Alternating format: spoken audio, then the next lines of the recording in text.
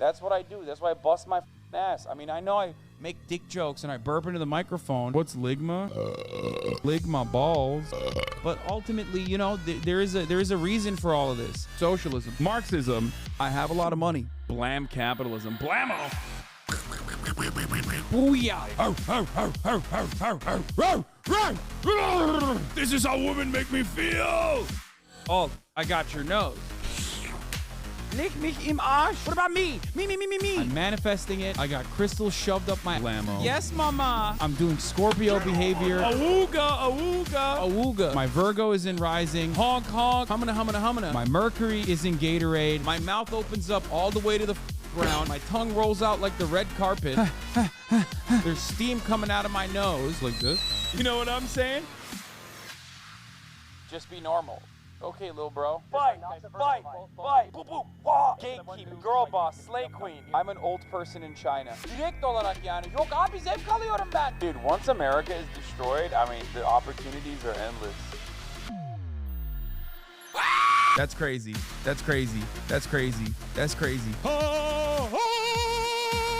I'm losing brain power.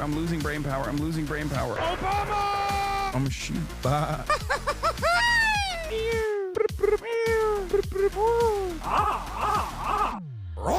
Faded in a hoe. You know what I'm saying? That is insane. Oh.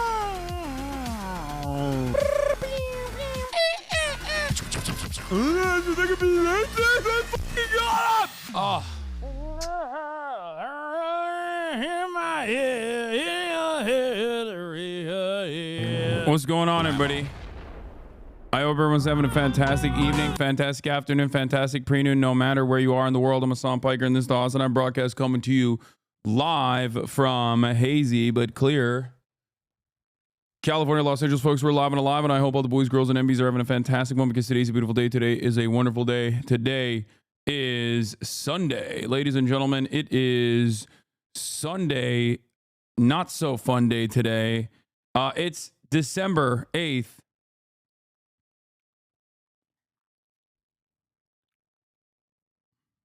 Wait, hold on one second. I got to respond to a text message. December 8th, 2024. And I am actually early for Sunday, but on time for other days. This is a part of the broadcast where I tell you about my personal news. Well, it's Sunday, but there's so much news to cover. So we'll do some fun day stuff as well, but not like... We'll do some fun day stuff as well, but not full-blown Sunday fun day as we normally would. Because obviously there's a lot going on. The Hasan lookalike contest happened. Wait, it did?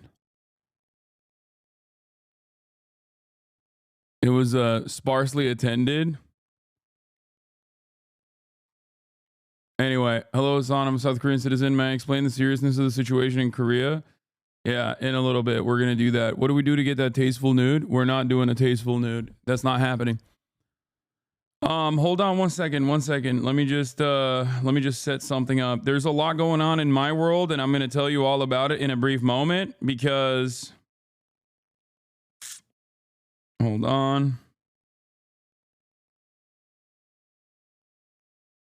Yeah, okay. It's got to be Wednesday.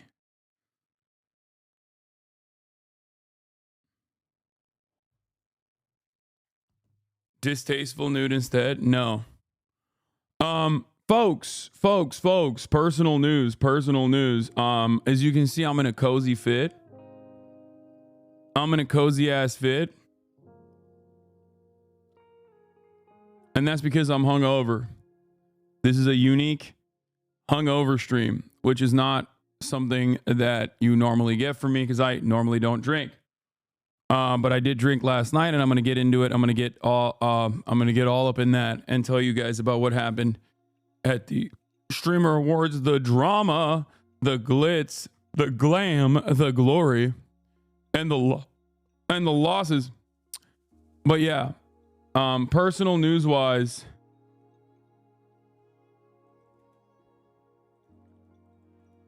Oh damn.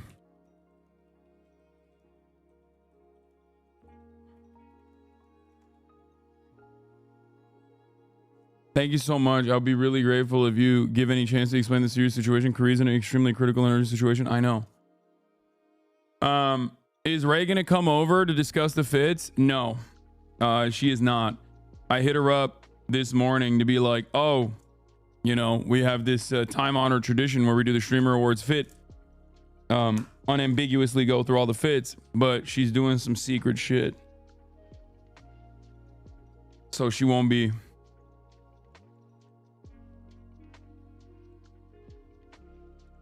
She won't be attending,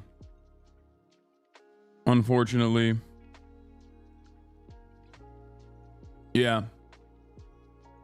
I show speed on stream when? I mean, this is the closest we got to an I show speed collab was last night. I'll talk about that in a second too.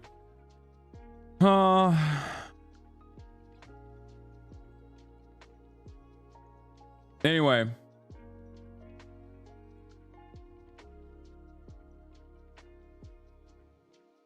Folks, we got a lot to talk about, okay?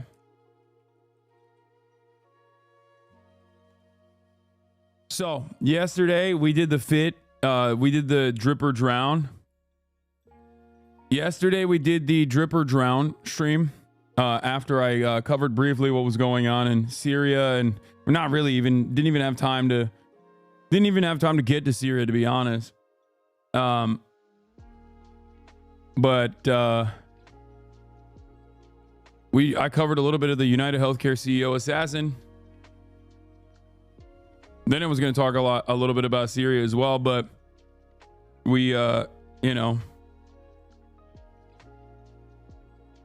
there wasn't too much that I had there wasn't too much time that I had because we had the streamer awards. I know I was in a speed vlog. We'll look at that as well. But the streamer awards was happening last night, so we of course needed to go and get some fits, and that's precisely what we did. And then after I ended the stream, we went to the streamer awards, and basically you know, we got dominated. The entire Syrian crew got dominated. You know, it is what it is, but at least the fit was good. Drinking story.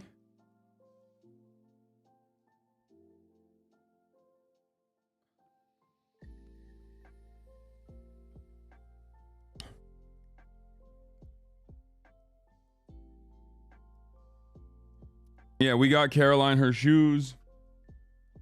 We had to go on an extraction mission like that too. It was crazy. But that's neither here nor there.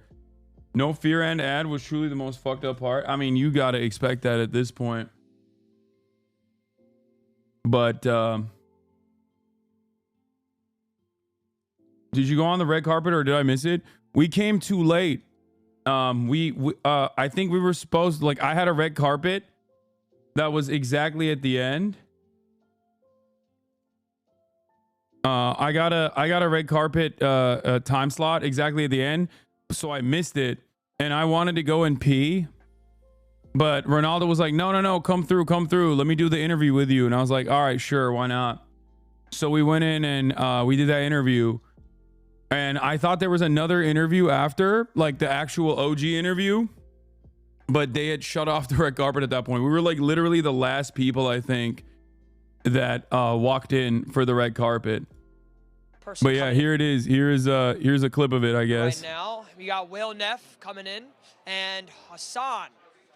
Hold on, let me blast off before we get started on the recap, because there's a lot we got to talk about today. Okay, streamer awards recap. Assad regime toppled.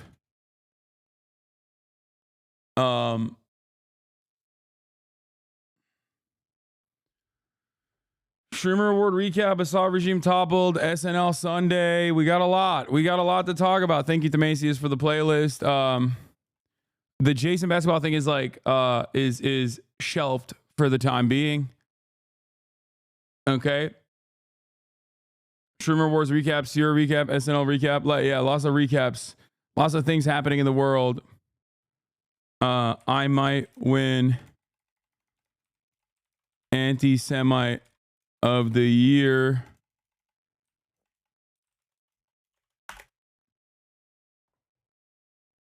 Are you doing a streamer outfits tier list or focusing on Syria instead? I want to do a streamer outfits tier list. I want to go through it. Yeah.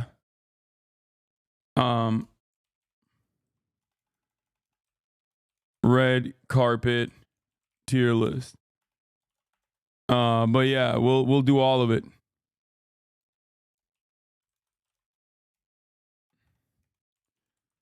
Get in now. There's updates on the United Healthcare assassin as well, but there's just so much happening. Holy shit. Okay. Okay, let's do it. Let's blast off. I made a thread of all the streamer awards fits. Oh, hell yeah. Let's go. If the CEO assassin gets tracked down, do you think he'll be brought to justice alive? Nandre's fits tier list. You're in S tier. Let's go. Let's freaking go, fam. I think I deserve that. I think I deserved an S tier this year. I'll be honest. I went kind of hard. I went kind of nutty mo with it. And also on top of that, I low-key got destroyed. I destroyed my feet for it. You know what I mean? It's like kind of fucked up. I suffered for it. I suffered for it. You have the same fit as some of the people in C tier? No, I don't. Point to a single person in the C tier that is the same fit.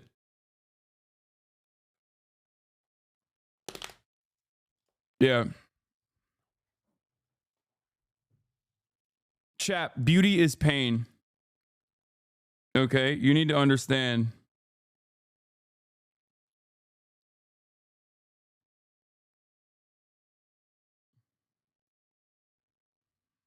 Beauty is pain.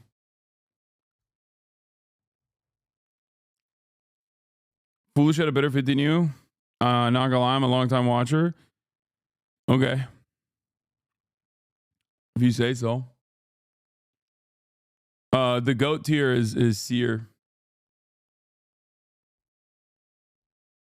Sean put you in B, T.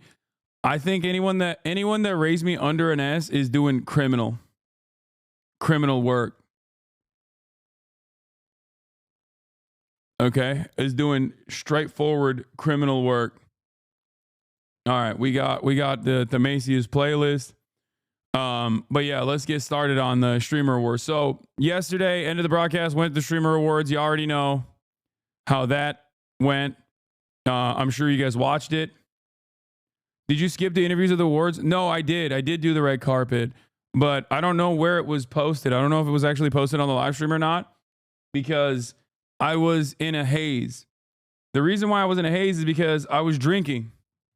I started drinking before we got to the streamer awards. Me and Will decided, fuck it, let's just go crazy. Okay, let's just go nutty mode. And I had some grogs in my fridge that they had sent me, so we slammed some fucking grogs. I had a couple tequila shots too, and all hell broke loose at that point. I was cracking jokes with the Uber driver about the United Healthcare. Like I was trying to see where he was coming from, like what his opinion was on the United Healthcare CEO hit, and he seemingly loved it. The Uber driver was like so on board with it. It was funny. Yeah, grogs and cold ones grog. Yeah. So then we got in. Piker, were you drunk at the clothes store? No. We got in, but before we do that, here, let me show you the trials and tribulations that I went through in order to get to the fit that I arrived at.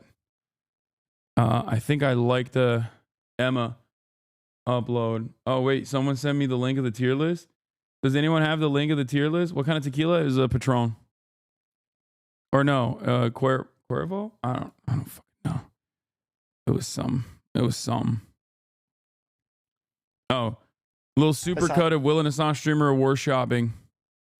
And that's a normal size hat. Dude, that's what you have to say, is you have to wear that to streamer awards and just say that it's a normal size hat.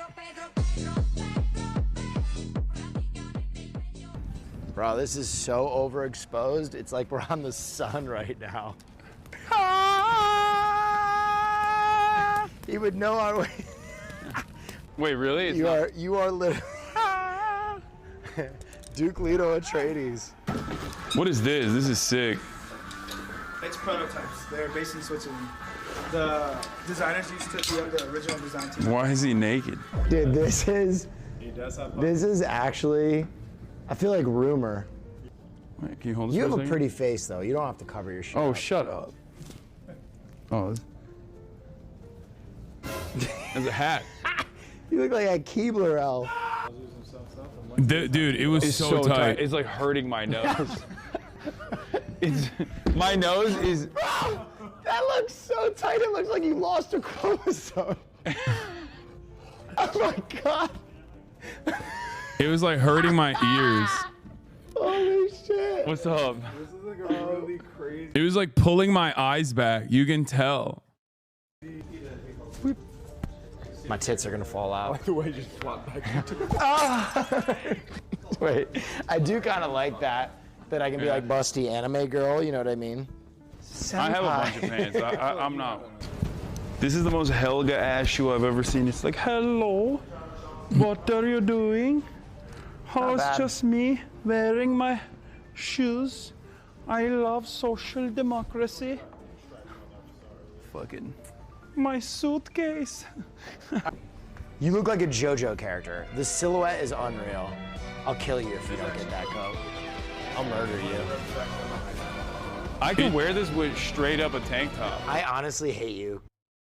Yeah, I ended up getting that jacket. It is so fire. I love this jacket. It's so, the waist is so snatched and the shoulder pads were perfect too. Like, it looked fantastic. So I got it. Everyone ranking you low has only seen the 1/3 of the coat. They did not see it buttoned. It's so good. Yeah, that was my mistake. I should have buttoned it up when I don't even know if there's any photos out there. But I am so bad at taking photos, honestly. But yeah, we rolled up drunk. But yeah, here it is. Well, Hasan said he's got to pee. Hasan, quickly, come on, real quick. 30 seconds, fuck out of here. Just get your interview out of the way. I don't care if you piss your pants. What are you dropping? I'm just dropping my bag. Oh, let's go over in the backdrop. Wait, are we moving? We got to move for Hasan, actually. Hasan's too big, apparently. Go over there. Go back there. Yeah, what? Stay over here now. She said trust her.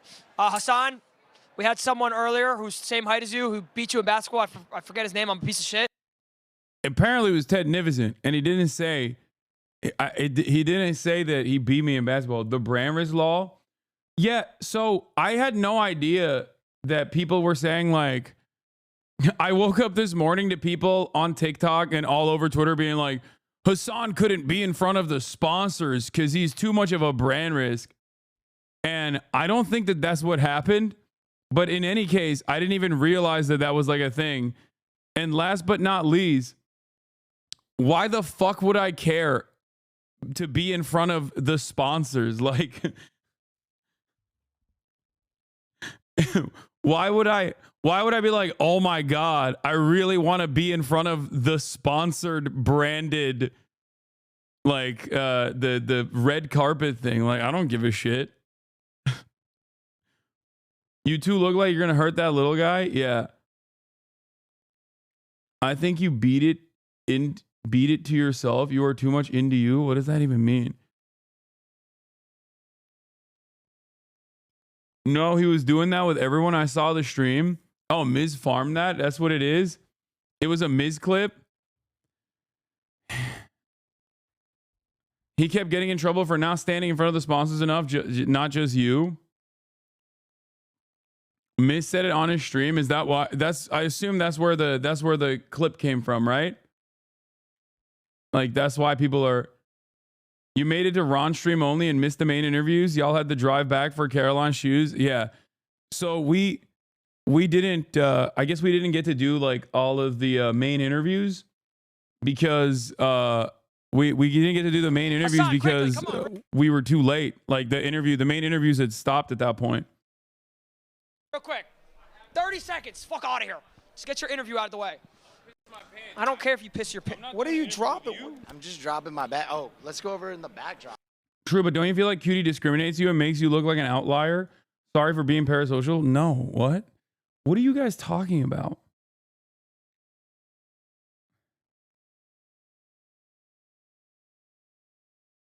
What?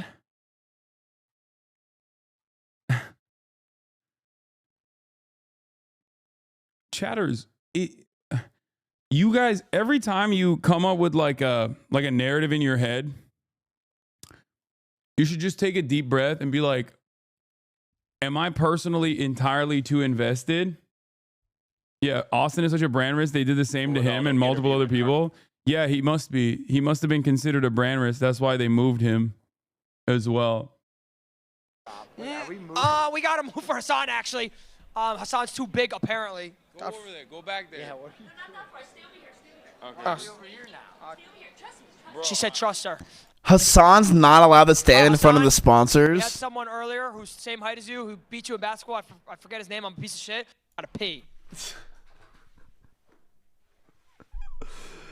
Wow, dude, I actually feel so bad for him because he was trying to push him to the left and then he got told he has to stay there. No, I was only pushing him because I thought that's where we were supposed to be filming. Like, I don't give a fuck. First of all, I'm drunk. If you think that while I'm rolling in with a mean piss, locked in the chamber, okay, also drunk, if you think that I had the wherewithal to be like, I have to be in front of the sponsors, it's fucking stupid as shit. Why would I care about being in front of the sponsors? I don't even take on sponsorships myself. He was literally told that he's doing the interviews wrong. Yeah. Also, I don't know if they know this, but like we took photos in front of the step and repeat, like official event photos in front of the step and repeat. And I was one of the people that was up for Just Chatting Streamer of the Year.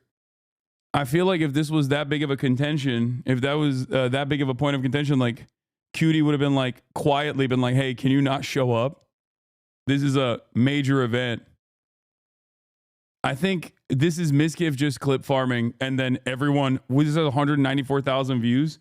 I suspect that, you know, Miskiff was clip farming and then people went along with it because it, I don't know, coincides with their deranged parasocial fantasies. I think people got confused because the crew themselves said to do it in front of the hedges, which gave the audience the confusion. Yeah. But yeah, I don't know. I don't know why this is such a big point of contention. Like, who gives a fuck? Even if it was literally like, Hasan, you can't be in front of the sponsors. Okay. Like,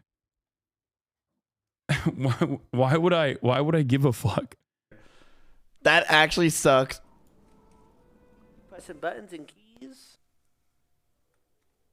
Oh my god. Yeah, they're doing it their own narrative on the drama supper along with the article that dropped. Wait, there was an article that dropped? What article?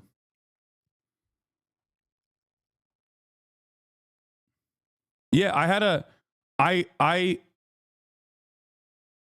are you not a little disappointed though? Even if you say you don't care, I don't know. Wait, why would I be disappointed? It must be a little disappointing and alienating even though you're indifferent? No. I don't think it's like that, chat. What are you guys talking about? What is happening?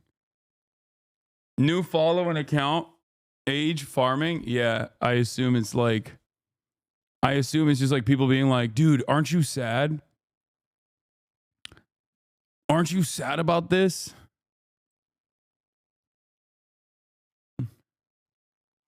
Why would anyone? Yeah. Why would anyone give a shit about this? Is the real question here? I mean, I don't. But why are people talking like this is your Joker moment? Yeah, I know.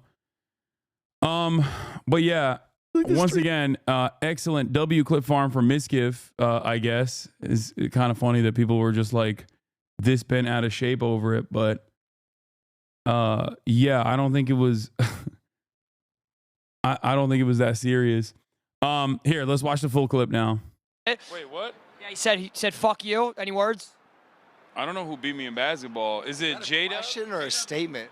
J-Dub is the only person who's beat me in basketball. He's 6'10". So I don't know about that. They're saying mogged. Banks is here? God damn. Thank you. I like your jacket. I like your jacket. What kind of shoes you got on today, Hasan? What? I got the Margiela. Oh, who? I got the Margiela tabbies on. If you want to zoom in and show that. Oh, you got the camel toe. What do you know about Margiela tabbies? Hasan, what you know about this right here? No, see, that's the problem. See, that's the problem. You love giving back to the people. I love giving back to my wrist. They can't even hear. They can't even hear you. They can't hear me? They can't hear you. You lost the microphone. Let me tell you something, okay? It's not about expensive shit. This is art. This is wearable art right here. Fuck out of here. That's all I got to say. 4 words. Fuck out of here. Nah, he did a big one on you. That's an AP. I don't care. Like, what? I can buy expensive watches if I wanted to.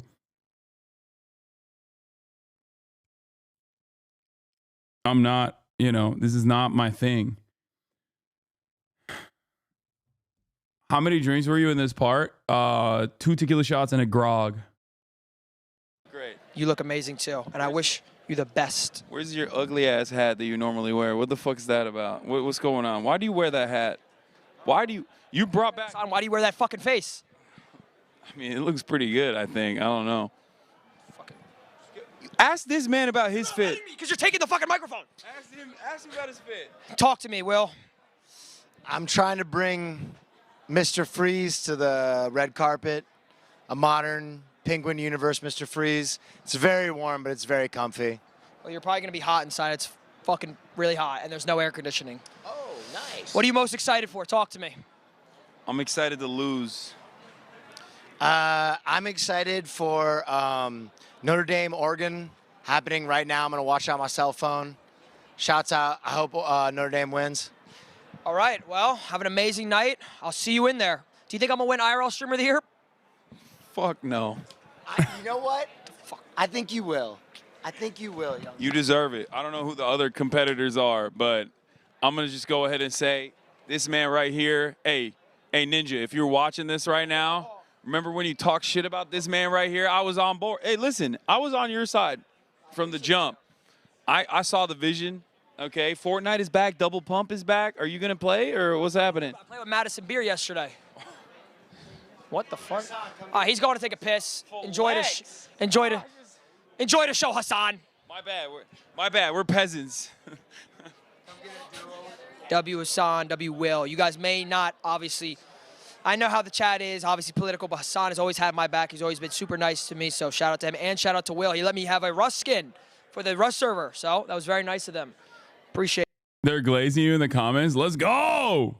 I don't know who the other competitors are, but I'm going to just go ahead and say this man right here. Hey, Ninja, if you're watching this right now, remember when you talk shit about this man right here? I was on board. Hey, listen, I was on your side from the jump.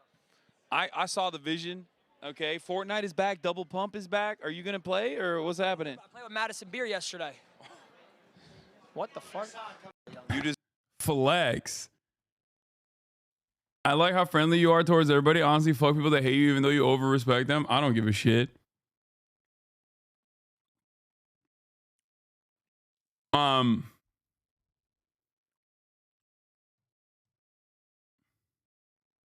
Had to be a HasanAbi head working on that production team. How do you have sex? Twitch princess.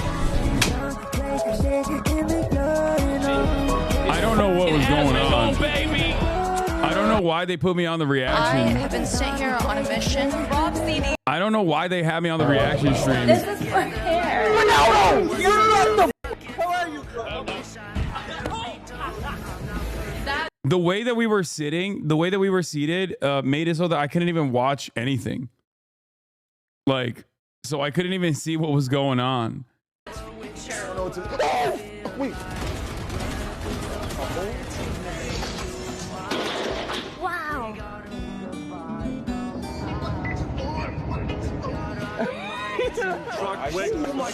God damn it, dude. Are you still on purpose? Keep watching.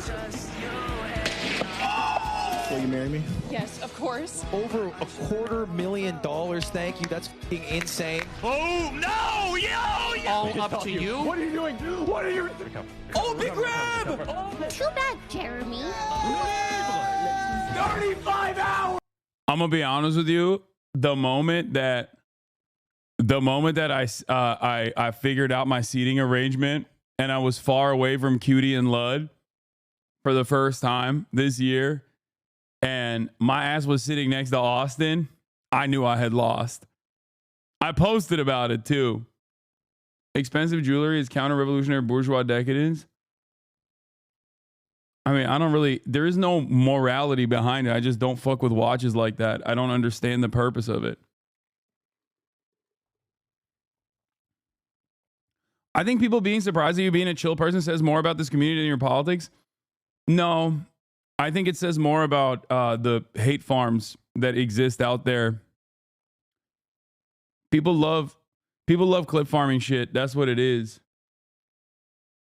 Why don't you like watches? I just don't care about watches. Like, I have an Apple Watch and I use that. That's my primary watch. Like, it's not fashion at all. I just I don't know. I don't like, I care about the utility of my Apple Watch because I track my macros and I track my calories. So I don't really care about anything else. Like, I don't know. I've just never been like I've never been like a massive jewelry fan. Like, that's why all my jewelry is like pretty basic shit. People will say it's like crazy or whatever, but like I never wear anything like super crazy. I just wear like very normal. I wear very normal jewelry. Most of it is thrifted or gifted. I've never been like a timepiece perv, yeah. And there are also certain watches that I think are cool, especially if there's like tradition associated with it. Especially if it's like an old school, like some like old school Rolly or whatever, like, that's one thing. But for example, I hate the Richard Milles. Like, I hate them. I genuinely despise them. And when I see someone wear one of those like big face Richard Mille watches, like that are the price of a car, I think less of them. I think they look like shit.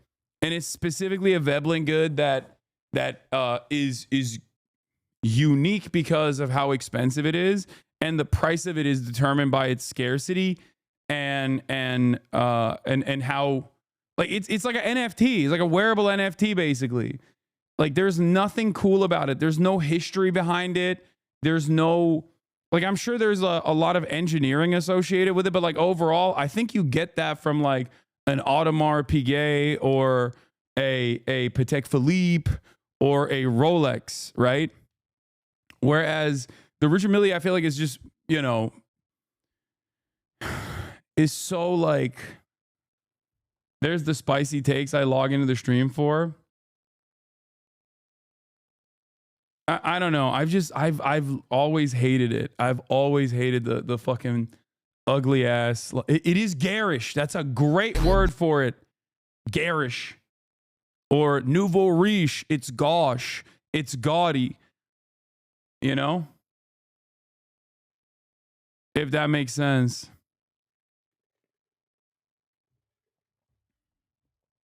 It is kind of Trump coded. Would you wear a cheap watch if it looked good rather than an expensive cock size compensation one? Yeah, I just don't. Brother, what kind of tabbies are those? Do the heels hurt? Yeah, it's not the heels. It's partially because I think I'm too heavy. It's not the heels that hurt with the tabbies, honestly, chat. It's the foot. What is the front, like near your toes? That part of the foot. That's the part that hurts. Cause wearing it for like, and I didn't have the socks either, but they're so beautiful. The ball of your feet, yeah. They're so, I love those fucking shoes, man. They are so, God, I really, really love those shoes. I get why people fuck with those things so heavy. The ball of your feet hurt and your toes hurt if you don't get the right socks for it. And I didn't have the right socks for it. I just literally fucking shoved it. I just shoved my sock in between my toe, and I just shoved the shoe, shoved my foot in there. And honestly, it fucked me up. It jammed my toes. I had zero feeling in my feet by the end of the night. Oh, yeah, they do look like hooves, but they're sick.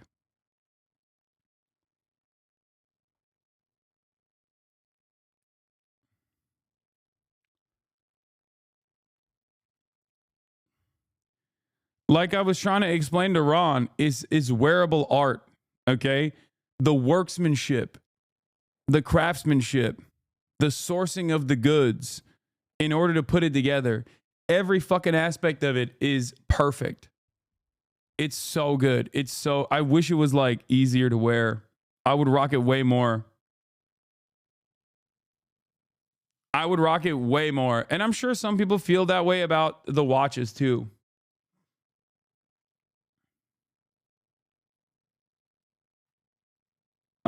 Is the overcoat custom or off the rack? No, it's off the rack. But right after shitting on watches, bro, you're not selling us? No, you don't understand. That's my point. It's like different strokes for different folks. Do you feel me? That's what it is. Different strokes for different folks.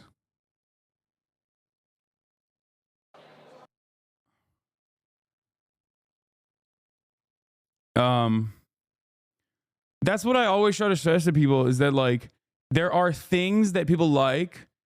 There are everyone has something that they spend a lot of money on. A lot more than they should, right?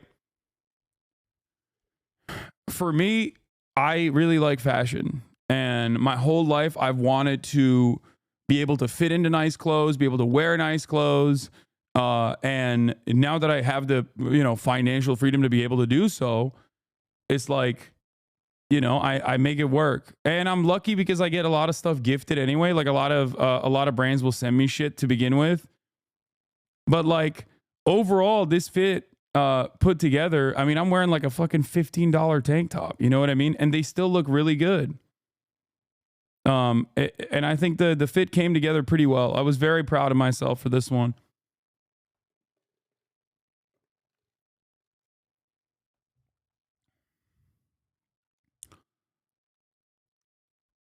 You did your big one, Unc. You was doing the Bruce Wayne drip. I wonder if there's like a full fit photo. I wonder where the full red carpet photos are, because we took some red carpet photos afterwards, like me and Will. So we'll see.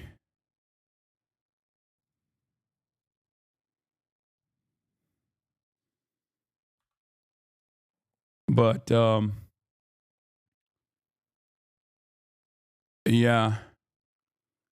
Okay, there was another clip that was getting some love apparently. Yeah, I was on iShowSpeed's account as well. On his vlog, I appeared on it twice. You were so zooted. Yeah, I have no idea what happened here. Nate Cock, he said his friend is like a massive fan of mine, and he was like, "Come, can you dance with me for this TikTok?" I was like, "Yeah, sure." Like right as I entered.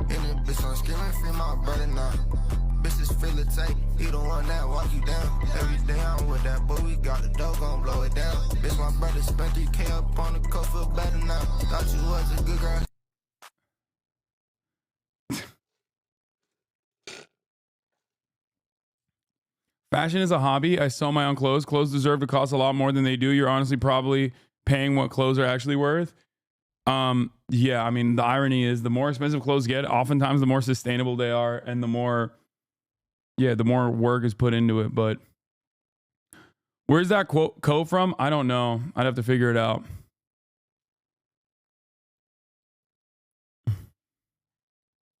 If you look fine anytime you wear it, looks great. Z, expensive clothes won't save you.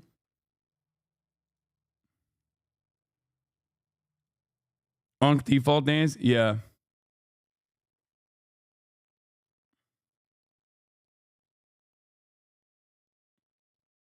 Was Miz drama farming when he said you couldn't be around the brand logos? Yes, Chad. What do you mean? Was Miz drama farming? The answer is always yes. When has Miz ever been serious? I mean, yeah, there's other streamers that are not in front of the fucking. Here are some other streamers that Ron was interviewing, not in front of the fucking brand logo as well. I think he was just like going in and out.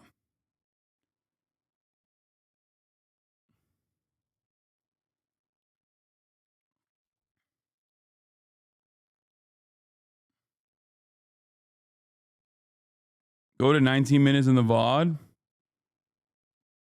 Wait, this VOD?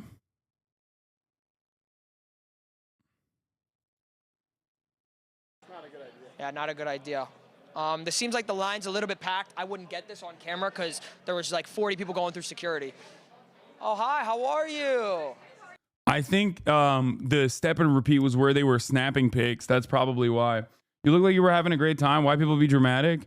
I think it's not enough that people just like watch.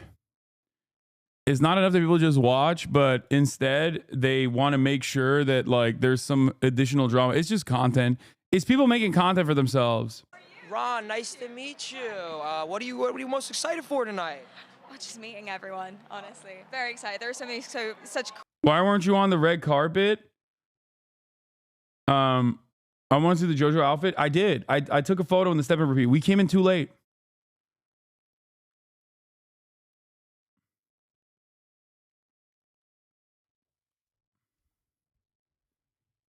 Yeah, like I had a lot of time to do a red carpet interview with Connor. I think just wanted to show other people being interviewed there for the next 20 minutes. It's all this location. Yeah, I think they were just like switching it up depending on whether or not people were using the step and repeat. We'll do the fit checks in a second. We'll do the fit check tier list. But yeah, we came in late because we had to go back and get Caroline's shoes. But also because we were drinking.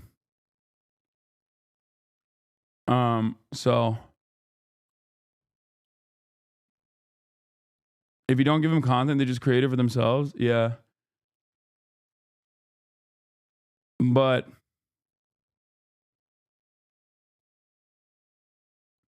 it proves for these other communities that they're brigading to advertising and Twitch somehow work. People believe anything to support their delusions. Yeah, but like I've said already, narrative is more important than the truth. And for a lot of people, they would rather be wrong. I think for a lot of people, they'd rather be wrong, but like keep up the memes and the feeling and the fifis than to know what the truth is. Like they don't give a shit. The fighting game category is for games like Smash Bros. And Street Fighter and Tekken. I thought that Tekken was a bald streamer that tweeted slurs on the internet, but turns out that's somebody else. little tech tone memes. Okay.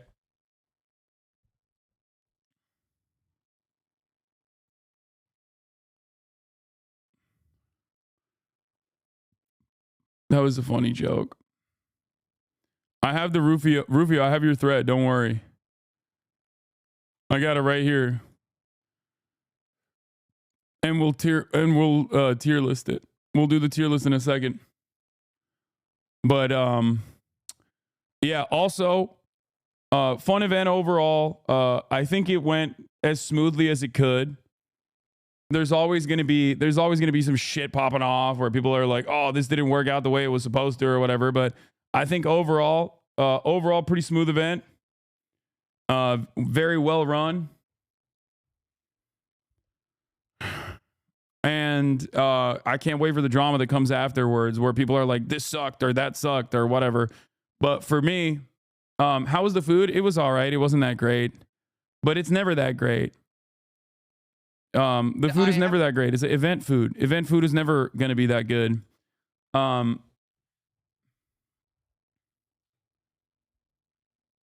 What is this? Sketch going to be the reason streamer awards lose their sponsors? Sports, right? I don't know his name. Stuart. Yes, I was in the movie Stuart Little, and I have a plane. You have a what? I have a plane. A plane? Yeah, I fly it sometimes, but I lost it in New York City. Like a big No, plane not like or that. That sounds bad. No, I was talking about Stuart Little, bro. Okay, everybody calm down. Like first of all, you should be able to do 9/11 jokes. Okay, everybody needs to fucking calm down, chill out, dude. God damn, everyone's become such little annoying little woke skulls, and also on top of that, yeah, like Lud made a CEO joke, you know, United Healthcare CEO joke. That's like way more prescient, way more top of mind, honestly. But it's okay, you know. It's gonna be all right. You know what I mean? It's gonna be fine. Everybody calm down. But yeah, I was on the this was one of my favorite moments, honestly, meeting Speed. All black tight. Oh, I forgot. I didn't put the jewelry on. We're red. We're the red. Ronaldo. He looks fucking jacked, by the way. Anyway, W Glaze. I think it's worthwhile. Like a lot of you don't. I have a lot of charity for people who grow and learn from their past mistakes.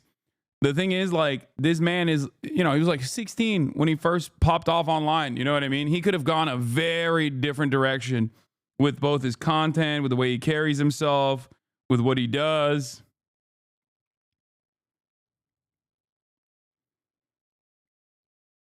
By the way,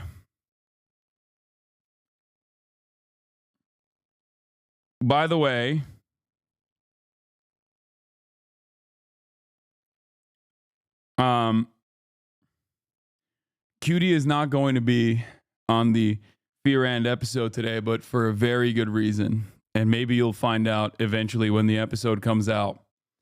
But this is perhaps the only valid reason why Cutie won't be on the Fear End episode that we did, the post-streamer award episode.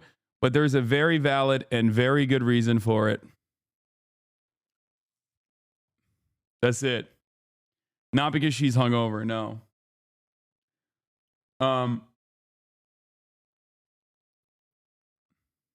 I know you're tall, but try kneeling a bit to the king next time you look like you're about to kick him out. Wait, what? What are you talking about? I'm not saying nothing. You would speed head glazer? Look, all I'm saying is this dude could have gone a very different like kick streamer route, okay? And instead, I think his output overall is very positive, and I'm always going to give people props when I see them doing good shit, specifically because it's good. It's good to give people positive reinforcement, especially when they're doing good. And I think he's doing great. Like, he has a very good nature about him. He goes all around the world, and he has a very good nature about him. He goes all around the world. He does this like very positive content. It's not inappropriate. It ends up in a unique and zoomer way. He's only like 19 years old. He shows all these different parts of the world in a rather positive way, and I like that. I really appreciate what he does. And on top of that, like, you have to remember something. Like, this dude is not only... There's two key politics, like two key political positions that this dude unironically is far more progressive on naturally. Okay? One,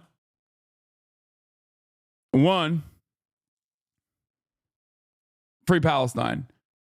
Okay? That's number one. Number two, he's, as far as I understand, he's like actually not like insanely transphobic at all. You know what I mean? Which is crazy to me. Like, It is kind of crazy. Like he went on a date in Thailand with a trans lady and was like super chill about it too. He wasn't like, he didn't do the classic like immediate meme farming and act like it was gross or anything like that. Like that's when I was like, shit, this dude is chill as fuck. Yeah, he is. He could have been in a very different position, I think, at this point in his career, especially at a time when, like, it's easy to farm the right. It's so easy. It's so easy to fucking farm right-wing shit. And he doesn't do that. Yeah, he partied with the trans community in Indonesia. Like, stuff like this, I think, matters. I think it's really good. I really love this shit. And I love to see it. Anyway, said W. Hasan. This is going to sound like a very corny comparison, but he's literally the Monkey D. Luffy of streaming. No, I don't think it's a corny comparison at all. No, he straight up is Monkey D. Luffy. He really is.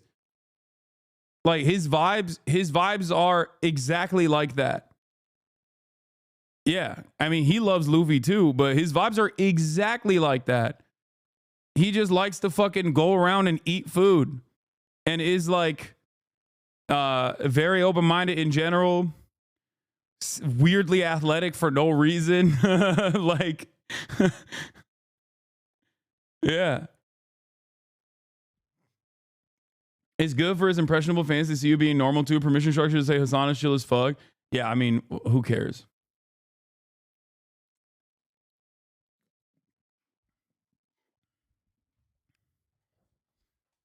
Who does that make you in the universe if he's Luffy? Oh, Rayleigh. Easy. But I'll take anything. Sean the Black, thank you for the raid. Heard you rated me as a B tier fit. Oh, no, you gave me an S tier? Okay, good. Someone said you gave me B tier. I was pissed. I was like, come on, dude.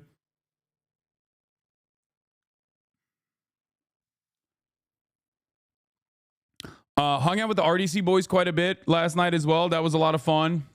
Great seeing them around. Mark Phillips is still ducking me because he's scared, but that's a whole different point. WRDC, they're great. I love them. It's so funny because like I've been such a massive fan of their content for years and years and years. Like I've been watching them for so long. Okay.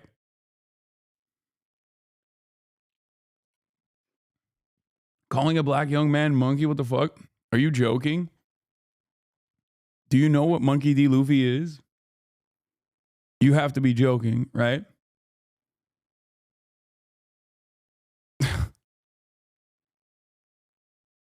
Are you okay, chatter? This is the one friend who's too woke. the one friend who is too woke.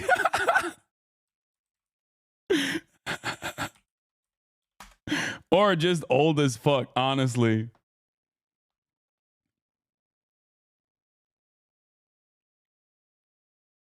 Bait used to be, yeah, woke of the day. Woke of the day chatter. I know it's only an hour in, but you have secured it. Congratulations, chatter. You have won the wokest chatter of the day. Someone sent me the clip of Speed's bedroom, his new bedroom. Okay. Another rosebud bloomed. Yeah. Does anyone have his new gaming setup? For the chatters that don't know, Monkey D. Luffy is a very famous anime character from One Piece, one of the most famous animes of all time, and it happens to be one of my favorite animes and Speed's favorite animes as well. He loves it so much that he literally put Monkey D. Luffy all around, plastered it all around his room, his new gaming setup. His literal fucking desk is the gum pistol arm. And he has Monkey D. Luffy's head right above his bed.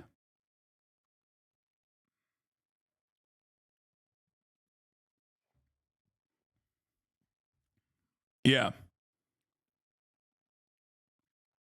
So, and I think he has a One Piece tattoo as well. Yes, I'm joking. Love you. Yeah. Damn. That's actually sick.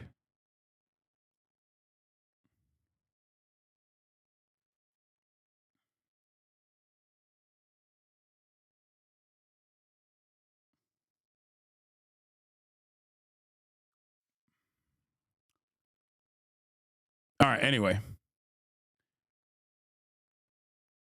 He has Luffy tagged in his main IG bio too, by the way. Yeah. You should get a full sleeve in Japan. Yeah. Maybe.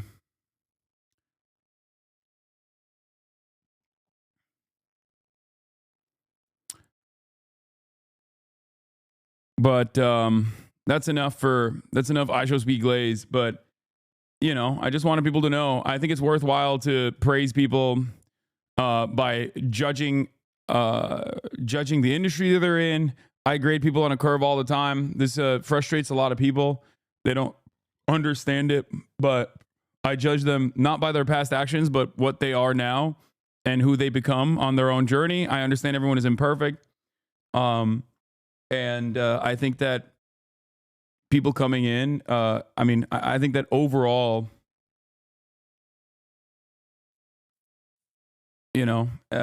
growing up online, being super famous, he could have evolved into something much different.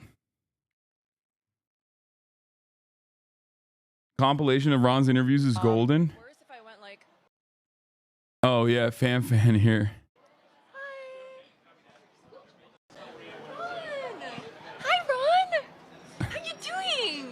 You having a good time? Okay, get the fuck out of here. Right. Go. Oh my! I know it's hard to Oh my God, that's loud as fuck.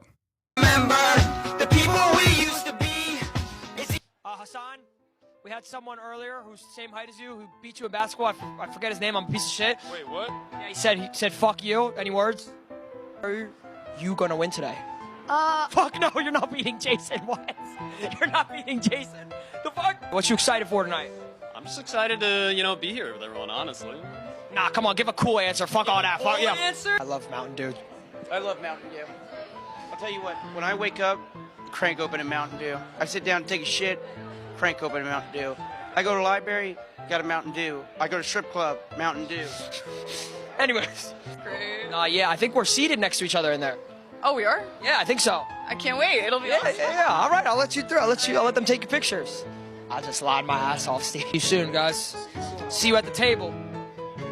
Yo, fat ass, keep it moving. I got shit to do. Yes, I was in the movie Stuart Little, and I have a plane.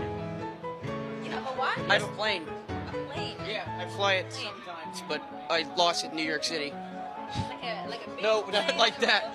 That sounds bad. Look at us. Like, we're all celebrating, and that's what's important. I love that. And This low-key was a fit. It's kind of crazy. It's kind of crazy. Like, I know it's an ad, but like, what a way. What a way to do a fucking hashtag ad. You know what I mean? That's how you do it right. Come on, wearing a sponsor is crazy. I'm gonna keep it a $150 with you. It's wild that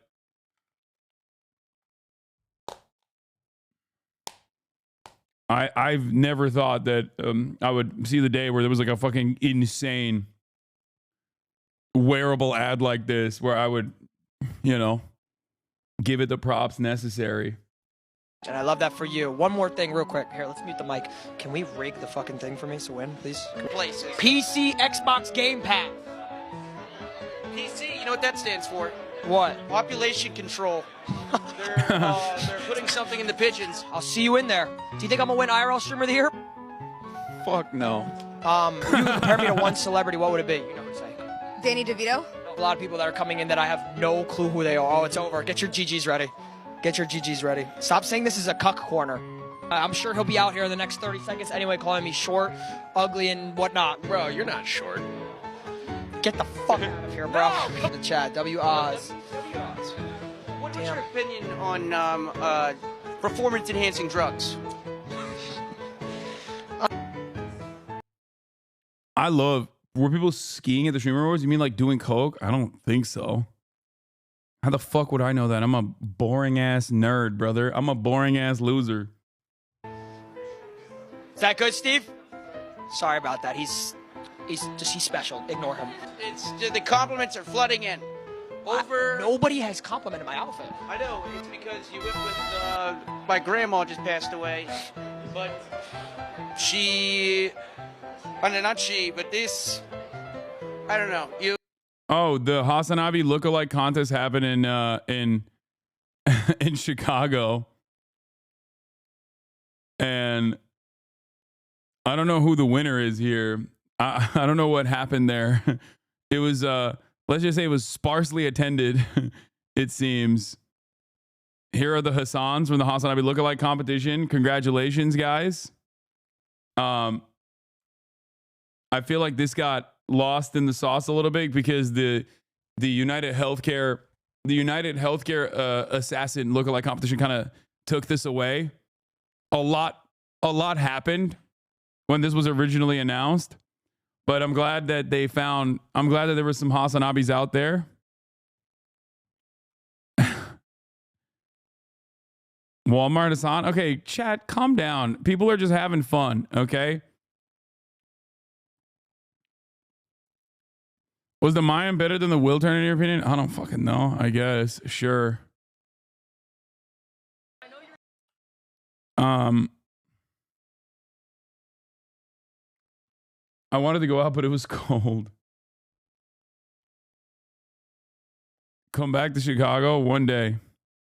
This one banged, by the way. I posted Free Palestine last night with Speed. I forgot to even fucking tag him in the photo. And it got 176,000 likes. It's crazy.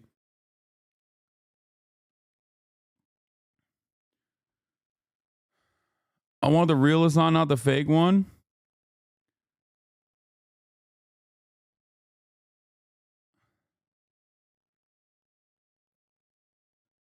XQC, Was this you shouting about XQC phase? Where are you at? Hey, XQC, let me ask you a question. Okay, so... Wait, what are you going to tell him? No, don't tell him. Hey, it's official. Newest phase member 2024. XQC, Phase X in the chat. Look at that. XQC looks... No, that wasn't me. I didn't even realize. I don't think I was... I think I was busy chowing down at this point. Will ordered galbijim from Sanandong, and I went over to that table and I was just fucking downing it. I was downing that shit.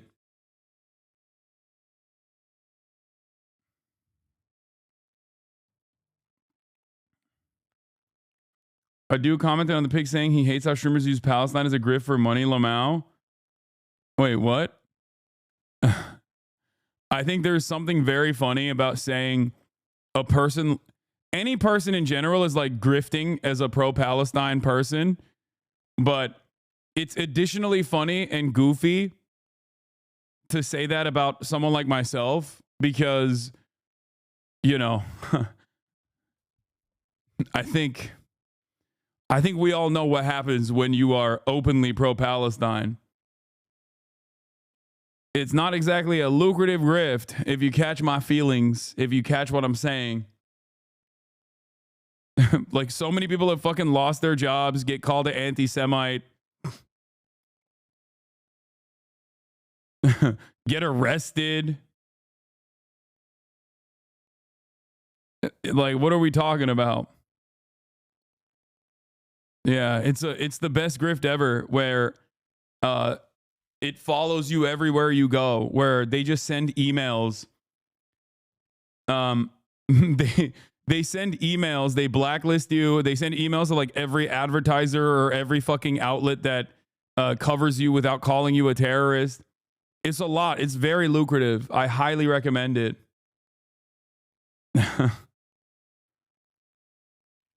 Yeah, it's a grift where the person stays true to their convictions and then loses loses money and job opportunities. It's a super fun grift.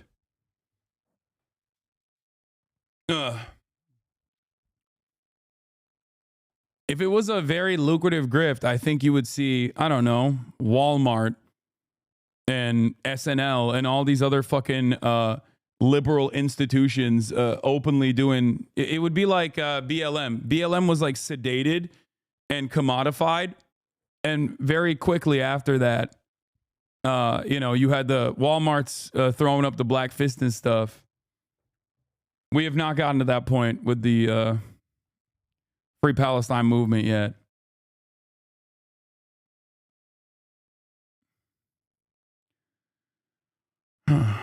It's the same bullshit as saying you can't have money if you're a socialist. Yeah, I know. But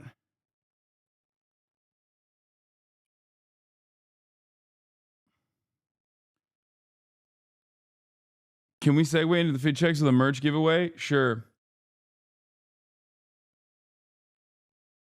We'll do the fit checks in a second. In my opinion, anti-Semitic right-wingers like Dan Bilzerian are the only people you can say are pro-Palestine grifters. Yeah, I mean, I think like there are people who are anti-Israel, but damn, everyone is spamming enter.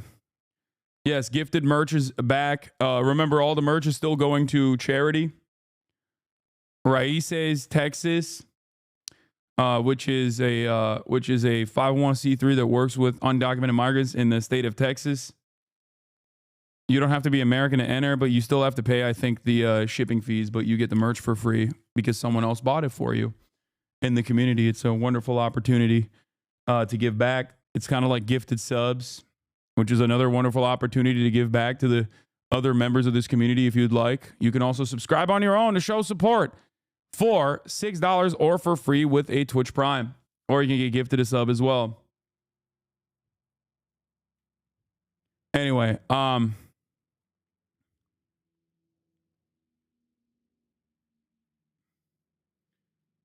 Kuja, thank you for the 5 get the subs. Did you not link up with Buddha? I did. I love Buddha. I love seeing Buddha. Throwing bagels at a wall. Thank you for the 10 gifted. Caked up bot. Thank you for the 5 gifted. Joro Sara. Thank you for the 10 gifted. Can I upload edits to Spotify? Sure. Motorface. Thank you for the 5. Leonard's Politics. Thank you for the 5 gifted. Woo. Okay. Let's keep going. We're cooking here. Did you stop doing ad breaks? Yeah. When my contract ended with Twitch, I stopped doing ads. Bo Sung Kwan, thank you for the 5 gifted. Ken DeLu, thank you for the 5 gifted.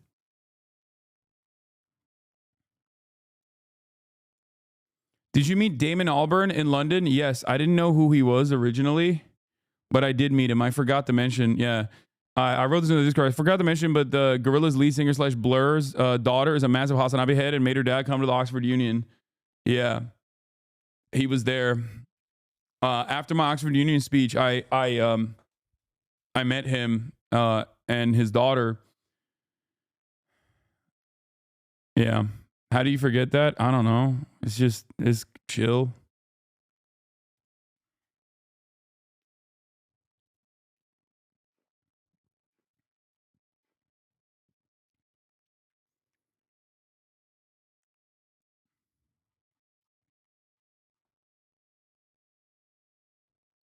Oh, wow. There was actually a lot more in the turnout than I thought.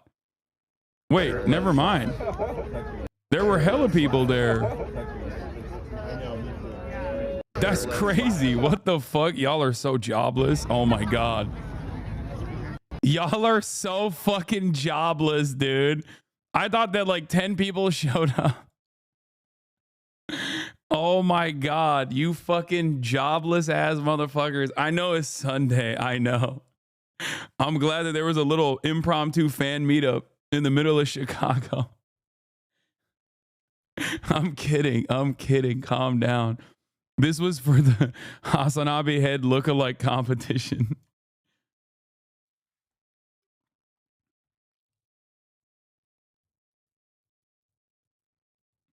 Did you do a different speech at Oxford? Yeah, I did.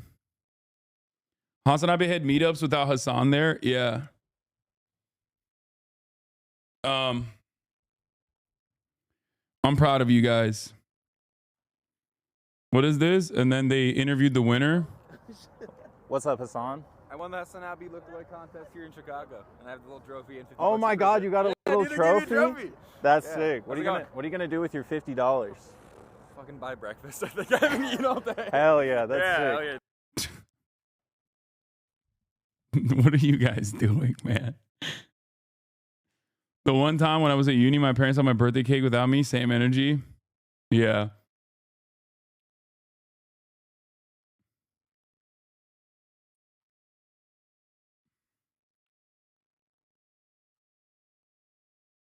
Was he in the HasanAbi lookalike competition too? What's happening here?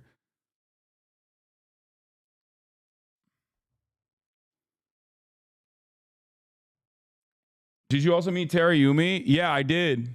I met her.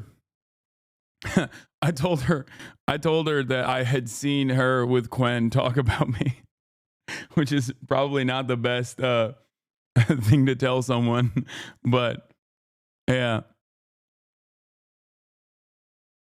Tara Yummy, sorry, not Yumi. Also, Kaisanat just won Kaisanat won just chatting streamer, meaning we won't get a tasteful nude photo shoot of Hasan. Yeah. Yep. It's true. You did this. You did this. You did this. Sorry. You guys, did you meet Asian Bunny? Yes. I had met Asian Bunny already. She made a beautiful portrait of me that she gave to me at TwitchCon, one of the TwitchCons that I was at. But yeah, I met her again, and she was like, "Where'd you put the portrait?" Straight up. I don't know where it is. It's here somewhere though. Please, Hasan, just one tasteful nude shoot and my life is yours. Nope. Nope. I would let this 40-year-old grown man fuck me in my tight ass. What? Okay, calm down, dude. Chill. Why are you exposing my alt account? Why can't Kai ever show up to the event? Kind of lame. He wins so much but can't be there. I'm not gonna lie. Like, look, no disrespect. I mean, obviously Kai deserves all of his flowers. I've consistently said he is one of the best streamers, and it's obvious. He's one of the best streamers in both providing entertainment value, truly changing and redefining the genre in and of itself. Having said that, however, yeah, I wish he would attend these things because I feel like, I don't know. It's just like, I mean, he basically swept. And like even with my just chatting streamer competition where I lost to him, he's the most popular streamer. I thought I would have lost to Nick. Like, I didn't think I was going to win, but I really thought Nick would have won. And I really wanted Nick to win because I think he deserves it.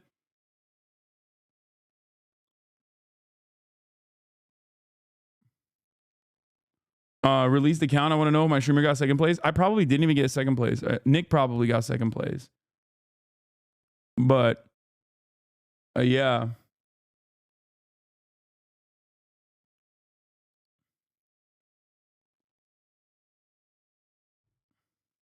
Kai did not come because he read a magician would be performing during the awards. Yeah. Dark arts. Yeah.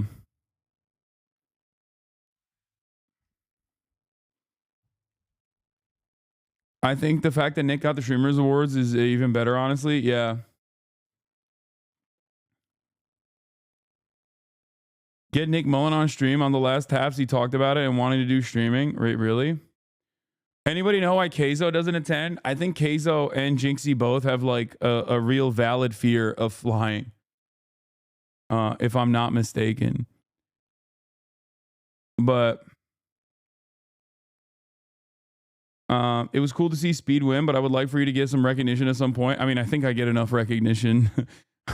I've won an award every single year except for this one. And also beyond that, I've done a lot this year that I think I never really thought I would do. So it's okay. You know what I mean? Plus, I'm about to win Anti-Semite of the Year. So there's that. Best outfit on the carpet? Yeah, they went crazy. They always do it crazy, though. They always do it crazy big.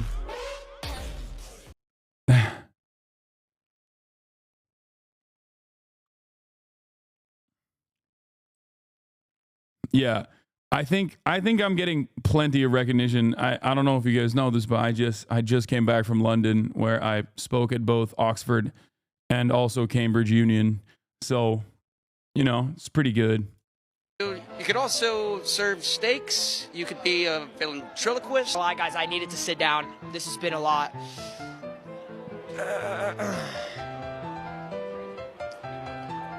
I do not look homeless. What's wrong with you guys? Look at you, man. And then I had to go back to Jason the Weed. Oh, man. God damn, I fucking hate that guy. That guy fucking sucks. That might be better than Madison Beer. Get the fuck inside. Red carpet pics are in? Where? Where are they?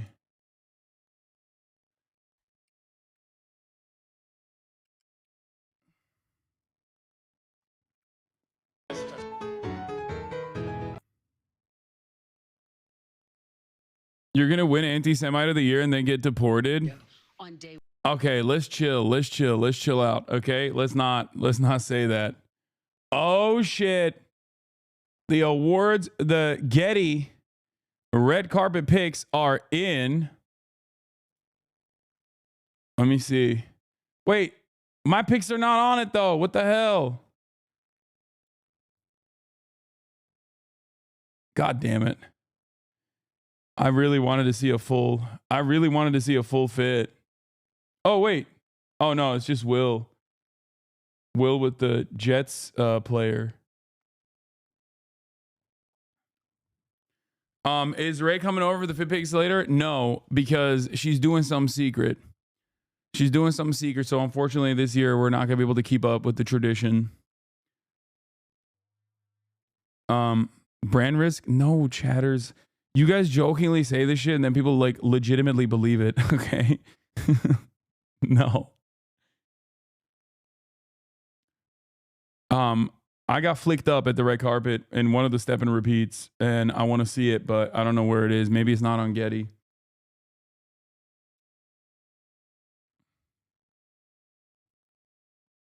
Yeah, this is what happened as well. Did I spend a whole week covering Syria just for it to fall the day I decide not to stream politics? Yes, that's exactly what happened.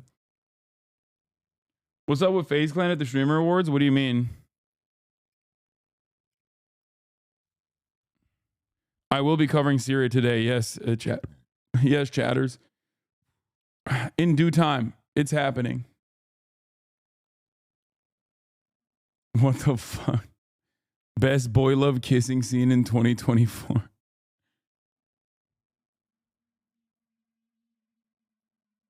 Cutie didn't cook you, Will and Austin, this year? Had an amazing year. We've got a lot of great stories to cover. Some good news. Tyler 1 and Michaela have a baby. Yeah, we didn't get cooked this year. We didn't even make the cut to get cooked this year by Cutie. She doesn't love us. It's okay.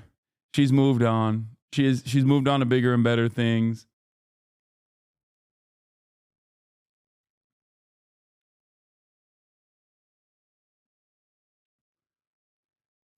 Can you take more breaks from streaming so the history can move forward? Yeah. FaZe Clan looks like those high school bullies, but you can tell they've had bad home lives, so you don't hold a grudge. Why are you guys fantasizing about this stuff? I don't think it's like that at all. I think it... Oh, she did make a joke about me? I didn't even realize that she made a joke about me. I didn't know. She kind of cooked me in the yearly recap. I didn't even hear it.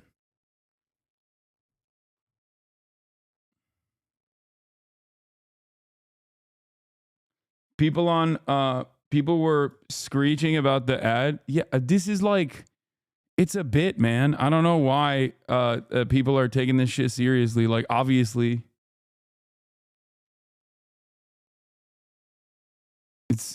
This is not real piss, chat. Yeah, they're just doing rage bait.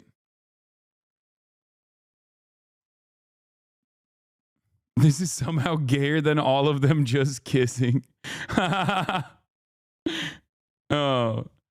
Yeah, they were doing the Kanye thing.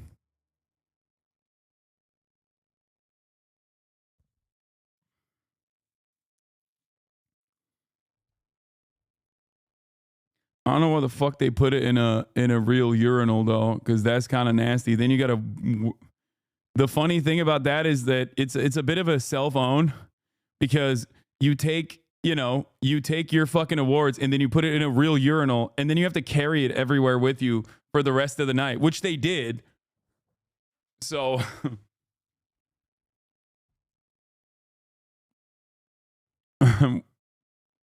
And yeah, I mean, it's funny that they were trying to do this, but like I said, it's a bit of a self-own, I think, a bit of an own goal.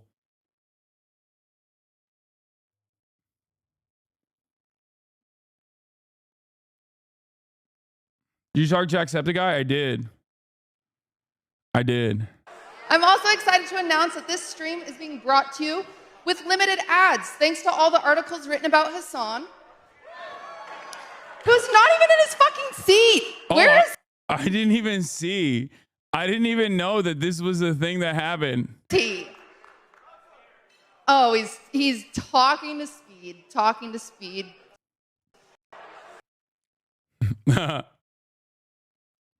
I didn't even realize that was. I didn't even hear it. I'm also excited to announce that this stream is being brought to you with limited ads, thanks to all the articles written about Hasan.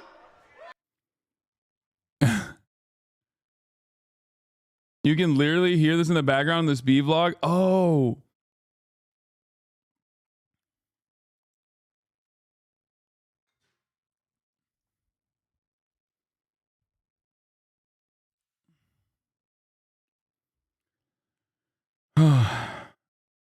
Bro was drunk. Yeah, I was a little drunk.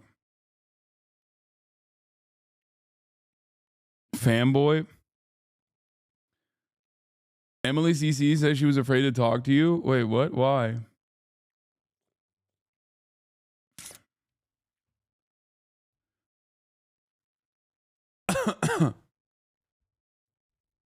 You were talking to Speed during it here? That's so funny. Oh my God. Listen, I DM'd you the other day to tell you how much I appreciate you. You are fantastic. Oh my God, you can see it in the teleprompter in the background. I think you're doing a phenomenal time. I think like you were. That's so funny. Kismet, dude. What a time. How incredible the timing of that. The coincidence. That's so funny that you can hear it in the background. I had no idea.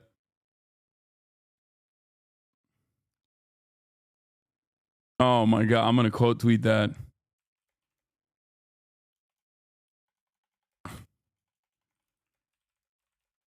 I had no idea the cutie was making a joke about limited as their support.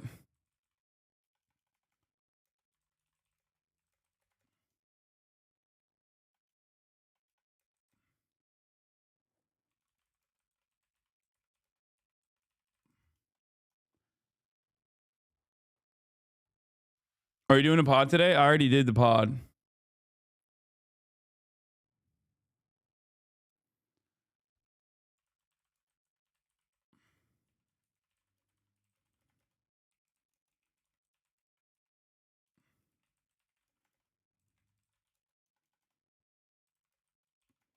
I had no idea that Cutie Cinderella was making a joke about me having articles written about my pro Palestine position limiting ads. I was talking to Speed here. Please, sir, Syria takes. Hello, human rights. Take a week off. Were you and Will hungover? Yes. We already recorded. We recorded the podcast.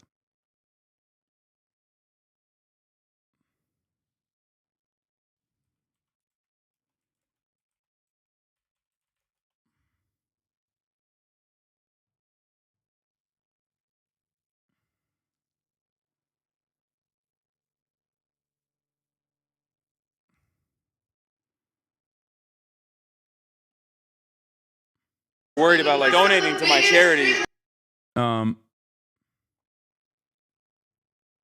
When are we getting the Hasan X Duke pod?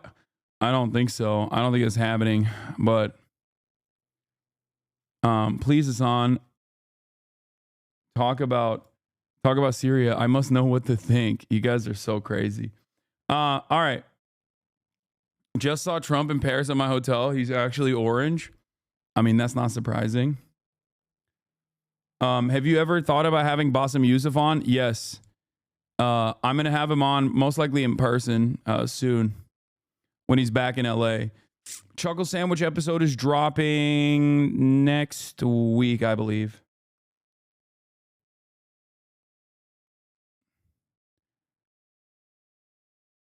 Was Barron Trump really at the Streamer Awards? Yeah, really.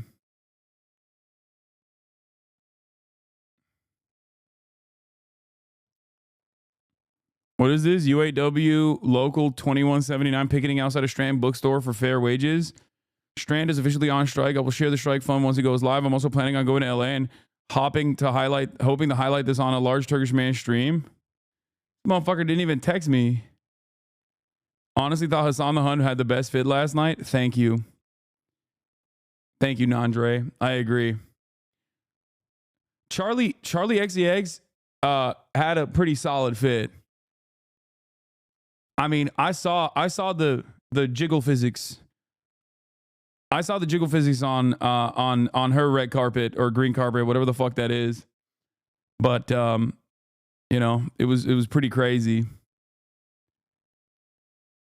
All right, we'll do the Streamer Awards fits in a brief moment. Had that. We got some Syria takes coming up as well. Fear not. Is there anything I'm missing?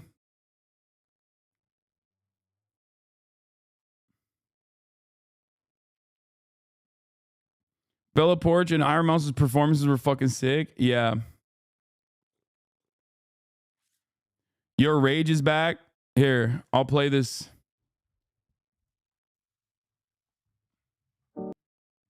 I'll play this while I go pee. Nah,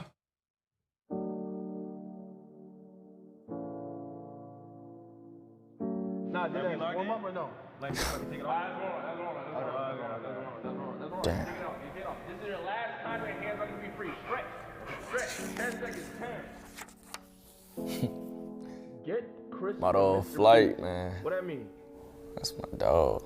Really? Wait, why they said that? I think they might be talking about like the chocolate bar or something. Ooh. That hurt. Are you okay? That hurt bad. I'm bleeding. Well, let's go.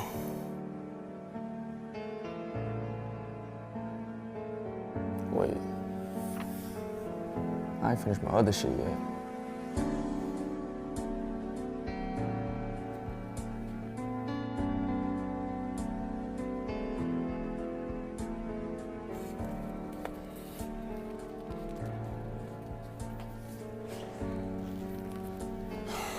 All right, where was I?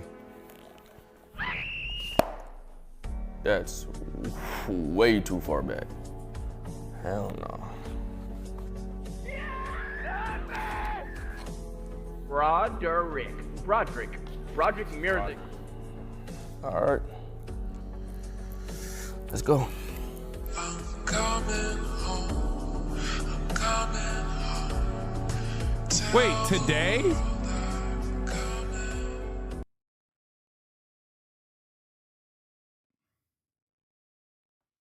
He'll still be on Kig, and he's still on Kig per his last Instagram post, but he's going to be streaming at... as a Menace citizen, I'm confused as fuck about Syria. Don't think Hasan has a clue on what's going on either. No, I'm fully aware of what the fuck's going on in Syria. I've been talking about it for this past week. Now Aiden is coming back, it seems. There's actually been some drama in the past few months between the CEO of Kick/Steak and Aiden. I'll be making a full video on why I'm leaving Kick indefinitely. I'm stepping down officially, and I will be going into detail about this week. I will tell you all everything. With that being said, I'm going to fully focus on being reinstated on Twitch. Thank you. I think Aiden has a long way to go if he wants to get... Like, I have no say in this process, obviously. But I think Aiden has a long way to go if he is making a good faith effort but he has done so much over the past fucking year when he was at Kick. Like, his community is so, like, he needs to literally purge his community. He needs to literally purge his community. There's so many fucking vicious, anti-Semitic, like, psychos in his community.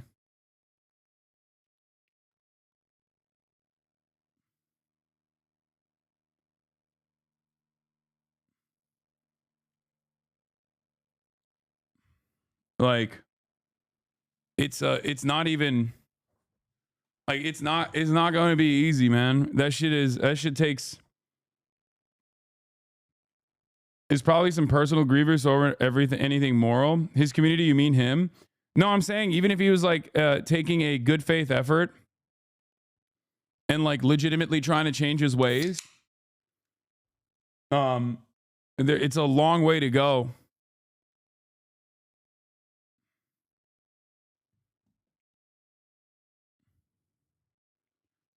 Do you think the kickback is drying up? Probably. I don't fucking know. Like,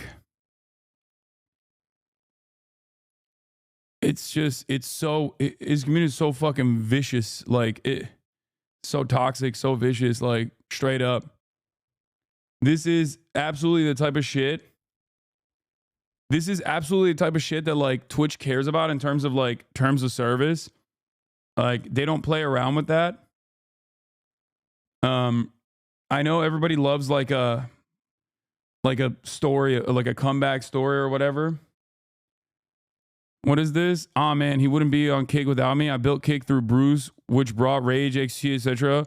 What's called? You should not be so disrespectful to your daddy, Aiden Ross, like that. You had that bot to beat my Donald Trump stream. They are using you as a stake funnel, my boy. Also, you get paid a month when I make a stream. Respect your father. Yeah.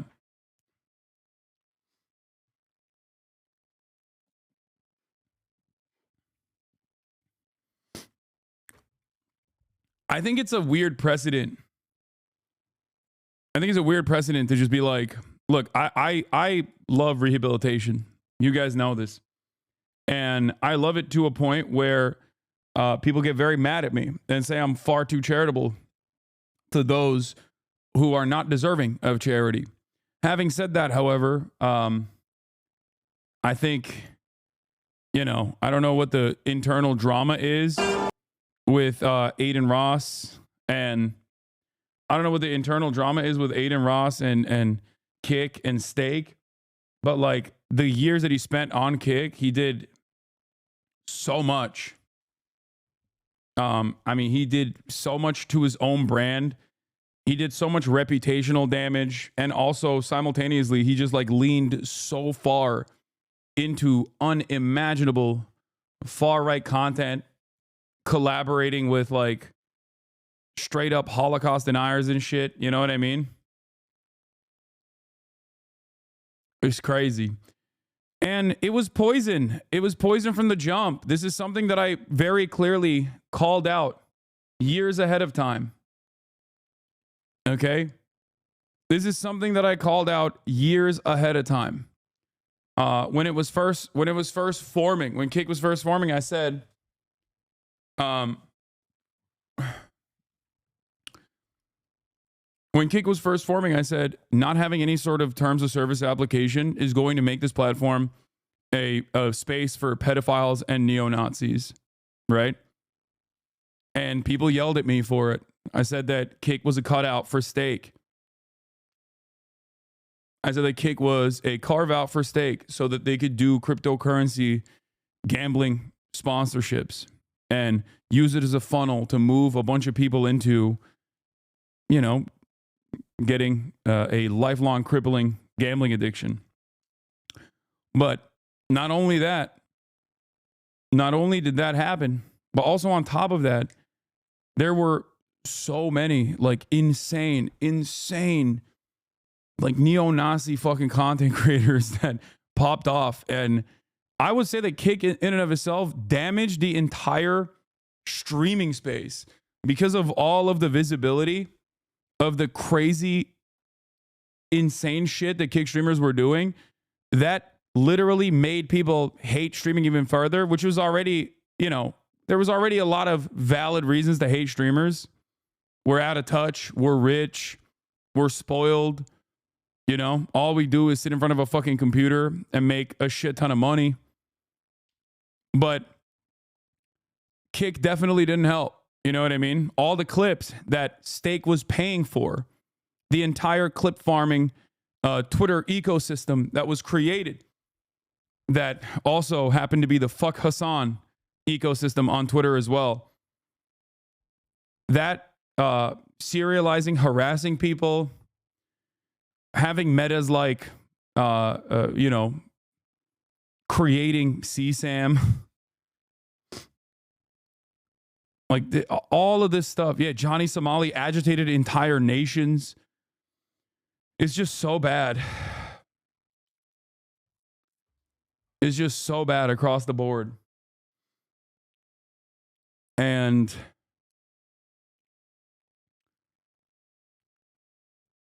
you also used to say that you wanted it to succeed for a competition against Twitch before the insane levels of shit on there.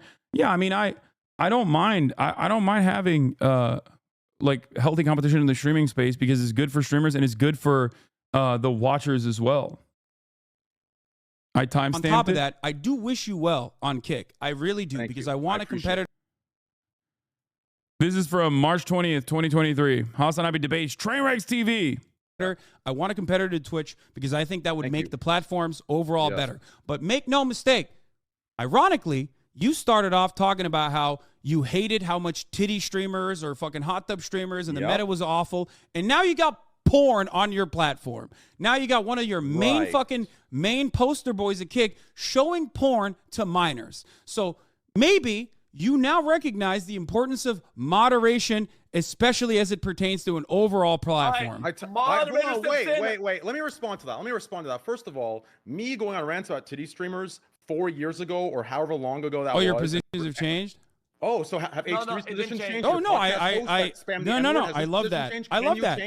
Can you change? Yeah, of course. If your positions on titty streamers have changed, that's wonderful. That's wonderful. I'm glad. Okay. But I don't think your positions have changed so much that you think it's okay to show minors porn, right? I don't think that's the case, right? Of course not. Yo! That's definitely.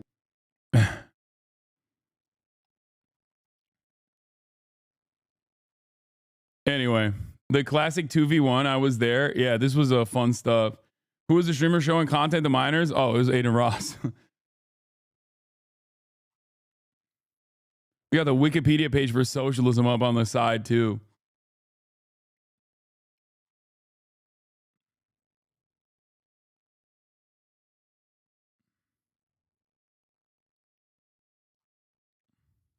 Weird as hell for him to do that, but to bring it from the How many days did he get banned for that?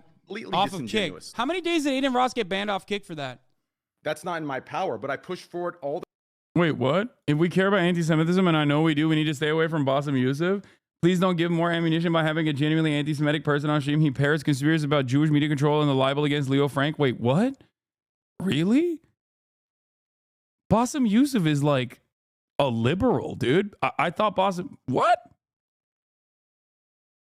I am completely unaware of this if he's done stuff like that. I didn't personally like how much he was like joking around with Dan Bilzerian, who I do think is like an actual anti-Semite. But I don't think Bassem Youssef is I'd be shocked.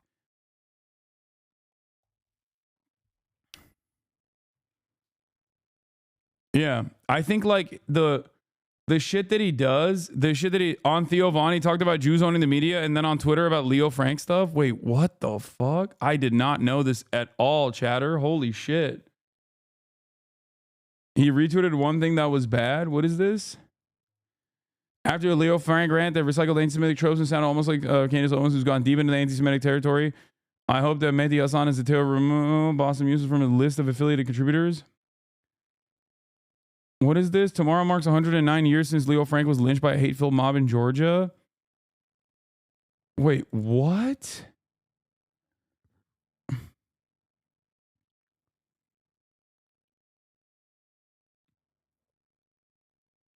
Wait, I don't know. I don't know enough about this. I don't know. I have no idea what the fuck this is. Isn't this like the inception of the Leo Frank lynch mob story? Judge for yourself. The American media are running with the lies. But America, a lot of American media is. If you say that, that would be anti-Semitic. So I'm not going to go there. All right? Oh, is that anti-Semitic? Yeah, I mean, I think he's playing a little close. He's playing a little fast and loose there for my taste. But I think he's just trying to be a comedian. But I do think this is. They're telling me everything that I say now is anti-Semitic. I didn't know that. But I'm saying that even the Jewish people in Israel telling you these are lies. Well, my Jewish friends who. They say that the media is mostly run by Jewish folks. I don't think that's. It is. They told me that. It is. All of the corporates. This is this is bullshit. I don't agree with this at all. I don't agree with Theo Von saying that, and I've heard Theo Von say this before, and I have criticized it as well. I think this is like super fucking old school. It's probably one of the most. It's one of the most like. Insidious forms of it too. And I think this, like, whether intentionally or unintentionally, doesn't matter, absolutely fucking leans into. Norm Finkelstein said this also. Yeah, well, Norm Finkelstein is literally the son of Holocaust survivors, and he is, a Jewish man. It's also my position. My position on this has always been, one, Jews are not fucking monolithic. Okay. Like, it doesn't matter. This is the idea that, like, there are Jewish people in fucking media, and that therefore this somehow feeds into, the pro-Israel position is so fucking ridiculous. Especially because guess who I have on my fucking show all the time? Jews in media, okay? The fuck? Some of the most, like, aggressive anti-Zionists out there are the very same Jewish people that work in media that I have on my stream. It's ridiculous. I don't think that this is like appropriate. I don't agree with it. I don't like this at all. Maybe not give Ethan and D-Bag ammunition. No, I'm openly calling this shit out. All the CEOs are, but that's a different. But I don't want to go into their intention. I'm just giving you a case that it didn't have. Say that though. Well, according to a bill that was passed by the Congress 2 months ago, there's now an anti-Semitic bill that any criticism to Israel will be counted as anti-Semitic. Any criticism to Jewish people who might have a dual loyalty to Israel and America, if you attack them, that will be called anti-Semitic. If you talk about AIPAC controlling the elections and giving money, that's anti-Semitic. And it's like, wait a minute.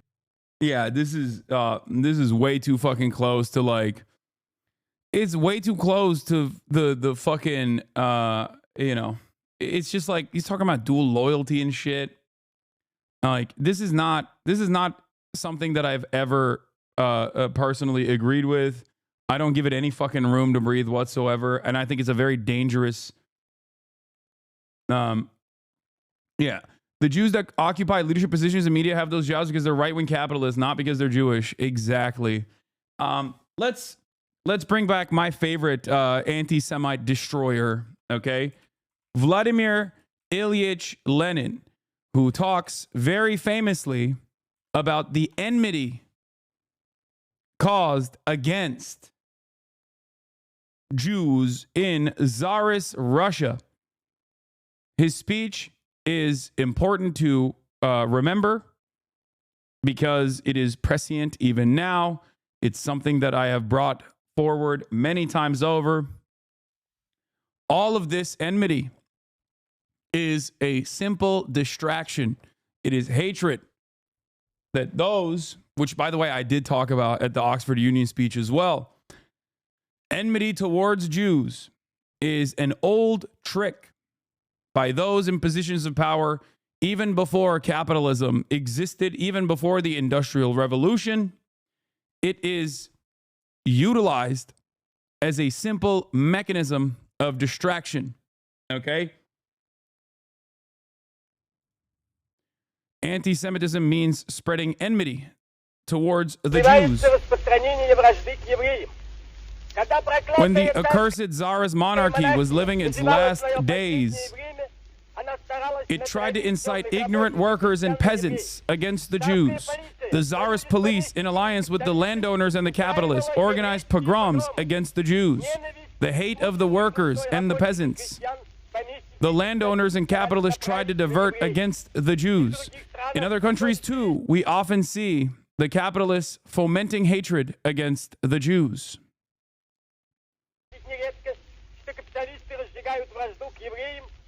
In order to blind the workers, to divert their attention from the real enemy of the working people, capital.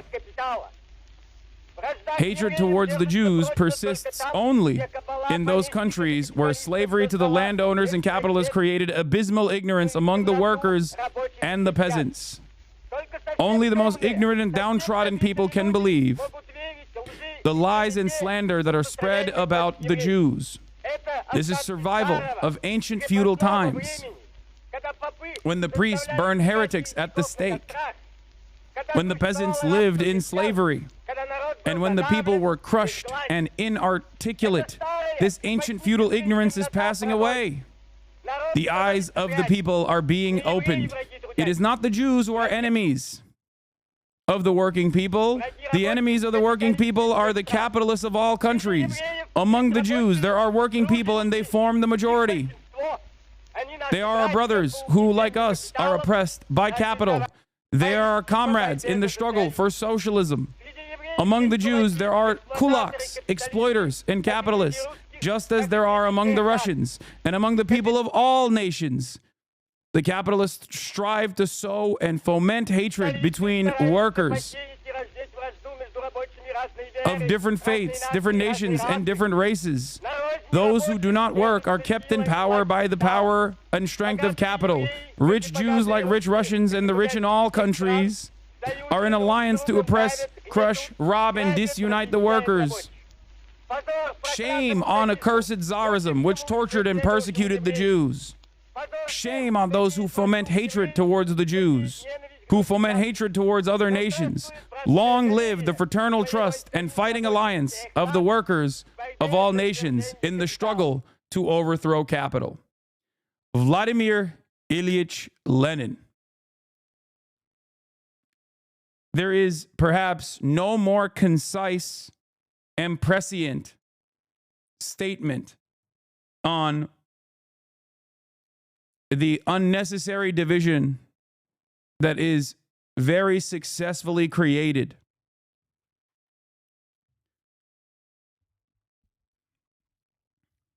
for people who must be united in one cause, that people who have the exact same class positions and the exact same struggles and the exact same wants and needs. It's simply one of the oldest forms of bigotry. And the reality of the matter is, it is a very successful method. I do not agree with it. I think it's untrue, first and foremost. I think that's the simplest way to put it. Right? I don't agree when people say like, nah, you don't understand. This is how Jews are. It's like, no, they're not. There is no singular group that is monolithic. Okay?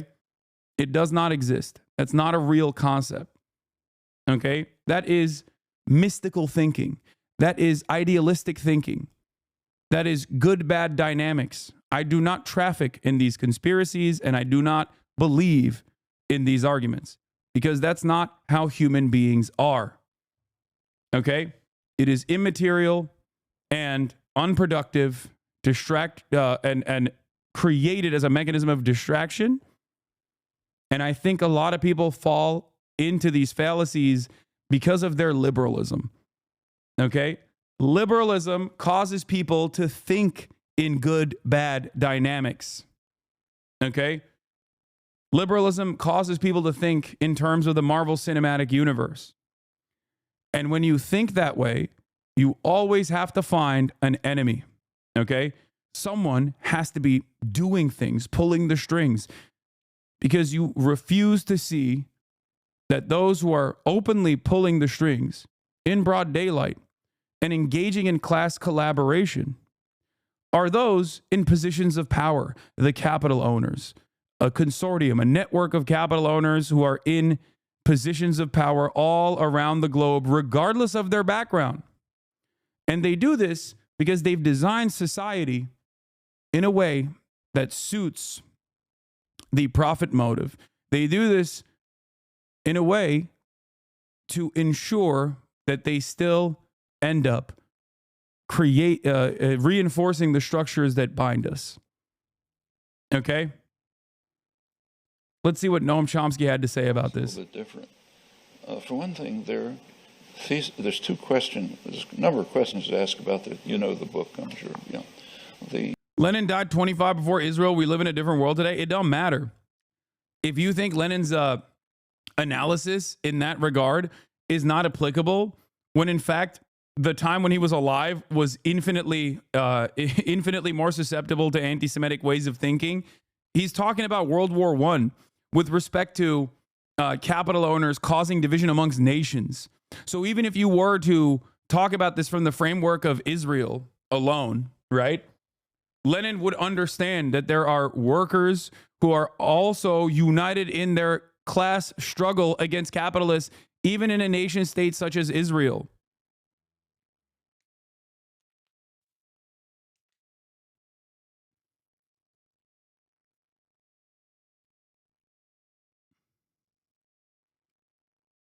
Anyway, Leo Frank was a Jewish man who was lynched because he was wrongfully convicted for the murder of teenager Mary Fagan. Jury believed the black man's testimony to Jim Conley over Frank's. A witness averred on his deathbed that he saw Jim Conley kill Fagan. Leo Frank is used as a dog whistle for Jewish people doing crimes of pedophilia and killing children. Saying Frank is guilty today is literally just dog whistling. Yeah, I didn't know that. Sorry. I mean, I don't know the full details of the Leo Frank story. I know that it was like the pivotal reason why the ADL began.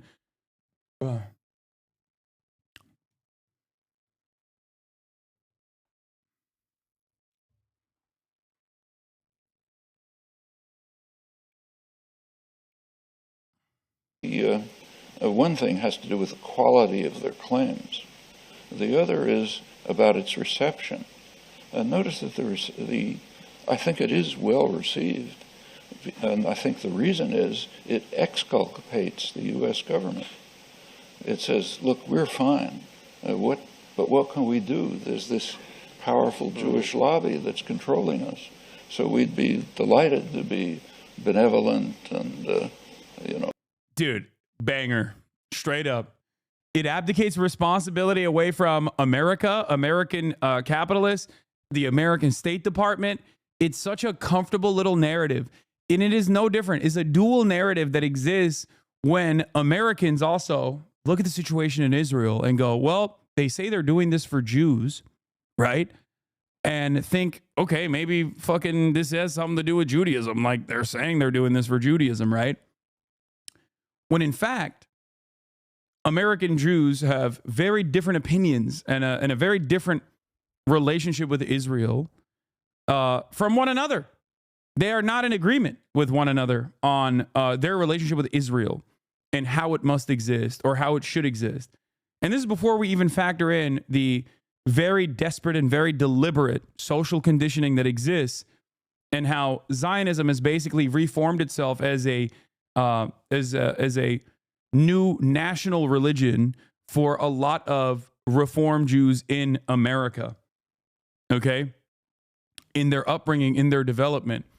Having said that, however, we always forget to mention something truly important in this process, which is Christian Zionism. Christian Zionism historically has predated Jewish Zionism. It blows my mind that people just simply don't understand this. Like, it was actually Jews in the UK that openly criticized the Balfour Declaration. Lord Balfour was not exactly a fan of Jews. He was, however, a Christian Zionist. We never consider CUFI, Christians United for Israel, and its importance in this subject. We never consider that there are 10 times more rabid evangelical Christian Zionists in this country than there are Jews in total. Anti-Zionist, Zionists, it doesn't matter. The number of Christian Zionists in this country who believe in a Armageddon theological justification for why Israel must exist in the ways that it does as a ethno-state for the chosen sons of God numbers 10 times more than the number of Jews who, all Jews in general, anti-Zionist Jews, pro-Zionist Jews, ultra-Zionist Jews alike. Yeah, Zionism started with Balfour Clueless. No. Do you think that I am unfamiliar with the inception of Zionism? Do you think I don't know who fucking Theodore Herzl is? Are you stupid?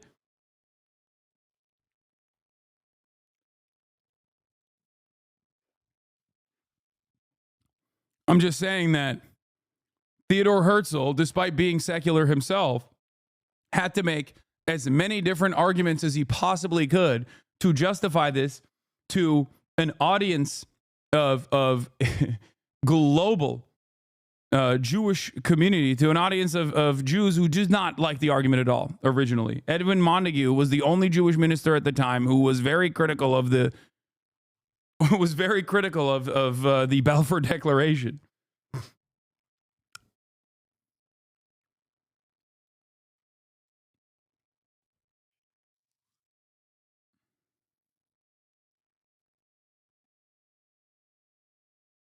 He barely justified it. He called it straight up settler colonialism. No, that's a justification, chatter. It was a different time. That was him selling it to other colonialists to say, we will aid in your effort of controlling this region. That is a justification. We just look back at it now. That's the reason why the early JNF, like Jewish National Funds and whatnot, were openly considered colonial funds. Like they knew that what they were doing was settler colonialism, and that's how they were trying to present it to non-Jews who were also involved in this process, who also were like, no, this is great. Theodore Herzl originally went to the Ottoman Empire and was like, give me Palestine. The Ottoman Empire was like, no. No thanks.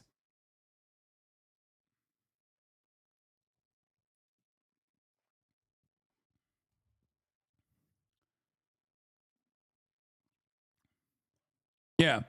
Herzl famously rode the Cecil roads. You are being invited to help make history, Herzl rode the roads. It doesn't involve Africa, but a piece of Asia Minor. Not Englishmen, but Jews. How then do I happen to turn to you, since this is an out-of-the-way matter for you? How indeed? Because it is something colonial. You, Mr. Rhodes, are a visionary politician or a practical visionary. I want you to put the stamp of your authority on the Zionist plan and to make the following declaration to a few people who swear by you. I, Rhodes, have examined this plan and found it correct and practicable. It is a plan full of culture, excellent for the group of people for whom it is directly designed, and quite good for England, for Greater Britain.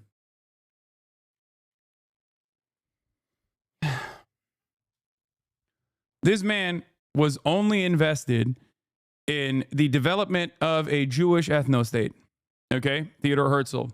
And there were, he was far from the most aggressive at the time. I would say Jabotinsky was far worse in his commentary and his rhetoric and his open declarations and allegiances with fascism.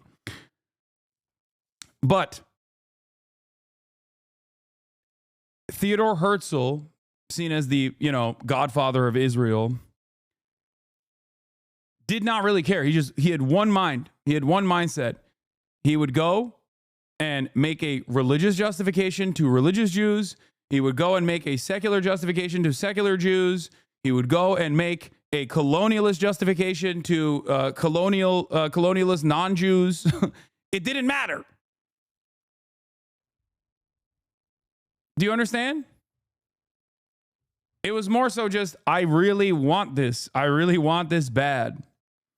But let's get back to Noam Chomsky. Yeah, even a socialist justification. That's the other part. Labor Zionism.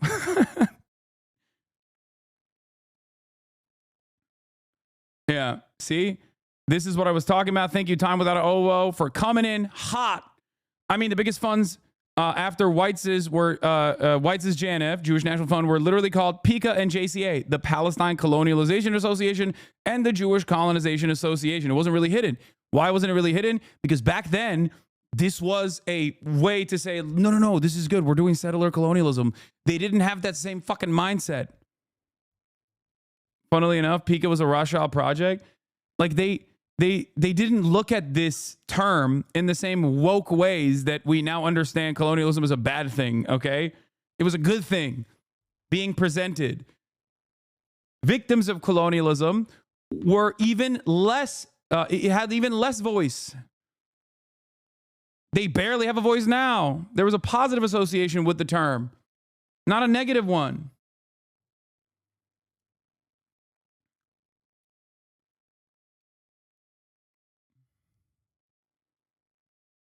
Anyway, let's continue. Helping people are natural instincts, but we're trapped by the Jewish lobby. Well, that's a pretty good reason, I think, why it is accepted. The second question is about the thesis. I mean, can it really be that a small ethnic lobby controls U.S. policy? I mean, if anybody believes that thesis, there's a tactical suggestion that follows immediately. Put on your tie and jacket, go to the executive offices of Lockheed Martin, General Electric, Goldman Sachs, JP Morgan Chase, and explain to them that your interests are being harmed by a little lobby which you can put out of business in 5 minutes. Okay, that's the tactical suggestion that follows. Does anybody pursue it? No, because it's absurd. I mean, the claim, this is actually is an interesting, Mearsheimer and Wald are very good scholars. They're what are called realist IR scholars. According to realist scholarship, states pursue what is called the national interest, which is primarily security. It's an anarchic world, and states try to preserve their own security, well-being of their own populations, and the national interest. There's a lot of questions that are open there. First of all, what is the national interest? I mean, is the national interest of the CEO of General Electric the same as the interest of the janitor who cleans his floors? No, their interests are quite different. So what's the national interest? Where to start? Well, in practice, it turns out that the interests of state power and concentrated economic power. Take a look at the formation of policy. That's what it defends. Is the national interest in that sense harmed by U.S. policy towards Israel? Well, pretty hard to argue that. This is why I always say, and I said this in my Oxford speech as well, saying Israel has anything to do with Judaism is like saying ISIS has anything to do with Islam. Okay? ISIS is true Islam, Israel is true Judaism. These are both silly attitudes. These are wrong. Okay? At its base, it's just a fundamentally incorrect position. And it also revolves around the notion that these people have a monolithic understanding and a monolithic approach. Okay? That all Jews believe this or all Muslims believe this. It's wrong. And another thing that I regularly mention that I brought up in my Oxford speech as well, which is that if all Americans tomorrow became card-carrying anti-Zionists, every single American Jew tomorrow became a card-carrying anti-Zionist, it would not change America's dynamic with Israel even a little bit. Okay? It would probably make way for even more support and even more protests in general. But I promise you, the American state would still support Israel. Okay? And there is truth to this reality, as I've often talked about as well. J Street did a poll on American Jews, finding that 70% of American Jews believe in refusing offensive weapons to Israel, denying weapon shipments to Israel in an effort to get them to agree to the ceasefire conditions. 70% Has that changed Biden's calculation? Since that fucking poll came out, Biden gave another $600 million to Israel. He hugged and kissed Israel Herzog, the president of Israel. Or is his name Israel Herzog? Sorry. Is it, what was it? It is, right? Or am I fucking up his name? I forget. What's the name of the president of Israel? Isaac Herzog, not Israel Herzog. Sorry. Thank you. He hugged and kissed him. Okay? Tim Apple. A Tim Apple moment. And,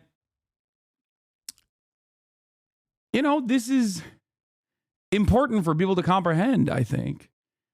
At its most basic, simple truth, it's just a falsehood. And I'm never going to fucking tell you a lie. I'm never going to tell you something I don't believe. It's not like, I'm secretly ashamed of like the real truths about anti-Semitism. That's like what anti-Semites always act like. The criticism of Israel must be anti-Semitic in nature. It has to be, right? And that people who criticize Israel are actually secretly anti-Semitic themselves, but are hiding the truth because they're scared, because they don't want people to see the reality. They, they don't want to get canceled or whatever, right? And that's just not the truth. I just don't believe it. And I think it's ridiculous. You know? I think it's fucking ridiculous. The Boston Music clip was clip chimped if you were interested. Yeah, well, I'll look more into it. You have a responsibility to make a distinction between your opposition to that state and your opposition to that individual person, just like you have a responsibility, no matter how you feel about the People's Republic of China, not to take out your animosity towards the People's Republic of China on a Chinese American person. But the problem, it seems to me, that we have in fighting against people who conflate Israel and Jews and therefore take out their anger against Israel on Jews is that we're trying to ask them to make a distinction between Israel as a state and Jews as a group of people. But the organized American Jewish community is not making that distinction ourselves so often, right? So you find that the Jewish organizations are often saying something along the lines of that being a Zionist or supporting Israel is inherent in being Jewish, right? First of all, just that statement really doesn't make any sense. It doesn't. And not only does it not make sense, this is Peter Beinart, by the way, who also had his own very public evolution in broad daylight, going from a liberal Zionist to an anti-Zionist over the years. And I think he's a very valuable voice in this. But he's now going to basically spell out exactly what I've been saying over and over again, that Israel associating itself with Judaism and using it cynically as a fucking shield whenever there's like worthy criticism against Israel is unironically making people more anti-Semitic. I guess, like, as a Muslim living in the United States of America whose name is Hasan, regardless of how white I am, I recognize how dangerous of a prospect this is because of the ways that the understanding of Islam has been bastardized. The understanding of Islam has been falsely presented as ISIS. All Muslims are jihadists. All Muslims are religious fundamentalists. Like, I know what that's like when an entire group of people are cast with this violent brush. So seeing Israel do it to itself is strange. And I think it's short-sighted. I think Israel doing this as a cynical mechanism, like a cynical shield to deploy, is so short-sighted because this dangerous conflation causes people to be more anti-Semitic. What are these guys? What is the goal here? Like, you keep spamming the fucking silly-ass Israeli flag in the chat. Like, what? Okay. Sick. Is it to say, like, oh, Hasan is banning the Israeli flag in his chat in a conversation about how dangerous it is to conflate anti-Semitism and anti-Zionism, or how dangerous it is to conflate Israel's actions with Judaism?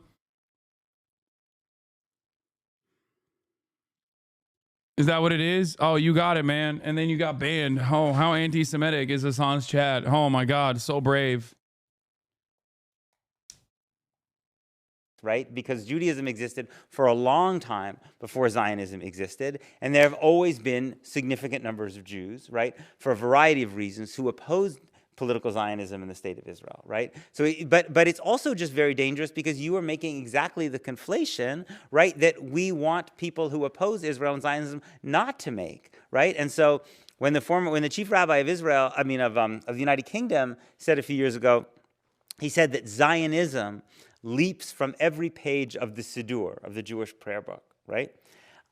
Again, it's a very strange statement given that we've had prayer books since long, long before, Herzl and Pinsker came along in the late 19th century. But then why shouldn't someone write Free Palestine on a Jewish prayer book? You've basically just said it's the equivalent of a political pamphlet for the state of Israel, right? And that's a very, very dangerous thing to do. Yeah. Like utilizing synagogues and Jewish community centers at the behest of the Zionist project, where you sell West Bank properties that the Israeli state has illegally occupied after purging the indigenous population from those homes, and then utilizing the mechanisms, the dangerous and violent mechanisms of the state to overtake those and the ancestral homelands of the indigenous Palestinian population, and then selling those houses illegally in direct contravention with international law and the local laws of whichever state that they're doing this in, is a very, very dangerous prospect. You are smearing Western Jews with this fascist brush. Scary stuff.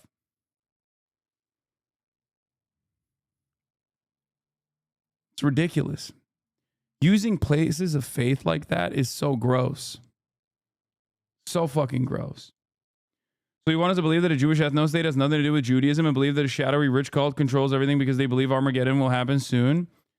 First of all, if you think that America's allegiances with Israel are simply because of the right-wing, reactionary, evangelical Christian Zionist movement in this country, you are delusional. That is also immaterial, okay? That is anti-materialist thinking. I'm not saying that at all.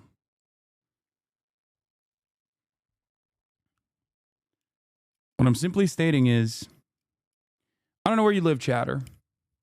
Perhaps you live in the United States of America. Another thing that I mentioned in my Cambridge and Oxford Union speeches was we have demographic concerns too here in the United States of America.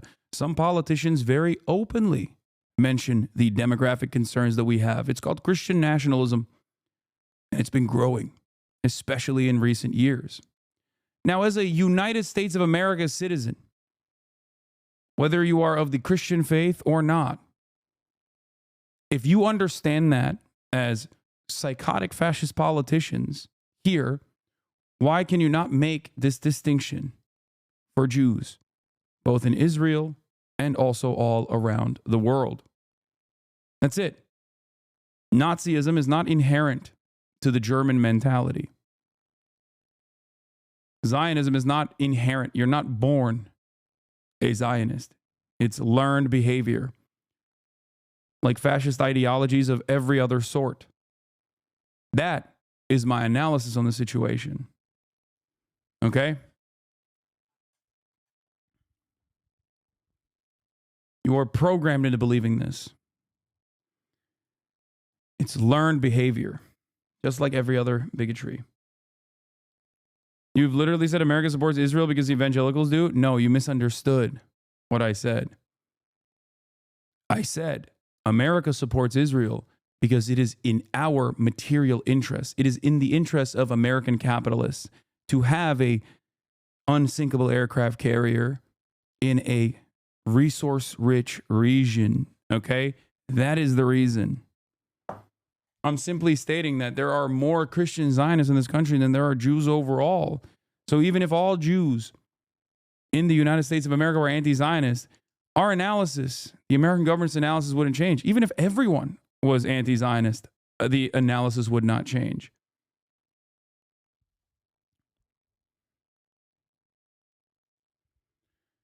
But outside of that, the reason why I talk about the evangelical Christian Zionism movement in this country is because they have genuine outsized political power, so much so that they can make the Republican Party, by way of the Federalist Society, undermine the democratic wishes of Americans. We saw this with abortion.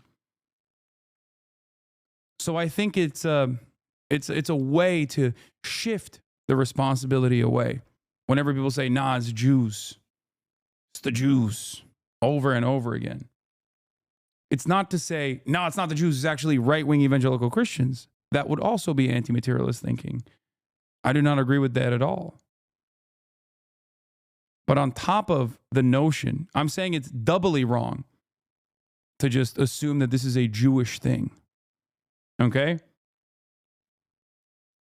And when you start thinking like that, in my opinion, you are serving a dual purpose. On the one hand, you're reaffirming the position that the Israeli government wants.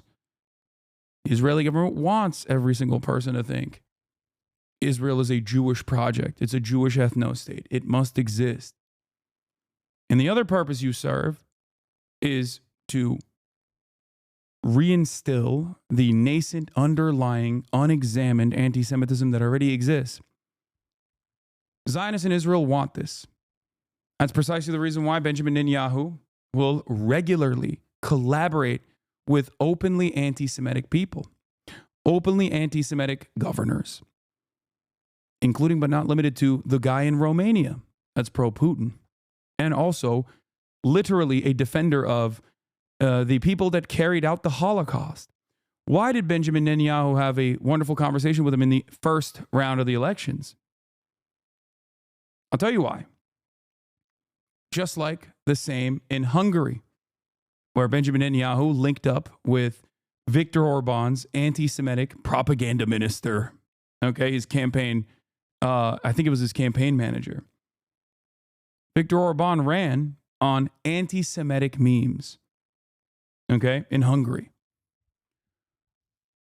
Why, one must ask, why is Benjamin Netanyahu so comfortable with anti-Semitic fascists? Well, one, because he's a fascist and also anti-Semitic.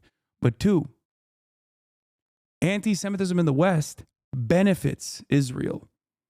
Anti-Semitism growing in the West plays into the interests of Israel. If Jews feel less safe in the West, then they'll want to defend Israel's ethno-state project, touching on the centuries of domination, pogroms, and the Holocaust, and the real pain that exists in Jewish history. And packaging that up again and saying, see, it's growing. It's growing in the West. That's why you have to either support Israel and fight at the behest of Israel and engage in propaganda war if you're not going to actually come to Israel and live there. But ultimately, you have to live in Israel. This is another reason why I always say the greatest threat to Israel is not Iran. It's not the mullahs. It's not the Ayatollah. It's not Hezbollah. It's not the Ansar Allah movement.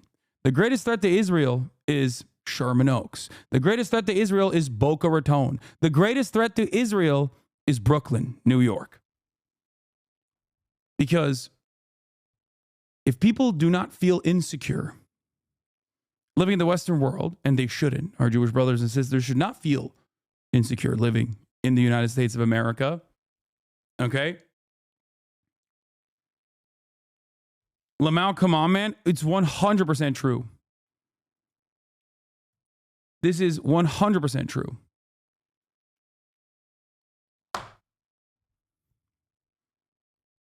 This is why I despise when Joe Biden said that no Jew would be safe in the United States of America or anywhere around the world if Israel didn't exist. To me, that's an abdication of your responsibility as the president of the United States of America, a country that has almost the same number of Jews, Jewish Americans, living in it as Israel. It's a ridiculous statement to say. The fuck do you mean? No Jew would be safe. Is that a threat? What are you talking about?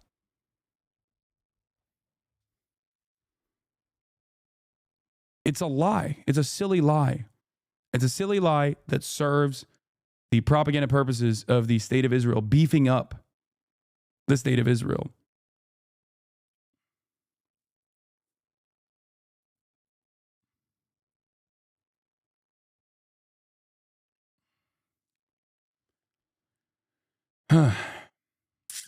How can you separate Israel from Judaism as a Palestinian? All I see is Jewish ethno state promoting Israel as the safest place for Jews, ethnically cleansing people to bring in Jewish settlers, annexing Jerusalem and West Bank to control the alleged Jewish temple, a government using the Torah to justify their genocide. How can anyone separate that from one another? Yes. I mean, I understand why Palestinians and people that live in the region develop this attitude. Norm Finkelstein talked about this with the Ansar Allah movement. The Ansar Allah movement on its banner has a statement that says, curse the Jews. Okay? It's completely unacceptable. It's ridiculous. Right? It's violent. Violently anti-Semitic. But what does Norm say? In the eyes of everyone in the region, since 1948, this has always been, like, Jewishness has always been falsely associated with the state of Israel. And people understandably see it as a violent, expansionist, settler colonial state. So that is the association, the false association that they make. Just because victims, like the Palestinians, make that said false association doesn't mean it is correct. That's it. It's that simple. If you're Palestinian, especially if you're of a Muslim background, you hear these false associations made about Muslims in the Western world with ISIS. Do you agree with those false associations? The only difference in this situation is that anti-Semitism is institutionally protected, right? People, it's not considered appropriate institutionally, right? Whereas Islamophobia serves the interests of the American State Department and the war on terror. So on the one hand, both are false smears, but one actually is seen as a weapon to wield against the entire Muslim population around the globe. The other is seen as a shield to defend the interests of the Israeli state. But they're still untrue. Do you see what I'm saying? The only difference, however, is that both of these are real bigotries. One is seen as a bigotry, the other one is not. Unfortunate reality is that many people do not see Islamophobia as a real bigotry. They see it as like real criticisms of what they perceive is the entirety of the ummah. Okay?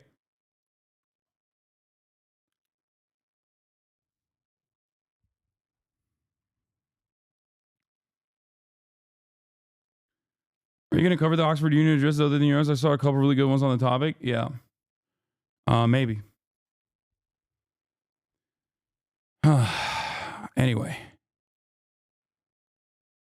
Let's start with Syria.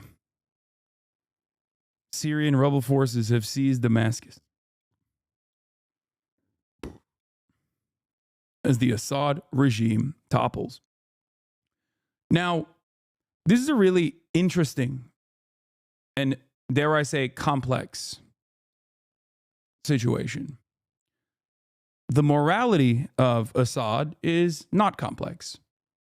Assad is a brutal tyrant and also, a dog shit statesman in general.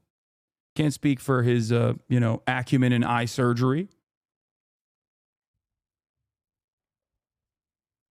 But as far as the rulership over Syria goes, not a good guy. Okay?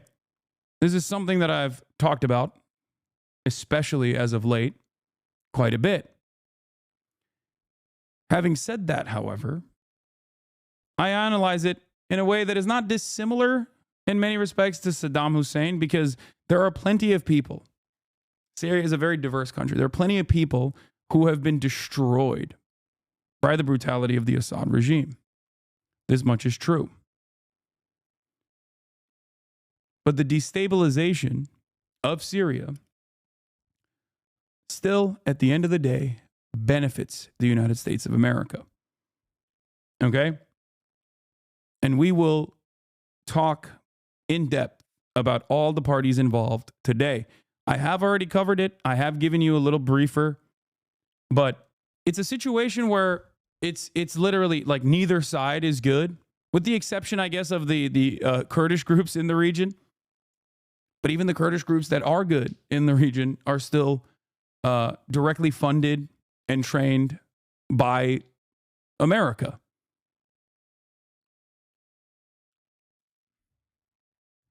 So even good groups can still be used as a weapon by the American State Department. But let's get started. In his dynastic heartland and putative holdout on the Mediterranean coast, where they ride a statue of his father through the streets. In Hama, seized in the Assad era, or Thursday, where a reporter sheds his protective vest to embody the emergence of a new Syria. But perhaps the most instructive place to look is here, in the former regime's darkest corner. The corridors of Saidnaya prison, north of Damascus, where they killed so many thousands, they built a crematorium outside. A young child comes into view. Look at that boy, poor thing, they say. These women at the heart of a brutal... Anyone who thinks Syria is free now is delusional. Israel's already invaded and bombed parts of southern Syria, the Greater Israel Project. Don't worry, we'll talk about it. I'm going to get industrial oppression, being freed, being told to say God is great, not to worry about possessions, about ID cards, about where to go and how. Another prison, the same story. He says, there's no state anymore, sister. Damn the state, it's fallen. Come down, come on.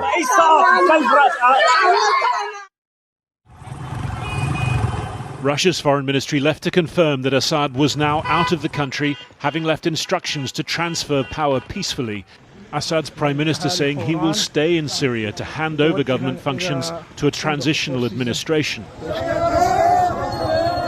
But for now, real power rests with this man, Abu Muhammad al-Jalani, leader of the Islamist HTS forces, listed as terrorists by many countries, that spearheaded the regime's collapse. For days... No, he got a copy of... Listen, he got a copy of Why Nations Fail from Acemoglu, the Turkish MIT guy, and he got woke. He read one copy of Why Nations Fail, and he was like, we got to protect these institutions. Oh. He's been talking in terms of moderation, of safeguards for minorities. Inside Damascus's Umayyad Mosque, a message of victory for Sunni Islam. This is a new victory, my brothers, for the entire Islamic nation. Victory, my brothers, marks a new chapter in the region's history. We have avoided the dangers of leaving Syria. Overall, is this a positive or negative? I'm gonna keep it a $150 with you, okay? It is a very weird situation, and I don't think it will overall be positive. We'll see. But because Assad is so fucking bad, like, there are a shit ton of people, especially of Sunni background, that are going to be celebrating this, understandably. Okay? There are no... I'll go so far as to say there are no clear winners in this, especially for the Syrian population, other than Recep Tayyip Erdogan. Okay? And it's really interesting to think about, because a lot of people falsely have said, I am a neo-Ottomanist, Turkish feudal warlord that wants to restore the glory of the Ottoman Caliphate. And if that was the case, then this would be the #1 moment where I'm literally aligned with American State Department interests, and I could just freely talk about how incredible Erdogan is as a statesman. Okay? Because guess what? He did the damn thing. He did. in terms of realpolitik, Recep Tayyip Erdogan came out as the #1 winner of this equation, more so than even Israel. Do you understand? Like, he's had a genuinely growing and very volatile anti-Syrian, anti-refugee movement in his country. He basically gets to send a lot of, well, not even send the Syrians back. They voluntarily will go back to their homes. There are millions of Syrians living inside of Turkey, which has created a lot of anger and animosity against the Syrians in the country. He now also gets to have a major say in what happens in this, border nation. There has always been a lot of back and forth between Erdogan and Assad.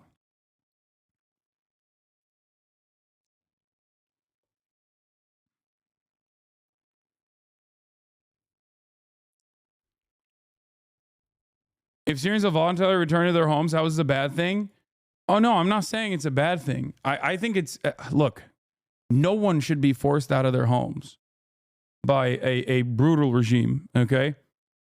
That's why I'm saying that just like every other real movement during the Arab Spring, the Syrian revolutionary forces did not start at an incorrect starting point. There was a very valid reason for people to rise up against the Assad regime. But, as is the case globally, very quickly, I think other regional operatives, whether it be Russia that came to defend Syria, whether it be Iran that came to defend the Syrian regime, or whether it be America and America's obviously #1 ally in the region, Turkey, and also Israel, that took advantage of the instability and used it to shove their own actors into the equation to suit their own interests.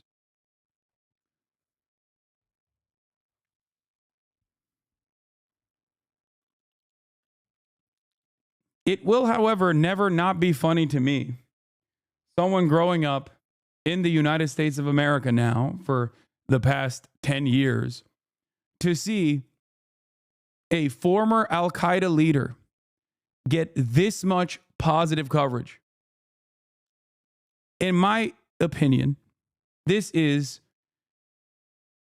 so close to the Afghan civil war, like in the ways that the American State Department operated there, and the valid reasons as to why many Muslims in Afghanistan were understandably against the USSR-aligned Afghan government at the time. It is damn near identical. And I think we know what happened in the aftermath of arming and offering logistical support to the brave Mujahideen. It is wild to me that we are once again doing the exact same thing. Now, I have no good solutions to this. I don't. I do not know what the best pathway forward for Syria is. But the only thing I will say is that it is understandable that the Syrians that were victim to the brutalities of the Assad regime are celebrating. Having said that, those who have, quote unquote, liberated Syria from the throes of Assad's brutal regime are, unfortunately, not great either. Türkiye is the difference here. Her şey Amerikan gücü dahilinde değil. Kardeşim, NATO ülkesi. Yapma etme. Saçmalamayın. Arkadaşlar, nükleer füzesi var Amerika'nın. Yapmayın etmeyin ya. İncirlik'te Amerikan nükleer füzeleri var. Saçmalıyorsunuz eğer Amerika'nın Amerika git orada ne yapacaksan yap demeden Türkiye hiçbir bok yapamaz. Yapmayın etmeyin. Allah Allah. Saçmalık yani. Dönüp de diyorsunuz ki bir yandan da Kürtlere veriyorlar ama silah. Tamam. Ondan sonra Türkiye geri gidiyor. Vuruyor Kürtleri. Amerika hiç bakmıyor bile. Neden bakmıyor? Çünkü sikinde değil. Çünkü Türkiye NATO. Türkiye NATO'nun ikinci en büyük ordusu. Saçmalamayın. Yani Erdoğan her gün çıkar der ki İsrail'in amına koyayım, İsrail'in amına koyayım, İsrail orospu çocukları desin. Ne yapıyor ondan sonra? Bakü'den göndermiyorlar mesela yine petrolü. Türkiye üzerinden göndermiyorlar mı petrolü İsrail'e? Gönderiyorlar. Neden? Yıllar boyunca Erdoğan Mavi Marmara'dan sonra anasını sikeyim İsrail'in falan dedi. Ne yaptılar? Bunu dediler, ondan sonra ne yaptı? İsrail'in pilotları yine gelip NATO üslerinde çalışmadılar mı? Çalıştılar. Eğitimlerini orada aldılar.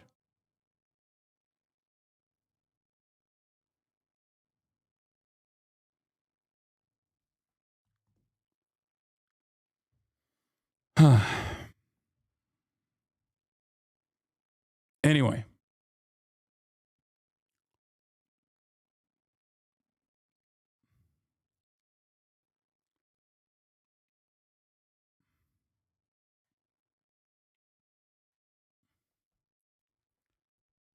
Are you also very concerned about Turkey taking its influence over the victorious rebel factions and turning them against the Kurds?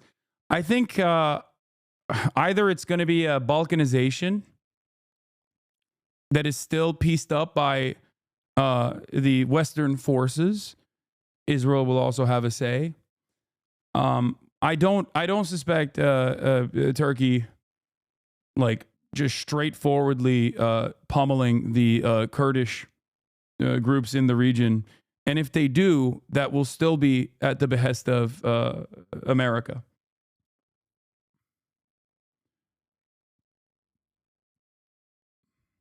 We shall see.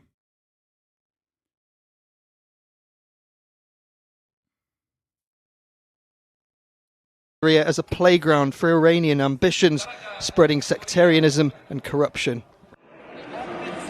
The Assad family's home, the vast presidential palace, now a site for a sort of revolutionary tourism, an opportunity to reclaim some of the regime's ill-gotten gains.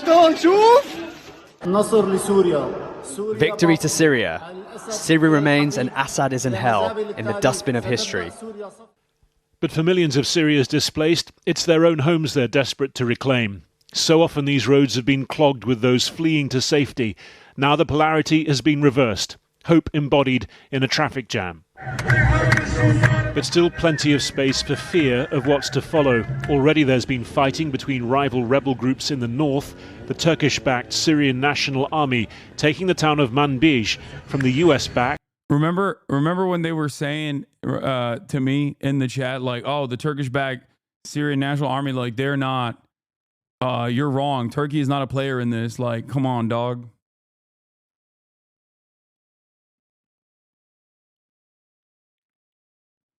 It's about to get, in my opinion, it's about to get more fucked somehow.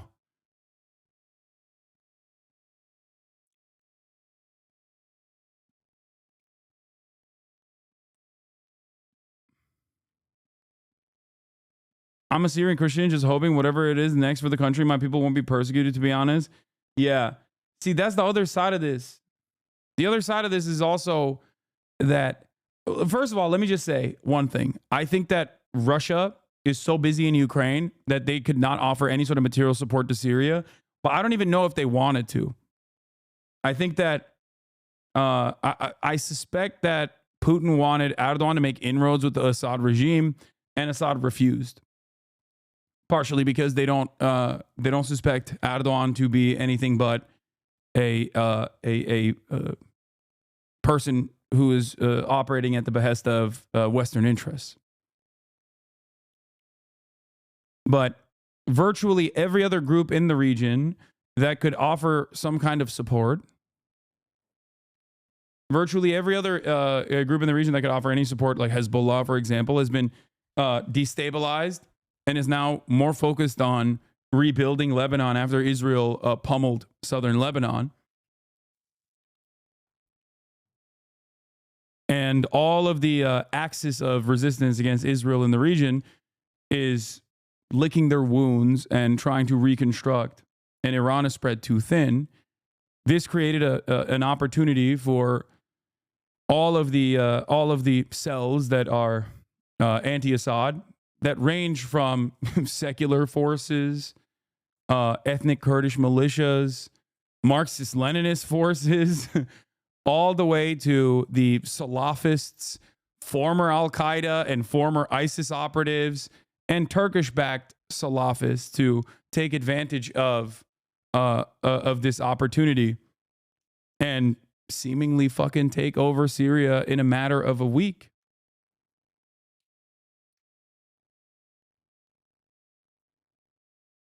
That is precisely what happened here. And I am fearful of what will happen to the many different ethnic minorities, ranging from Kurdish people to the Shia population to the Christians, especially under the Assyrians, especially under the rulership of, I mean, straight up Al-Qaeda. Like, these guys are former Al-Qaeda leaders. And if you listen to what they have to say, even the Salafists that are under the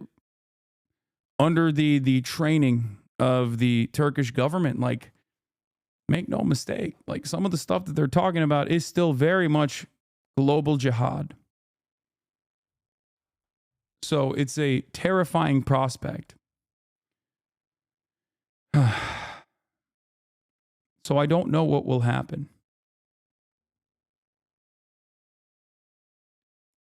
I hope that, stop being overdramatic.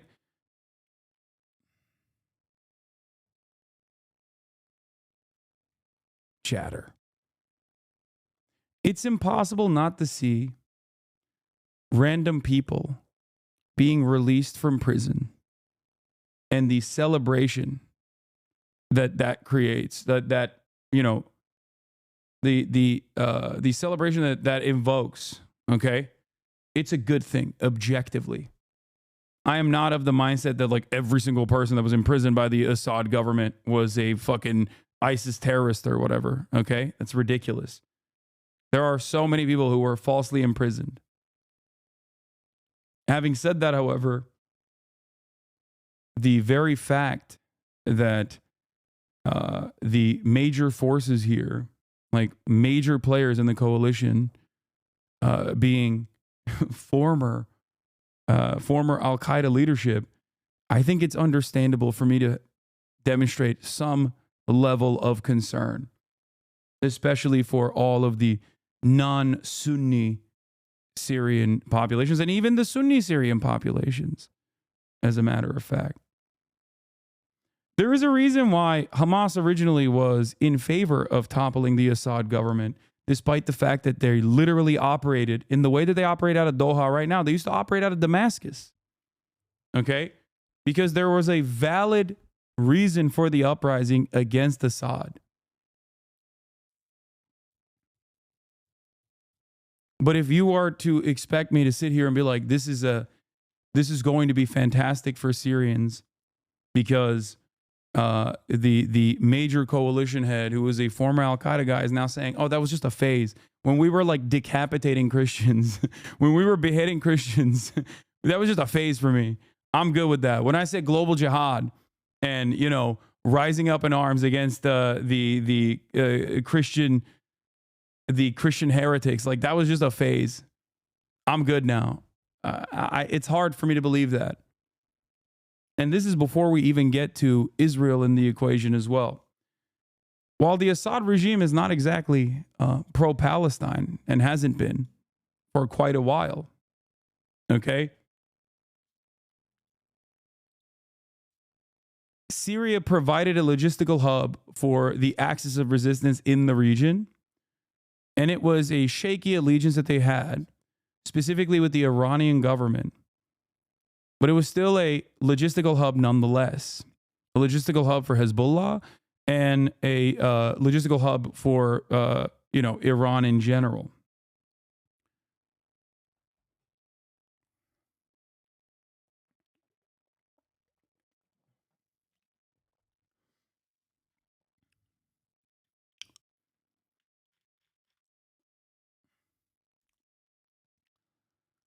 The Kurdish movement said they're ready to open discussions with all the forces. You are a little bit underestimating the capacity of Syrian people to organize.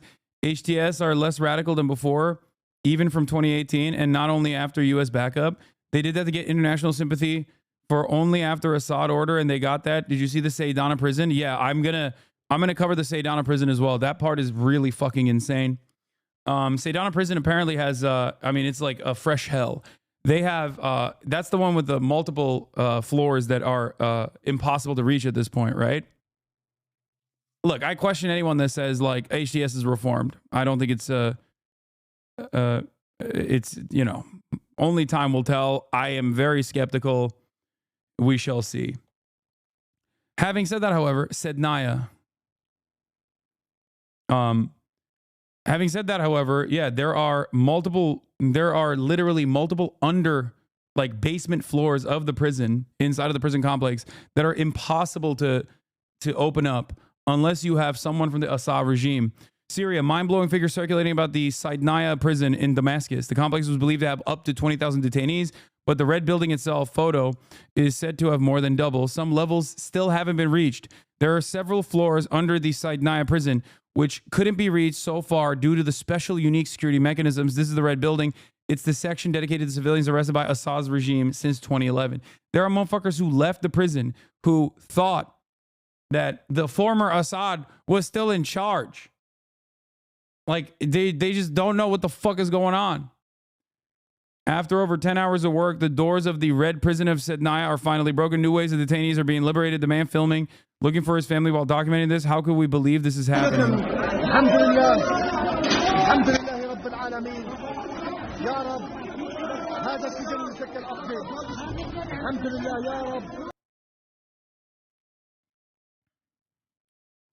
Yeah, there were prisoners who have been in there for so long they thought they were being liberated by Saddam's army. Like, it's insane.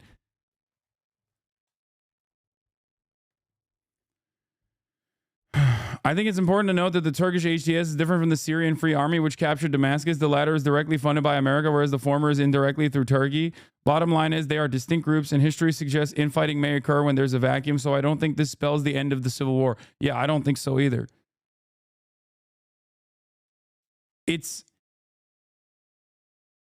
like, rarely ever do you have so much sectarian infighting amongst groups that are also directly being funded on either directly or indirectly through a regional ally like Turkey, still funded by, the American State Department. Bazı tutukların akıllı telefonun ne olduğunu bilmeye belirtiliyor. They're saying that detainees don't even know what a smartphone is. Look, chaotic images from the infamous Saydnaya prison with people advancing layer by layer to free the prisoners.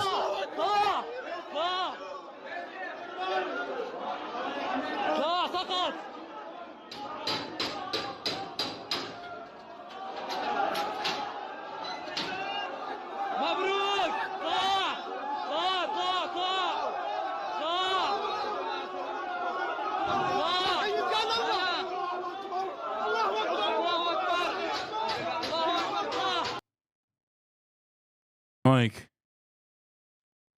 it's crazy.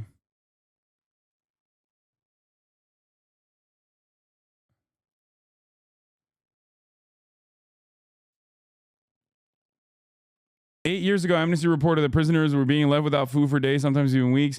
People are tortured and beaten for hours without breaks, sometimes every single day. Many die and are left to rot in crowded cells, while others are alive with diseases spreading. I think there's like a child that was born in the prison or some shit too. It was like fucking insane. I mean, I don't know. This is like, some of it is fog of war stuff. But I mean, it is a fresh hell for sure. And it's impossible not to, look at these images and think, this is a bad thing. It is a good thing. Out, you're free, out. Bashar al-Assad has fallen. I need my ID. You don't need ID. The checkpoints are gone. I'm from Homs. He's liberated too. Then on men's level, what about the women? The women are out. Don't worry. The son of a bitch is gone.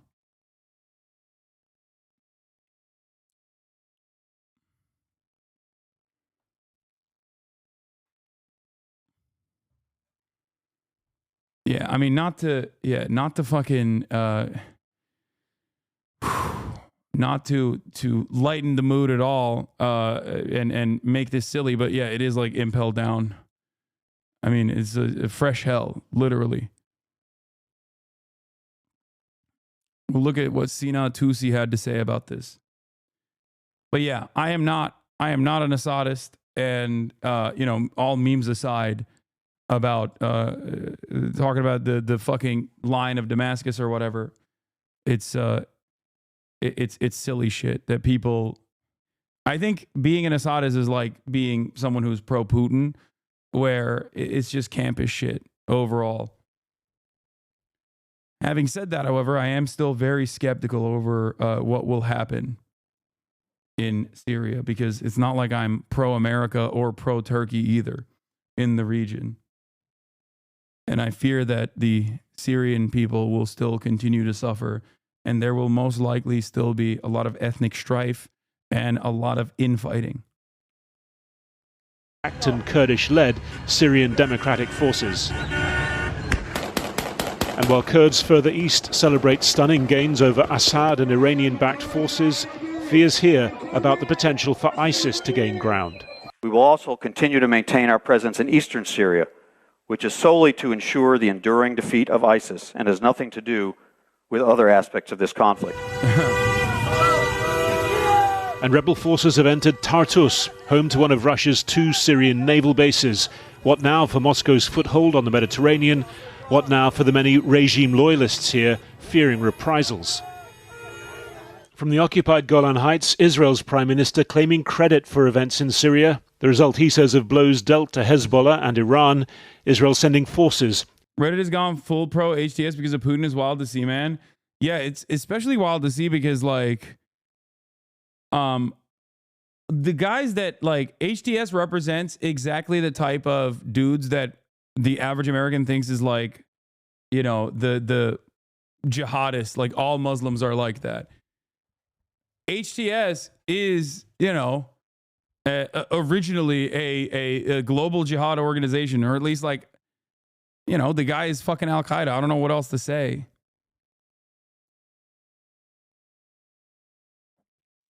Like, it's so crazy when they when they point to Hamas, like Reddit points to Hamas and says like, these are Salafist jihadists, like these are scary guys. And then when there are people who literally have done the, beheadings of Christian people and shit like that, all of a sudden they're like, no, we're with those guys because everybody told us that those guys are good.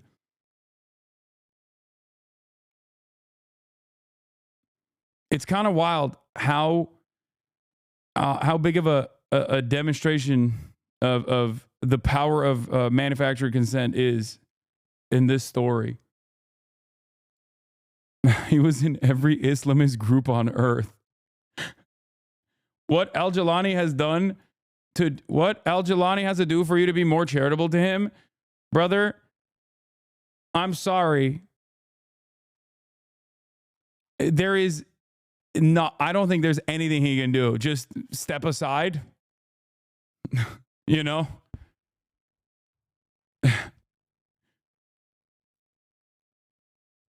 Like, they fucking wokeified Al-Qaeda, dude, in real time. It's like, this is it for me. Especially as listen, for me, there's a couple things where it's like, if you got this in your resume, it's virtually impossible for me to ever think that you are going to be a good guy. Okay? Like, if you're the emir of the Al-Nusra Front, okay, Like if you have, like if you got this in your resume, former Al-Qaeda, Al-Qaeda in Iraq, Mujahideen Shura Council, Islamic State of Iraq, the Al-Nusra Front. Like what a goddamn resume. I mean, this guy is on the terror watch list for America since like in perpetuity. All he had to do was take the fucking headdress off, take a shower, trim the beard a little bit, and put the goddamn fatigues on for everybody to be like, nah, he's woke now. Like, yeah, this guy was this guy was in the terrorist groups like he was collecting infinity stones. You know? It's crazy.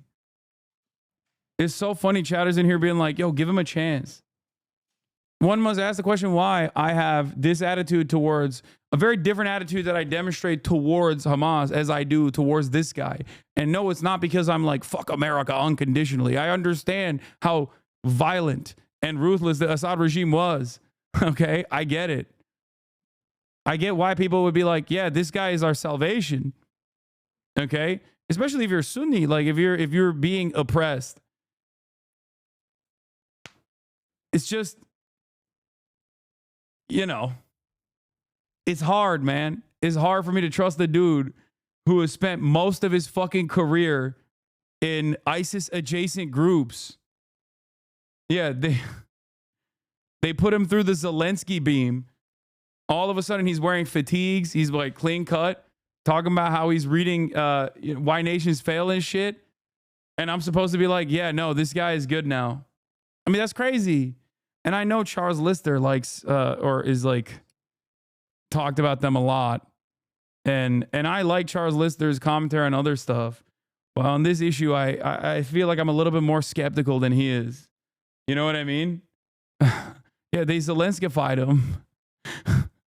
Like, yeah, he's reading Settlers of Catan.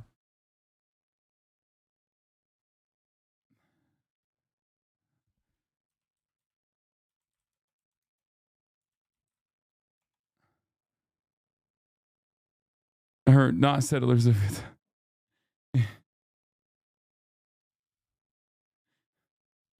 Yeah. All right, let's continue with this video. Into the UN buffer zone.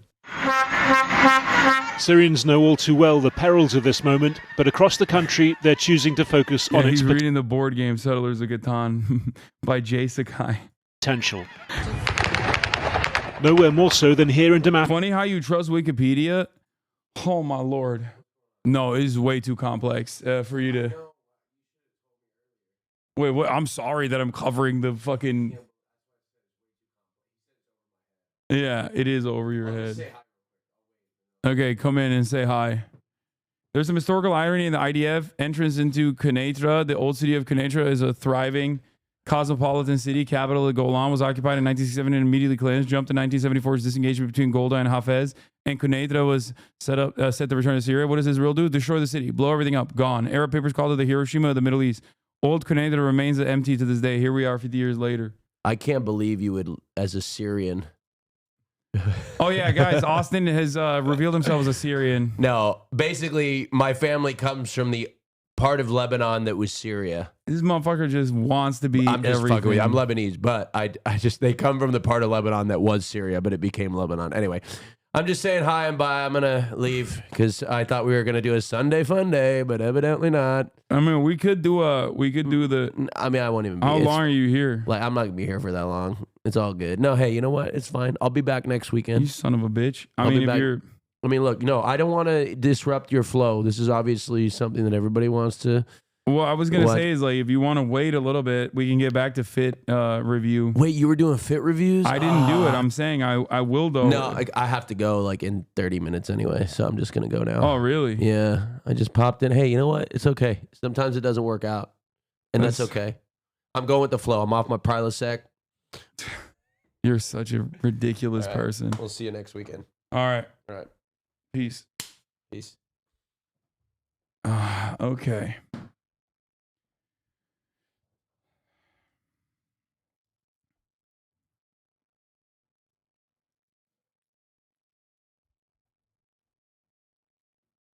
Always a tease, yeah. I'm not going to kiss him goodbye. Damascus, and a young couple experiencing the revolutionary version of a shotgun wedding. It's the most beautiful moment of our lives, and because we won't experience this joy twice, I decided my wedding would be today, on 8/12/2024, a date we'll remember. It's an unforgettable day we'll teach our... Okay, this is like totally random and not the main point, but I do hate that people still fucking shoot guns into the air to celebrate. Is so bad. It's such a bad practice that needs to be abolished in its entirety because it's so fucking dangerous. Every time I see that shit, I'm like, dude, those bullets land, dog, and it literally kills people. It's so fucking dangerous. Not the point here at all, but I hate seeing it. I'm like, oh, it's so it's so unimaginably fucking dangerous, dog. It is so dangerous. No, they're not firing blanks, brother. They're firing real bullets. You're being the too woke friend right now. Listen, if that's the one time where I'm the friend who's too woke, then so be it. Okay?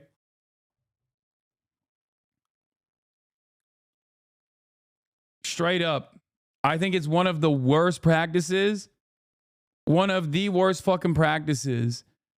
It is so goddamn dangerous, and people get killed all the time, or at least injured all the fucking time. Okay? Sorry, call me fucking woke. It's just, it literally is a thing I cannot stand.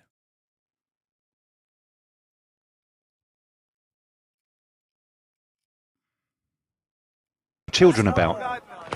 Just what will this day come to signify? A question perhaps for Syria's as yet unborn generation. Harry Fawcett reporting. Well, ruling Syria was a family business for the Assads that began in 1971. Here, Edward Heath was prime minister at the time. First Hafiz, the father, and then Bashar, the son, who became the heir apparent after his... Yeah, this is funny. Dude, every day there's a new Jelani statement. It's so funny. It's fucking awesome. He said, new Ahmed al-Shara Jawlani statement. To all the military forces in the city of Damascus, it is strictly forbidden to approach public institutions, which will remain under the supervision of the former prime minister until they are officially handed over. And it is also forbidden to fire bullets in the air. Interestingly, when it was first written, it said Al-Rais and not Al-Qaid, but then quickly edited. Very interesting. Yeah. Even woke-ass Jelani's like, bro, we can't do that. We can't be doing that. That shit is not good. He's woke. He's DEI. He's so DEI. They hit him with the Zelensky ray. Anyway. His older brother died in a car accident in 1994. The Assad family survived the Cold War, multiple regional wars, and a civil war. But in the end, they couldn't survive the distraction of Russia in Ukraine and Iran and Hezbollah facing off against Israel. The President of Syria and Mrs. al-Assad, Your Majesty. Once upon a time in 2002, Assad, the former eye doctor, and his wife, the doctor's daughter from Acton. The young Al-Rais means the president and Al-Qaid means the commander. President of Syria was someone that many thought they could do business with. Syria is going to be an important part of building a peaceful and stable future in the Middle East. I was there. The First Lady of Syria was so Yeah, Asma is a baddie, straight up. Like, unlike any other in the region that Vogue called her the Rose of the No wonder Assad was a wife guy. Like, desert and put her on the cover. The Assad family became pin-ups of bliss and normality. But family history told a different story. Bashir's father, Hafez, who came from the small Alawite minority, had ruled Syria with an iron fist for over a quarter of a century. He was respected in Moscow and Washington and feared at home. And a decade after the son took power, the Arab Spring came to Syria and the other side of Assad's character came to the fore. There's a TLS here. In Deraa in the southwest, the regime shot dozens as ordinary citizens echoed the cries of freedom from Tunisia, Egypt and Libya. The former eye surgeon became blind to the suffering of his own people, inflicted by him and his henchmen. In his prisons, torture, including of children, became the norm, and hundreds of thousands of civilians disappeared. The catalogue of brutality mounted, as did the bodies, almost 500,000.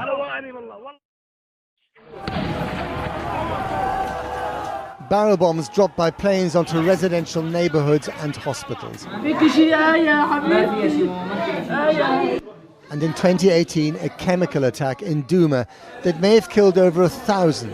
It was condemned by President Obama, who ended up ignoring his own red lines and stayed on the sidelines.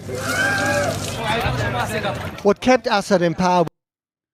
Hillary Clinton probably has the same kill count of Jelani, and you still give her a chance and even a vote. Al-Qaeda can also become tepid neoliberals too, can't they?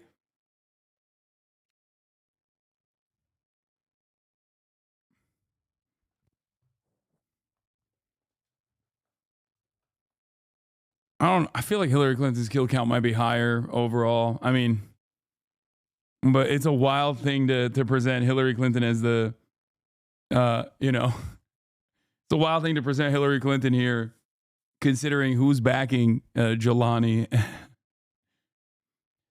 Bashar laughing at Gaddafi, suggesting he might get toppled in 2008. Yeah. Yeah, I mean, he was...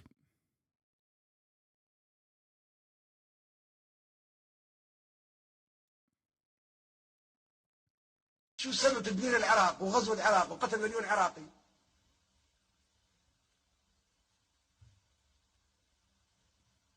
وخلص بقى الامريكان يجاوبونا. I still think you should give Jelani a chance. I'm not gonna lie. I think the nuance here is that he's purged Al-Qaeda members within his own org for quite some time now. He may really be pulling more moderates. Just my 2 cents of what I get from Syrians in my community.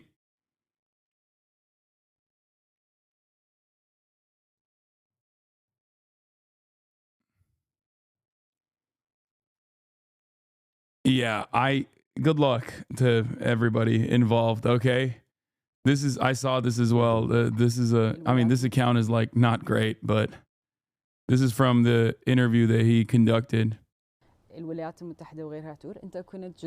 Where she asked him, Jelani, like the killings in Iraq at the base of Al-Qaeda, like, what do you have to say to that? And his response is like, you know, bygones be bygones type shit, that we were young, something along those lines. Is there an interview? Is there an interview with subtitles? I want to watch this interview.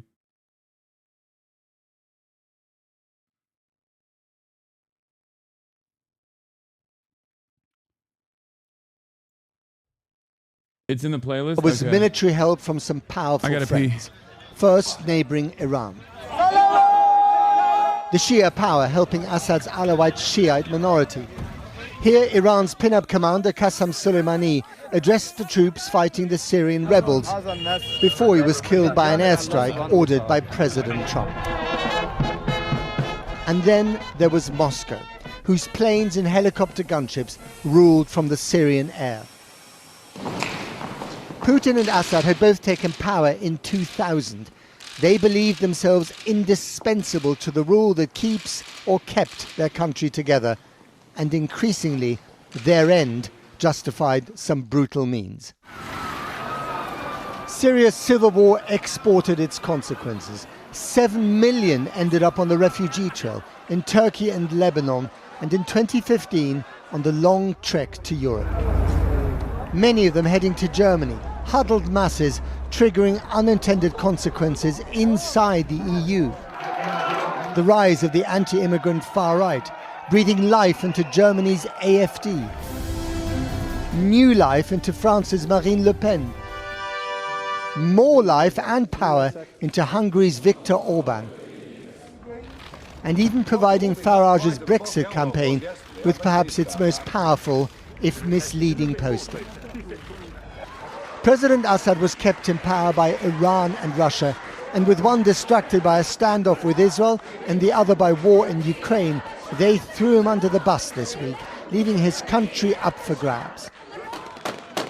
Whoever ends up ruling Syria, and however, the next few months are bound to show once again that what happens in Syria doesn't stay in Syria. Well, with Assad gone and the country in the hands of different groups. Putin sold him out. I mean, I think Putin's relationship with Assad was always a strategic one. It wasn't like they were super on board with one another regardless. Plus, he has his hands full with the whole invading and bombing the shit out of Ukraine situation.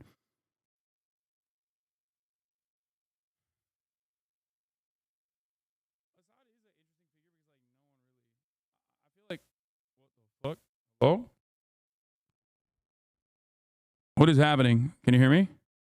I got muted for a second. Assad is That's not even true. Assad is in Russia? No, I know, but historically speaking, I don't think that Putin was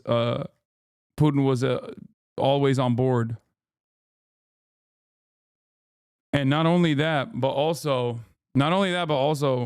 just because he's in Russia right now doesn't change that dynamic at all. Like, Russia utilizes Syria. It has regional interests. It also wants to. Russia is anti-America at every step, and it uses Syrian naval bases as well. I think Russia had too much focus and resources in Ukraine and would have spared stuff if he could have saved his air base and naval base in Tartus and Latakia. Yeah.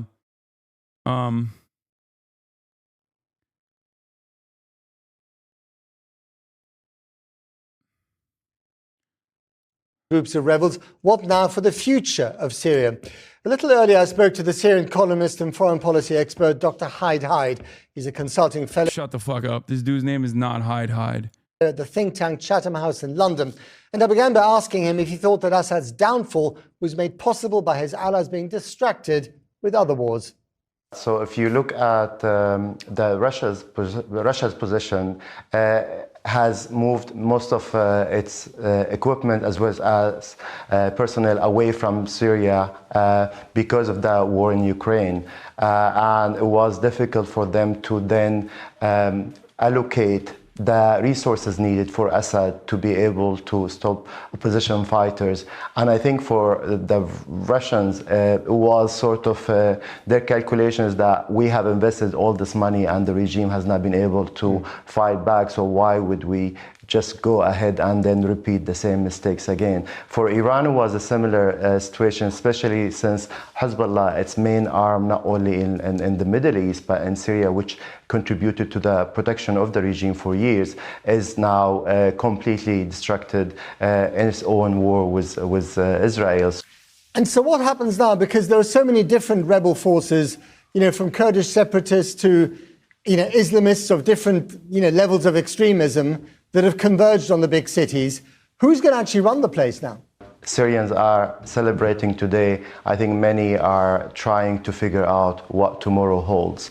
The problem right now is, as you mentioned, you have rebel groups, different ones, not only the ones who started the fight, but then you have local armed groups who then also started their own fights in order to liberate their areas from the regime. This is what complicates the situation. How will then the political opposition that is now entering negotiations with different groups will be able to then establish not only contact but influence over the groups that are controlling the territories on the ground, and who will be able to then determine who will have the biggest say in what the transitioning body would look like. I mean, given the state of the Middle East at the moment, if Syria implodes or becomes chaotic, or there's another kind of civil war that results from this, what are the consequences going to be for the region? Big consequences. You have the most obvious one will be the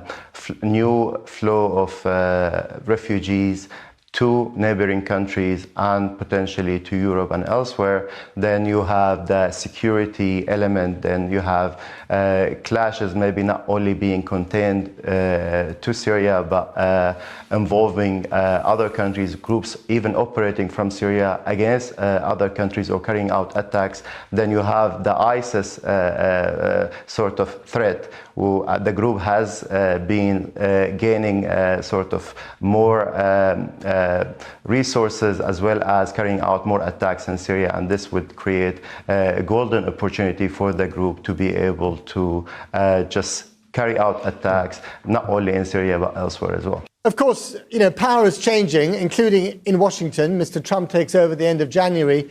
I mean, does he have any impact on this new reality in the Middle East? I think it does. The most obvious one is that most of the influential policymakers in the Biden administration, they have already moved on. They have secured other jobs or in the process of securing other jobs. So there is no one left to really look at what's happening in Syria and then try to play the leadership role that the US has usually played. Finally, and very briefly, is Iran one of the principal backers of the Assad regime? Are they the biggest losers in this, and what consequences will that have for them? I think it's safe to say that Iran will be the biggest loser. It seems that Iran will not be able to secure any of its interest in Syria. If you look at what they have been trying to use Syria for over the past years, is one, to continue to supply Hezbollah with weapons, and no matter who basically rules Damascus, it will be difficult for them to allow that, mainly due to the role that Hezbollah has played in killing Syrians across the country. Is this from Financial Times? Oh, it is. Okay. Financial Times, consistently the best reporting. Straight up. I would say, especially since October 7th, Financial Times has become, I think, the best in terms of its coverage. Iran was done with Bashar al-Assad. It seems like there isn't any love lost. One Iranian insider accuses the Assad regime of leaking the positions of the Iranian military commanders. The insider said there had been long-standing frustration with Assad and Tehran for more. Yeah, I mean, the thing is, like, I don't think anybody likes Assad.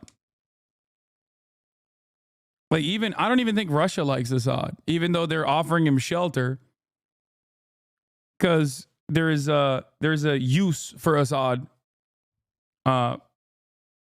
They can use him as a bargaining chip. For more than a year, it was clear as time had passed, he had become an obstacle, a liability. Some even called him a betrayer. His inaction cost us dearly, and he aligned himself with regional actors who promised him a future that never materialized. Qatar, Saudi Arabia, Jordan, Egypt, Iraq, Iran, Turkey, and Russia issue a joint statement calling for an end to the military combat in Syria and a political solution. I think they're going for a managed transition.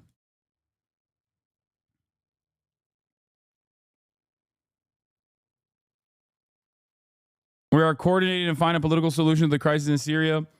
The meeting of ministers stressed the importance of strengthening joint international efforts to increase humanitarian aid to the Syrian people.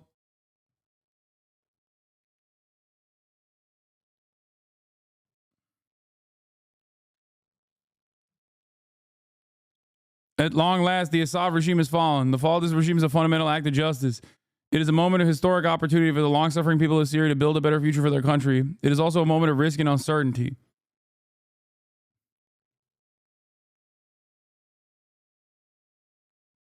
Is Al-Qaeda good now? According to the West, excuse me, former Al-Qaeda, reformed. Reformed.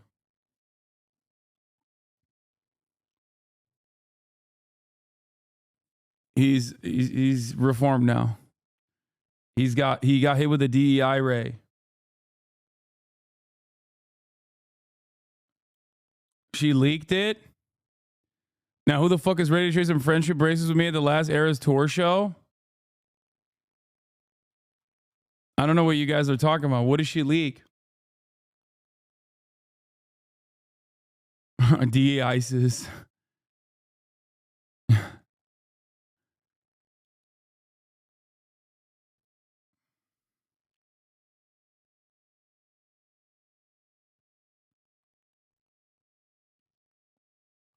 Terrorist modification. The New York Times, citing officials' reports that the U.S. intelligence agencies, the Biden administration are assessing Hayat Tahrir al-Shams and his leadership and potentially taking them off the terror watch list. The one person that I feel bad for in this is Tulsi Gabbard. I wonder what she's going to do. Like, there's anti-interventionists in the American government that were very critical of the Obama administration's dealings with Syria. And then there were people that took it a step further, I would say. And it always felt like Tulsi Gabbard was one of the people that took it a step further. The spirit of Aloha has left Damascus. Yeah, it lives on in Moscow for the time being.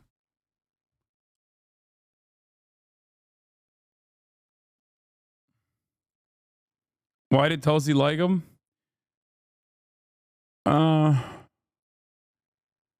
Yeah, I saw this tweet from Trump, which is definitely not from Trump. Opposition fighters in Syria, in an unprecedented move, have totally taken over numerous cities in a highly coordinated offensive and are now on the outskirts of Damascus, obviously preparing to make a very big move towards taking out Assad. Russia, because they are so tied up in Ukraine and with the loss there of over 600,000 soldiers, seems incapable of stopping this literal march through Syria, a country they have protected for years. This is where former President Obama refused to honor his commitment of protecting the red line in the sand, as all hell broke out with Russia stepping in. But now they are, like possibly Assad himself, being forced out. And it may actually be the best thing that can happen to them. There was never much of a benefit in Syria for Russia, other than that to make Obama look really stupid. In any event, Syria is a mess, but it's not our friend. And the United States should have nothing to do with it. This is not our fight. Let it play out. Do not get involved. Dog, what are you saying? How? This is such a funny take from Trump. This is not our fight. It's like, okay, I don't know about country that. for decades. Dr. Haidai, thank you very much indeed. Thank you. Thousands of Syrians displaced during the civil war after enduring often long and perilous journeys ended up settling right here in the UK. So today, many were out celebrating the fall of the regime that uprooted their lives in gatherings across the country. Some hope to return to Syria one day, but there's anxiety and hope that the news is not too good to be true. Francis Reid reports from one of the rallies in Trafalgar Square. Celebration after so many sleepless nights, watching events unfold from 3,000 miles away. All those here in Trafalgar Square see the events of the last few days. What is this? Why? You're going to say it's complicated? 36-month subscriber. Libers is complicated. Why? Can't answer. Wait, what? Jesus Christ. Just say who's siding with Israel. Who's supporting Israel and Israel's interest in the region? The rebels or Assad? Well, here's the problem. Okay, I'm going to untime you out. While yes, Assad has provided logistical support to the axis of resistance in the region, something that I openly mentioned, is not exactly, they weren't exactly wonderful allies to the Palestinians in general. Now, there were some personal reasons for why they were not. Historically speaking, they were much more interested in offering not only logistical support, but also directly allowing Hamas to operate inside of Damascus. Having said that, however, two things are still true. Assad was pretty fucking bad at governance and very ruthless, very brutal. And yes, this absolutely benefits Israel. 1,000,000%. Of course it does. We haven't even gotten to that part of the equation yet. Do you think I'm not going to fucking cover the reality that Israel is already has already made its territorial ambitions and its security concerns known? It's kind of a big deal. And yes, Jelani has said that the West is not our enemy, and that Israel is not their enemy either. After all, Israel itself had worked in the past with al-Nusra. So, yeah. Senior administration officials briefed reporters on Syria. The SAO called the CENTCOM strike today on ISIS significant, with B-52s, F-15s, and A-10s dropping 140 munitions on 75 different targets in the Badia Desert. Today, there happened to be a broad gathering across a broad area, the official said, describing it as a part of a pattern of strikes against ISIS meetings and training that would continue. Despite rumors to the contrary, the SAO said, "We did not get any serious outreach from Assad, nor would we have considered it." The official would not say whether the administration planned to lift the foreign terrorist designation on HTS and its leader Abu Muhammad al-Jalani, but suggested the designation was not preventing the U.S. from engaging with the group. "We intend to engage with them appropriately," the official said. "We have contact with all Syrian groups." The official said the regime's chemical weapons were something we are very focused on. "We do have good fidelity on this type of thing." And he said, "I would not envision a scenario of U.S. boots on the ground to neutralize the weapons." On Iran, the official described its national security posture in dire terms. "The entire Iranian-backed artifice in the region, the brittleness, the weakness, the hollowing out, has completely changed the equation in the Middle East. It has lost its main proxy group, its entire military capacity destroyed.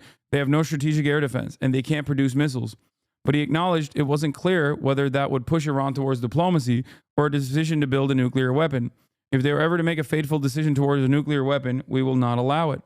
The ISIS fight moving forward. There are already clashes between Turkish-backed. So this is the other part that is going to make things interesting. The ISIS fight moving forward. There are already clashes between Turkish-backed HDS and US-backed, mostly Kurdish SDF in Manjib in northwest Syria. Remember how I talked about the both sides being US-backed to varying degrees? It's American-backed forces fighting against other American-backed forces by way of Turkey. And I don't even know if it's the HDS that's fighting. I don't know why they're saying it's the HDS that's fighting. This is the Foreign Affairs and Defense correspondent for PBS. I don't think it's HDS that's fighting the Kurdish SDF. I think it is rather the Turkish-backed forces in the region. The Syrian National Army. The SNA. The SAO said that a handful of senior officials have been speaking to their Turkish counterparts to try and deconflict. Additional fronts opening up, not in anyone's interest. Opposition groups need to work together. Some troops fighting ISIS in Badia were Assad's forces. The SAO said that as they peeled out, SDF filled some of that space. And the U.S. also helped coordinate safe passage of tens of thousands of civilians.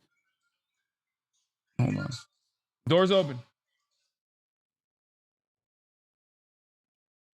Help coordinate safe passage of tens of thousands of civilians from west to east. Yeah, Pentagon-backed groups versus CIA-backed groups versus Turkish-backed groups. Read NATO American-backed groups. Yeah.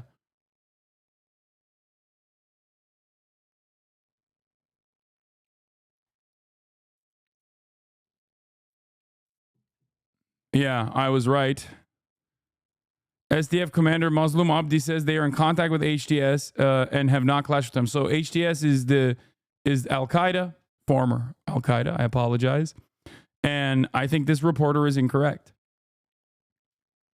when he says Turkish-backed HTS and US-backed, mostly Kurdish SDF are fighting. I don't think that that's correct.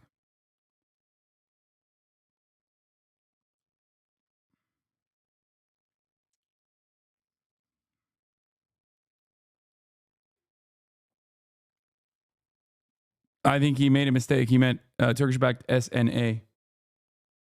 Because, yes, the Turkish-backed forces, the Turkish-backed coalition forces are definitely, they have additional interests in mind. HDS are Islamo-communists, friends with Marxist-Leninist SDF? Yeah. No. You're insane.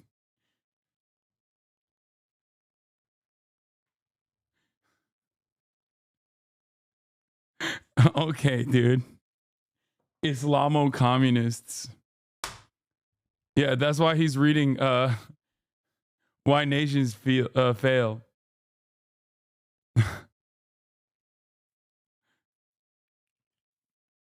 Yeah, they say no jihad but class jihad, famously. True zakat would be unnecessary once true zakat would be unnecessary once communism has been established. No jihad but class jihad.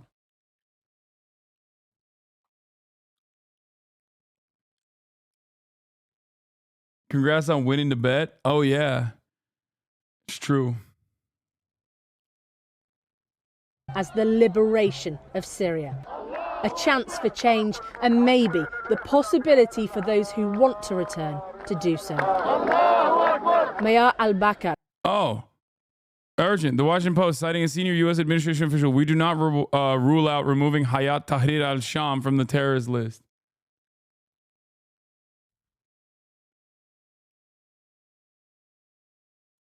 Is a political activist who fled Aleppo in 2015 after government forces came knocking on his door. I have a mixed feeling. I didn't sleep for the last 2 days. I was just watching the news every single moment, waiting for this moment. We are in a very historical moment. We have so much hope, we hope for better future for Syria. Then there's Abdul Karim, a neurosurgeon whose 2 little girls were born in exile. We've been really displaced again and again. So my first daughter was born in Turkey, my second daughter was born in London, and I can't believe that at this moment, that we've been waiting for this moment for not only 14 years, I would say for 54 years, Syrians are waiting for this moment. So I really can't describe how I feel, happiness, optimism, definitely, but really a promise that we will go back to build our country. A new generation hoping to get to know Syria for the first time. I don't remember anything of my country, so being able to see my country for practically the first time would be absolutely amazing. I'll get to see all my relatives back home. I'll be really happy, really excited. Some 20,000 Syrian refugees were resettled in the UK between 20... It's impossible not to feel joyous in this occasion, for sure. I'm just still very worried about what is to come. But yeah, I totally get why people will be fucking excited at the prospect of being able to return to their homes, return to their country. 2014 and 2020. Many of them never wanted to leave their homes and never imagined that they'd be living here now. And that's why across the UK, so many turned out today, including in Manchester. In West London, Syrian and Iraqi Christians came together to worship. For those in the Syrian Orthodox Church, they hope that reassurances that all will be protected will be honoured in the mosaic of faiths that make up Syria. Do you think many Syrians who moved to the UK will now want to return to Syria? I think our people, they will have to wait to see what will happen. If safe, democratic, yes, I think majority that return, because our country is beautiful. Sunshine, weather, food, everything is our country.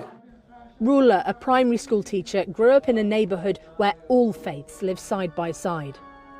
Mixed emotions, I would say, at the moment. We just want the safety for people, regardless the faith, regardless the religion, regardless the beliefs. So many have made their lives here in the UK while watching the horrors of war unfold for their families over the last decade. All while conflicts in the wider region and geopolitics of the biggest players buffeted the possibility for peace and fated their futures. There is still anxiety for Syrian communities in the UK, of course, but now also hope that all Syrians' prayers will be answered. Just want to bring you some breaking news here on Sky News. In the last few moments, we have heard from the Russian state media TASS reporting that President Bashar al-Assad and his family members have arrived in Moscow, and Russia is providing them with asylum. That's according to a source in the Kremlin. It had been the case that Russia had told us that Assad had left Syria, that he had left in an aircraft from Syria, but we didn't know what his destination was, and indeed we didn't know where his family was. There had been speculation that maybe his wife and children had left Syria a few days ago. Russia just saying that all the family were out of the country. Well, now, in the last few moments, as I say, Russians... 97%.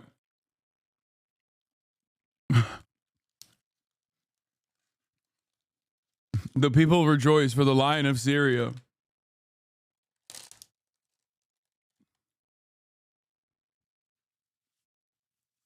The most popular man in any country. State media is reporting that Bashar al-Assad and indeed his family have arrived in Moscow, in the Russian capital, and Russia is providing them with asylum. At one stage, it was thought perhaps they had fled to the other Syrian ally, Iran. Maybe they were getting asylum in Tehran. But no, we are now told that the family is in Moscow. Let's bring in our Moscow correspondent, Ivor Bennett. Ivor, we were only speaking a few minutes ago, weren't we? I'm uneducated on what's to come, but why are we worried about... The question was, I can't find it, but someone asked, I'm really not very educated on the Syrian civil war, but why are we worried about what's next to come? Asking from a place of lack of education and ignorance. A couple different reasons. One,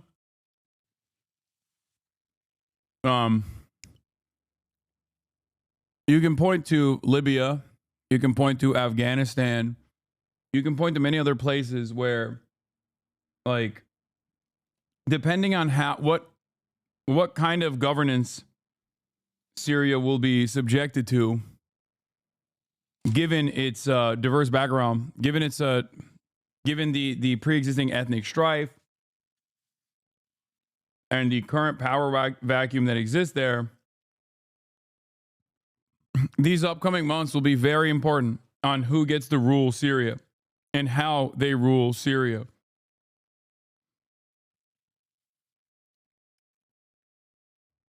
If you have, the former Al Qaeda guys running it, as is being presented as like the senior partner in the coalition forces, I don't think that it's going to be all too positive.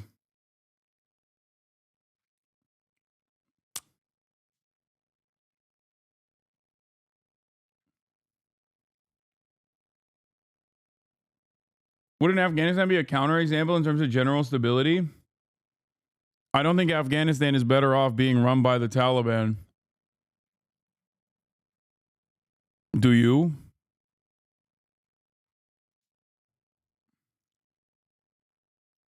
Yeah. It's better off run by the Taliban than being invaded by the American forces. But even then, not by a very wide margin.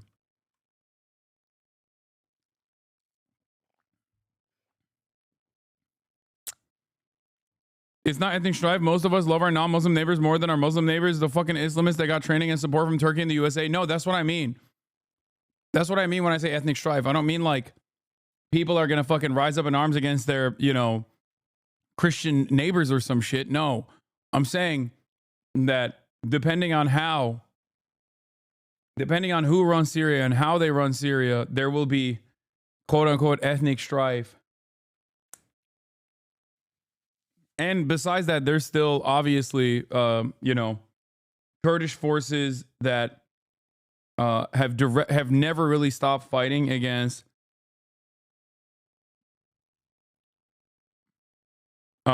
Kurdish forces that have never stopped fighting against the Turkish-backed Salafist forces either. Also, Afghanistan doesn't have a powerfully armed minority like the Kurds in northern Syria, and the Taliban have been around far longer than the HTS, so locals know them better. Yeah. Like, it's kind of crazy because the way that they're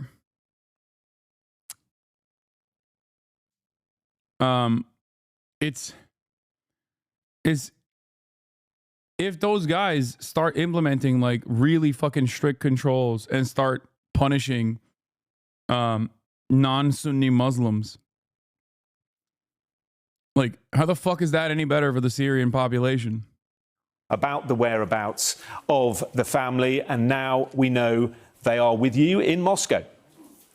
Well, this is only according to one media outlet. This has come from TASS, Russia's state news agency, one of them, and they are quoting a source in the Kremlin, as you say. That is the only report we're getting so far, but it does follow a lot of speculation that Moscow may have offered him refuge this time because... Yeah, when I say Afghanistan, I'm talking about the post-socialist government period, yes. That's precisely what I'm talking about. Yeah.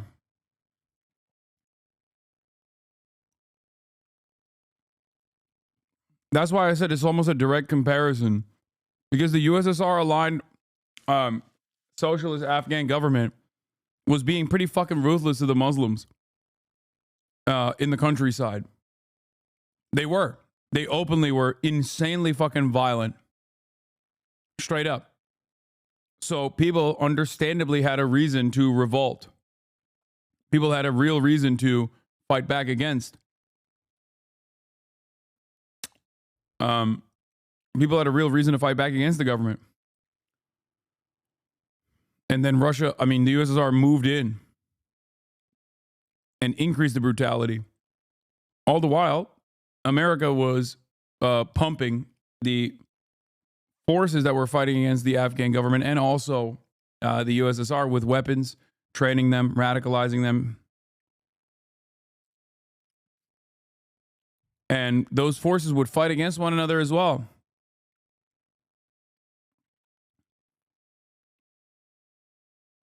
So we shall see. Syria is totally different people. The stakes are different. The involvement is different. But the idea that there aren't like competing militant factions that are competing with one another on ethnic and ideological and religious differences is true.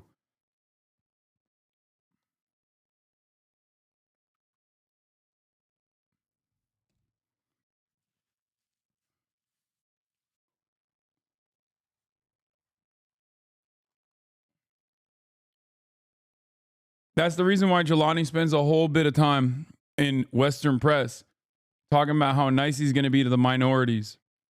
Do you understand? Because that's the major concern that everybody understandably has. About 7 to 10 days ago, there were a lot of rumors that he and his family were in Russia following the rebels' offensive in Aleppo.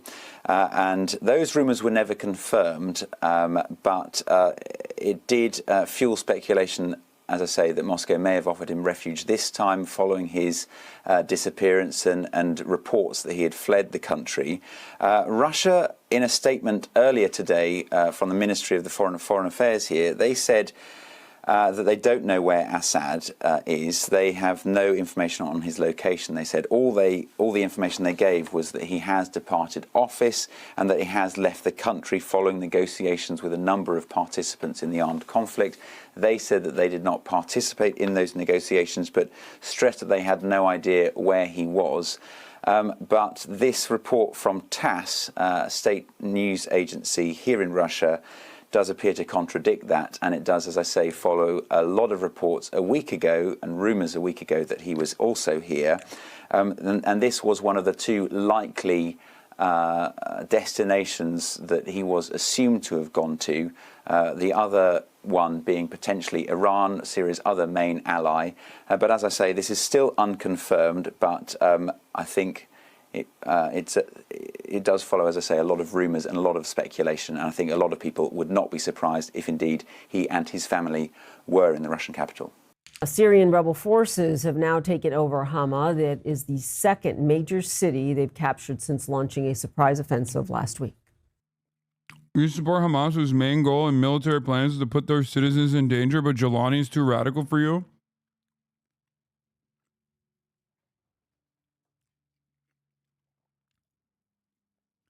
You notice how when Israel was doing propaganda against Hamas, they would say Hamas is ISIS? Why do you think they made that comparison to a much more well-known, much more dangerous faction?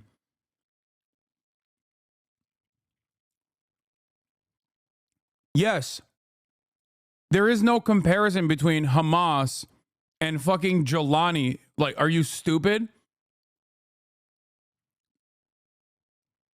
This guy is literally ISIS. The fuck are you talking about? You're like, oh, I can't believe that, like, I can't believe that you would be more critical. I can't believe you would be more critical of fucking Jelani than Hamas. Yes, of course. I think that one singular nationalist movement under permanent sovereignty by a foreign occupier state is infinitely better than a American-backed terror cell that has beheaded fucking Christians and shit. What the fuck do you mean? Just because he says he's woke now doesn't change that equation for me. I'm going to be skeptical until proven otherwise. And I hope I'm wrong. But that's an insane fucking thing to say. You, like, a lot of these people that claim that I have no real positions and I'm simply anti-America, unironically are projecting because they are just pro-America, unconditionally pro-America. Huh? American-backed Hamas throws gay people off ledges, man. You're doing it again. You're doing ISIS propaganda, comparing Hamas to ISIS at the behest of defending an ISIS guy. You're doing it in the chat right now. That's insane. You are literally doing this. You are deploying this at the behest of defending a guy who literally did that.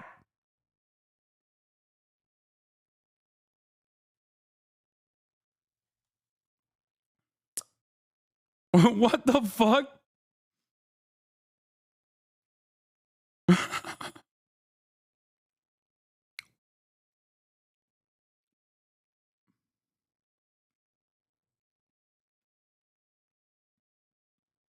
Nah, you know who's the real ISIS? Not the former ISIS guy, but Hamas.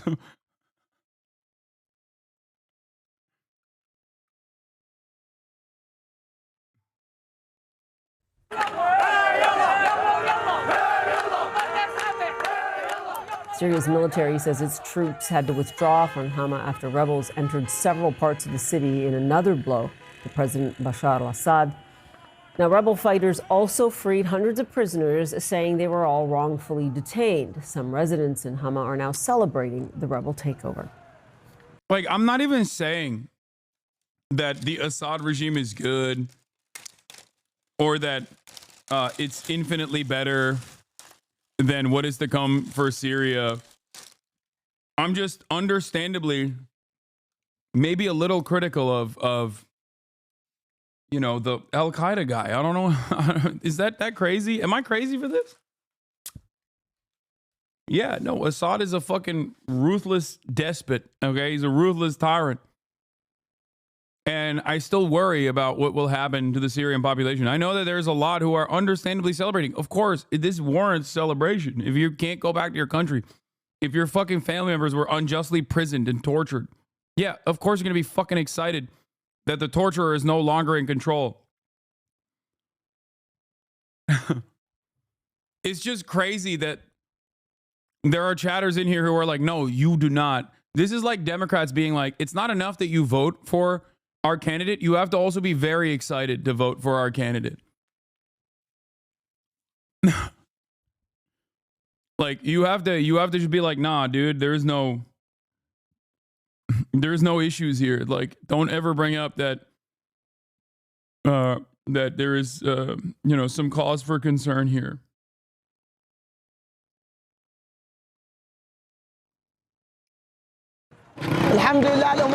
Thank God, we've been waiting for this day for a long time, and we're all coming out on the street. This is the happiest day for us.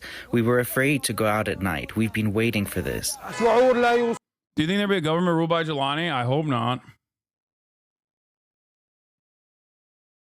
Feelings that can't be described. It's been 50 years we've been suffering injustice and crime and oppression. This is a historic moment, a priceless moment. Priceless moment. Now, rebels are vowing to push further south to Homs. That is the next major city on the road to the capital, Damascus. CNN's Jemana Karatse sat down for an exclusive interview with the main rebel. People are saying it's ridiculous that you said Israel is helping ISIS in Iran. Until Hasan learns to be quiet when he doesn't know what he's talking about, he will just keep making these mistakes over and over again. Just take some time off stream and read up on it, or don't open your mouth about other countries and their people at all. Wait, what? What an incredible research process. Uncritically accept the most obvious information from chat, embellish and conclude that HTS is directly in coordination with Israel. Wait, what the fuck? Why do these guys consistently fucking just, I don't know, maybe from a place of their own ignorance, like act as though certain things that have happened in the past are not real, with the full-blown knowledge that other people don't know?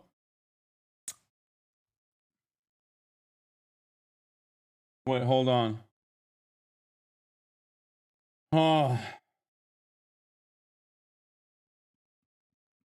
I'm going to call an Uber for my dad. 1. HTS is former Al-Qaeda and ISIS. Number 2, the Al-Qaeda and ISIS equivalents in the region have absolutely collaborated with the Israeli government. I understand it's easy to people to dunk on Twitch streamers in these clips. There's actually reason to believe that Israel at least has tenuous partnership with HTS. If you don't believe Hasan, maybe the ex-Mossad head from 8 years ago will convince you. Okay, you say no. Why didn't Al-Qaeda link jihadist groups in Syria fight against Israel as it committed genocide in Gaza and slaughtered thousands in Lebanon? Because Israel armed and supported them. Don't believe it? Here's the former head Mossad Ephraim Halevi admitting it. There have been reports that Israel has been treating wounded Syrian rebel fighters in its hospitals on the border, including fighters from Nusra Front, which is, of course, the Al-Qaeda proxy in Syria. Do those reports worry you that Israel's helping wounded Al-Qaeda-aligned fighters? As I said before, in a different context, it's always useful also to deal with your enemies in a humane way. And I think that when you have people who are wounded and you can deal with them in a humane way, the considerations as to whether to take them in are not simply whether it's politically useful or whether it's politically So it's purely humanitarian, you say. So there's no tactical or political strategic... Why do people who say do your research don't understand that, like, maybe they should do their own research sometimes? Like, I mean, this is just one guy, but we've covered this extensively. Yeah, Vice did a documentary on it. Syrian fighters rescued by the IDF, the war next door. Thank you, Elent News.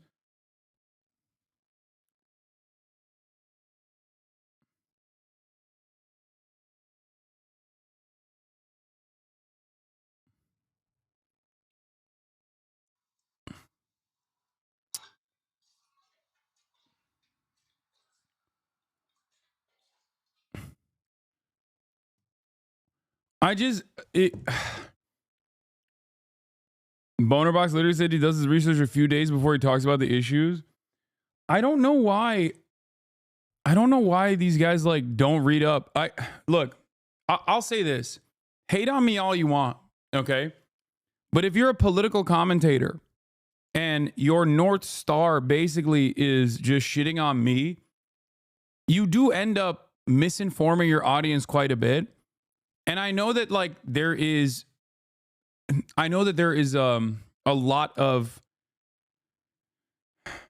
there's a market for this kind of commentary. But if your goal is to at least like do better propaganda or to a certain degree educate your to educate your followers, you're going to end up,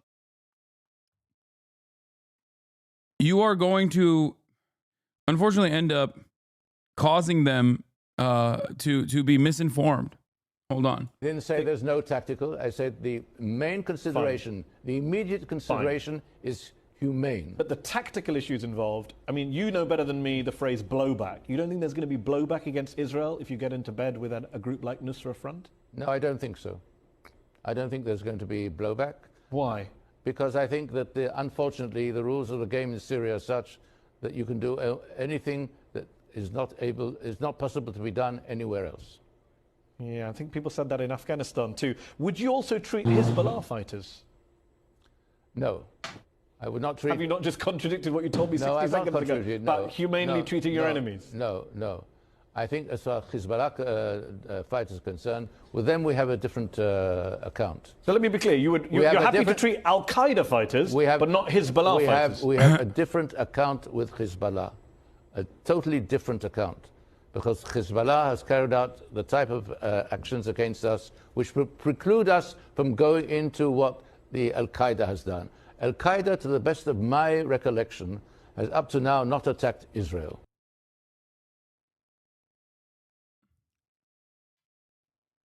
Yeah, I mean, that's like... That, to me, I feel like is interesting, right? Wait, what the fuck? How do I... Yeah, the enemy of my enemy is my friend is the attitude here, which is why I think it's like really weird that these guys don't know that and are like openly posturing as though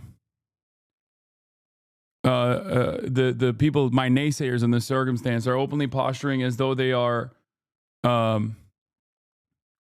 though I'm wrong. Like, very weird. He won't respond to this. He's only interested in picking off the worst opinions and trying to dunk on those. So Israel treating 5,000 people, including civilians, some of whom were FSA fighters in a period before HTS was even formed, is supposed to be evidence of Israel coordinating with HTS 10 years later. Come back when you learn that not all Arabs are the same, Lamau. Yeah, I don't think all Arabs are the same.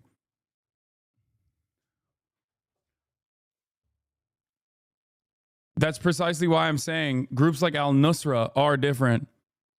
You know, groups that are directly Salafist, engaged in global jihad, engaged in ethnic cleansing, regardless of their change of attitude against other parts of the movement, like Al-Qaeda, that still doesn't, you know, that still doesn't change this outcome.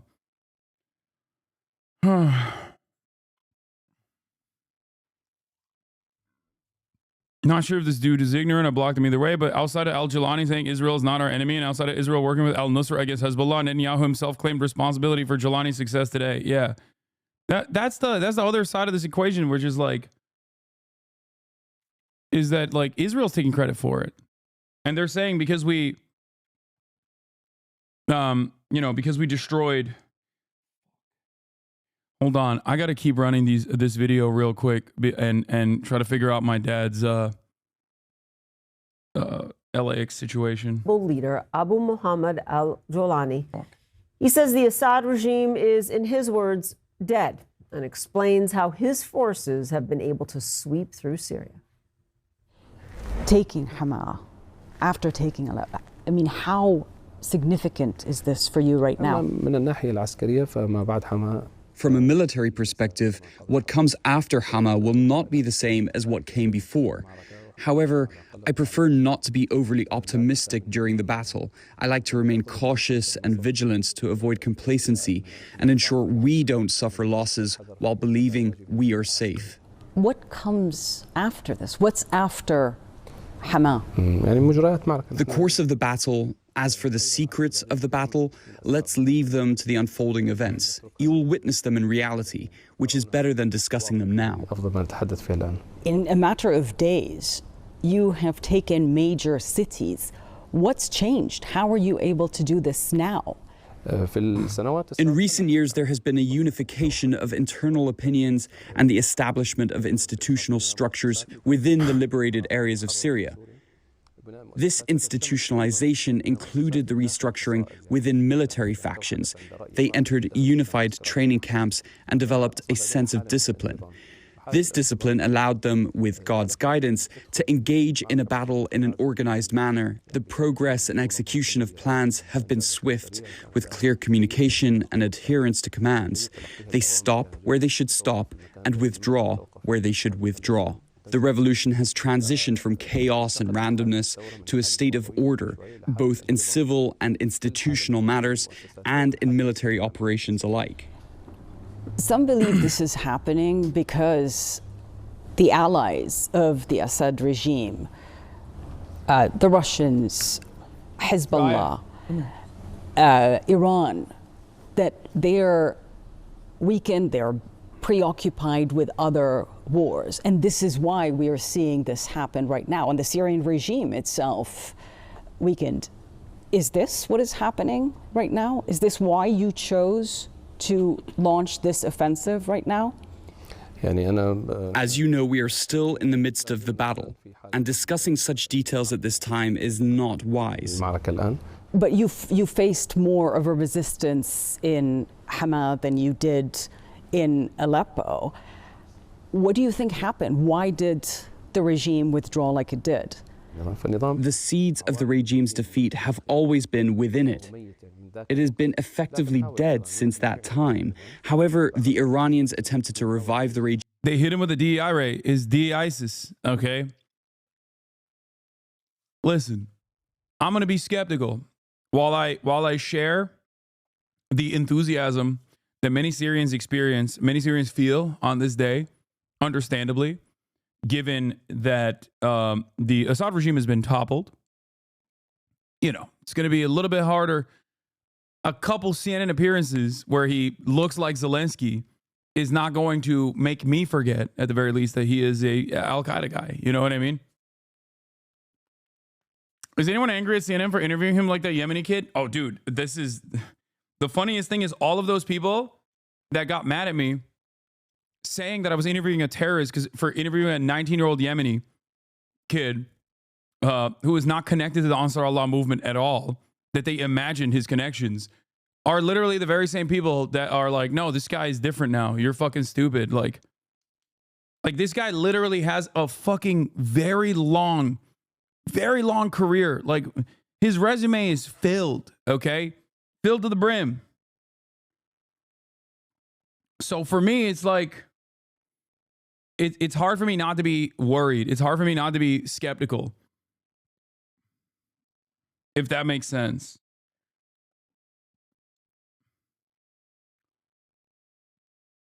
Regime buying it time, and later the Russians also try to prop it up. But the truth remains, this regime is dead. In the last year, it seemed like Bashar al-Assad survived the war. He was welcomed back into the Arab fold and on the world stage. The Arab countries' evaluation of the situation was mistaken.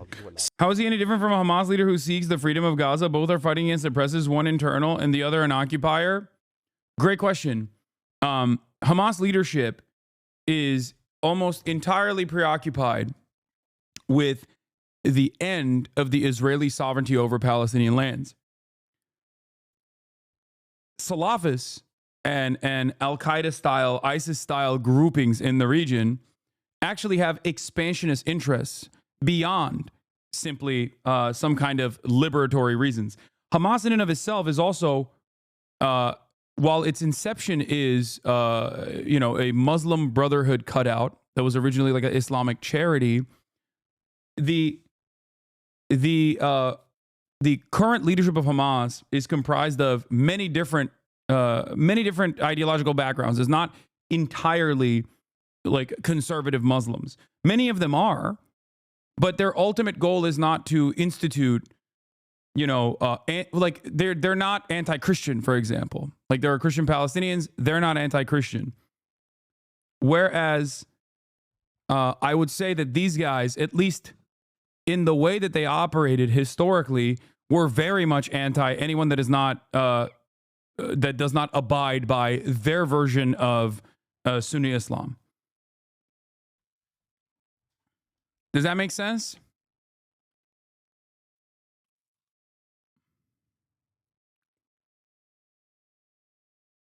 ISIS sees Syria as a base before expanding. Hamas sees Palestine as their home. Very different reasons for fighting. Yeah. Muslim Brotherhood is not remotely comparable to ISIS or Al-Qaeda. No, I'm not saying it's comparable. I'm stating that while the origination of Hamas comes from Islamist fundamentalists. Like, it's true. These guys are fundamentalists ideologically. Okay. Their actions and their goals are entirely different. That is the reason why Jelani had to disavow not only his former acts, but also has had to say over and over again that they are no longer interested in global jihad.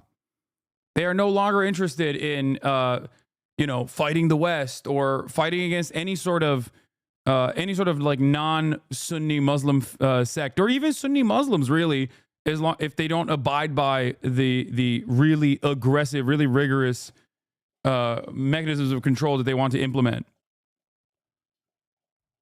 You have to look at what is changed here. And if you want to understand what has changed here, okay, in his attitude, in the way that he presents himself, in his ideology, you'll probably develop a better understanding of like what my criticisms are, at least.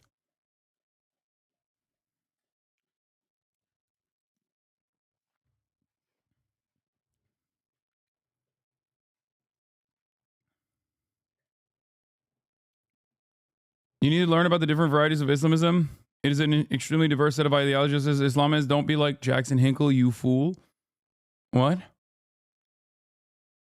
I use Salafis or ISIS or Al-Qaeda as a catch-all, for the record. Regardless of the different opinions between like Wahhabists and the like. No, he's not wrong. Like what he's trying to say is that there are ideological differences. And I'm still talking to a Western audience and trying to explain this to the best of my ability to a Western audience that does not understand any of these distinctions. And I'm trying to use comparisons that will help people understand.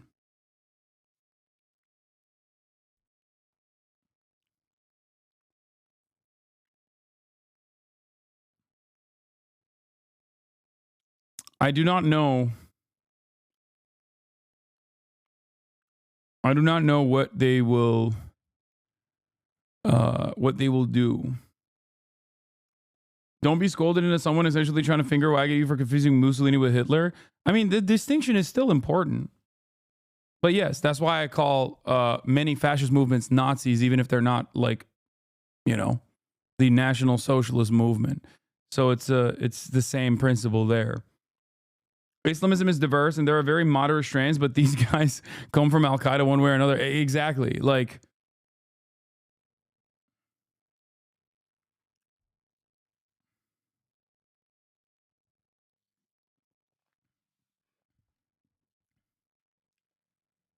there's infighting there for sure. There were infighting amongst the Mujahideen factions as well in Afghanistan. So there's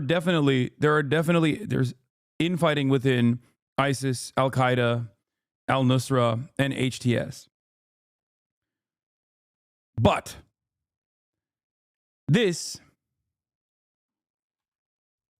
is hard to ignore. Okay?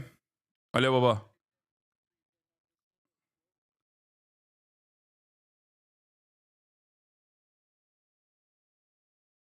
Some Arab countries try to separate the regime from Iran's project. This is impossible. Even if the regime wanted this, it can't implement it. It's a subservient relationship. Iran can disengage from the regime, but the regime can't.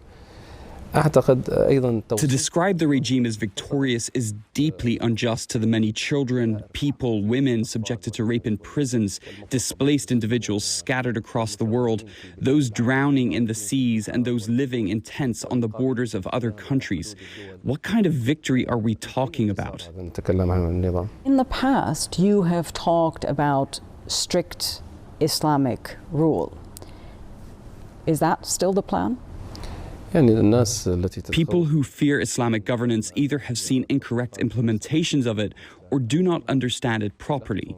We are talking about something that aligns with the traditions and nature of the region. The most important thing is to build institutions. We are not talking about rule by individuals or personal whims. It's about institutional governance. Syria deserves a governing system that is institutional, not one where a single ruler makes arbitrary decisions. Many Syrians are happy and will be happy to see the end of the Assad regime, but they're also... Yeah, he read Why Nations Fail, and you can tell. Okay, he is a firm and committed institutional defender. He has become a liberal institutionalist, yes.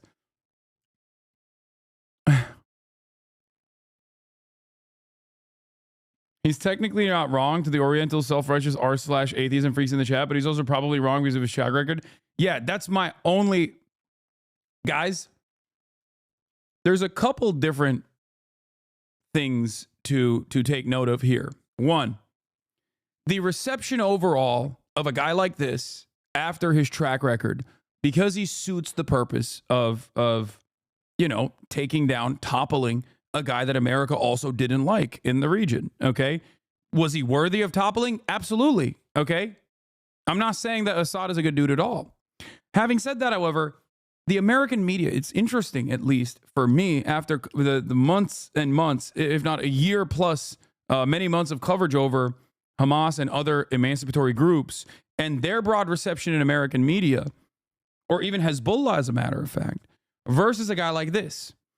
When you look at a guy like this and how quickly Western media will present him as a Zelensky-style person, a moderate with a deep, dark past that he has overcome and has changed his attitude on, I think it's important to take note of why Western media is so quick to recognize him as not a guy who was literally a fucking former Al-Qaeda ISIS guy, like a high-ranking Al-Qaeda guy, but instead as a moderate revolutionary figure that is abiding by the wishes of the Syrian population.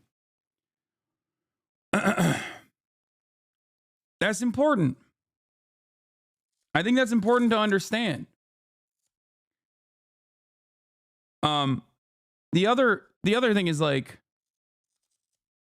the other thing for me at least is like, I'm going to be always a little bit skeptical of a guy like this. It's just, historically speaking, groups that America's aligned with, and I guess like the only group that I wouldn't say this for is the Syrian Defense Forces, and they are also obviously backed and trained by the American government, and yet I think that they are much more reasonable, much better overall than what this dude is doing, or what this dude has done in general.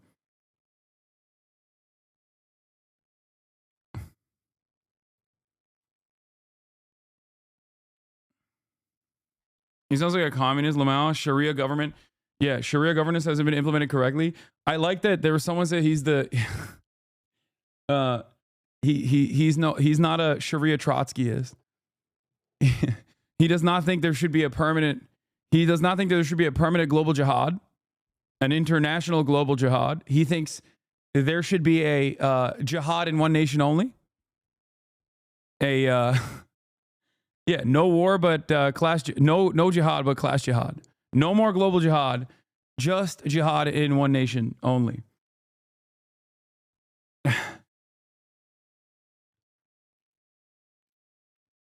You're not wrong about this new guy, but it's witnessed by many people that Assad is a mass murderer and has done horrible shit. Yeah, I know, but you're not going to see any. You're not going to see any criticisms from me on that front. I'm not going to. I mean, that's correct. You're right. And I have mentioned it time and time again. I'm simply stating that I am, you know, we'll see. We'll see what happens.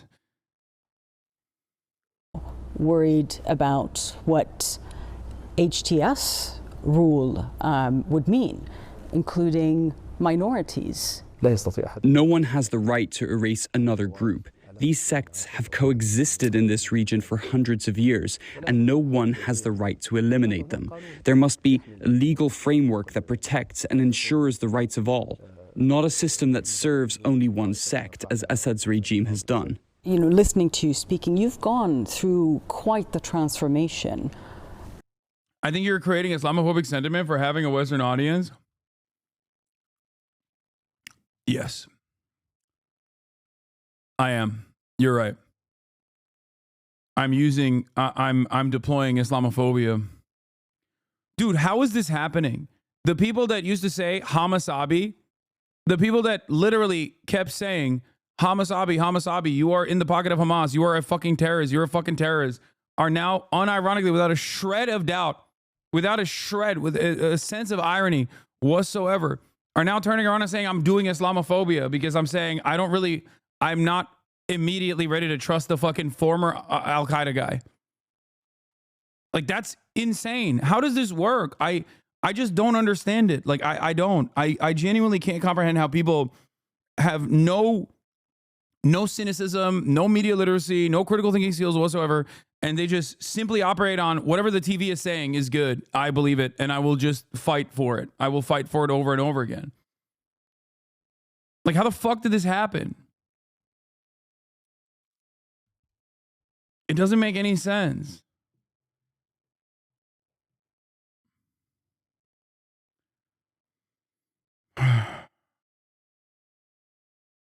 I don't get it. I'm Syrian family still living there. They have the same takes. I don't think you're wrong. Yeah, I just like it's still like they no longer are going to be harmed by the Assad government. That much is true. That's good. Okay, that's a good thing. Having said that, when I say I'm a little skeptical, I'm a little worried about the future prospects, not only because of HTS and the former actions of Jelani, but instead also because of like the Turkish-backed militias there that also have a shit ton of Salafis in them too, directly matched up against the Kurdish militias that America also funds and offers training to, is still worrisome in terms of in terms of what Syria will look like and what kind of potential civil war can happen in Syria again. Okay?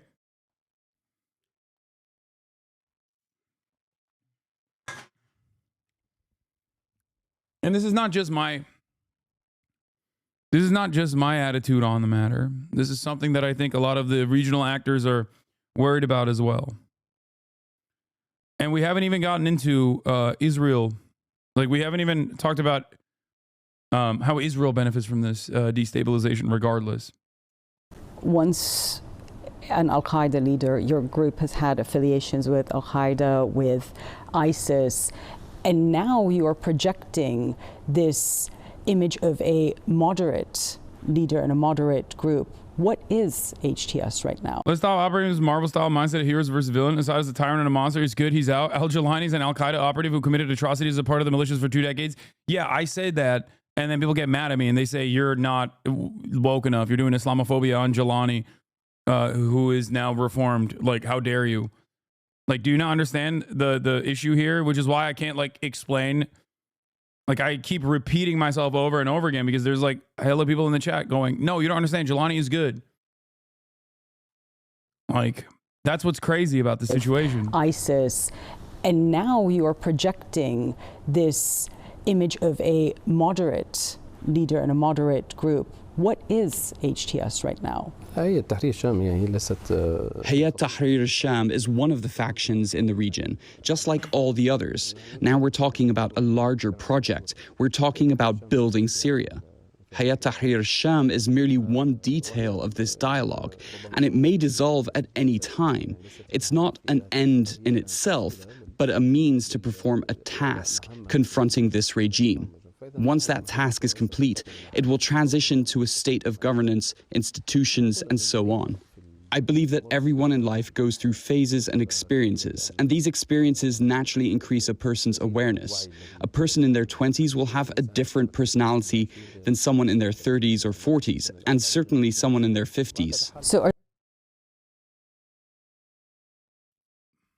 That's crazy, man.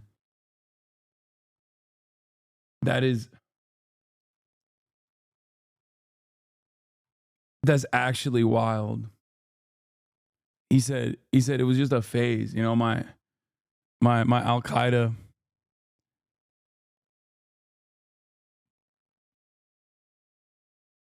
my moment, my Al-Qaeda moment was just a phase. You have the same take as him when it comes to being reformed? I do.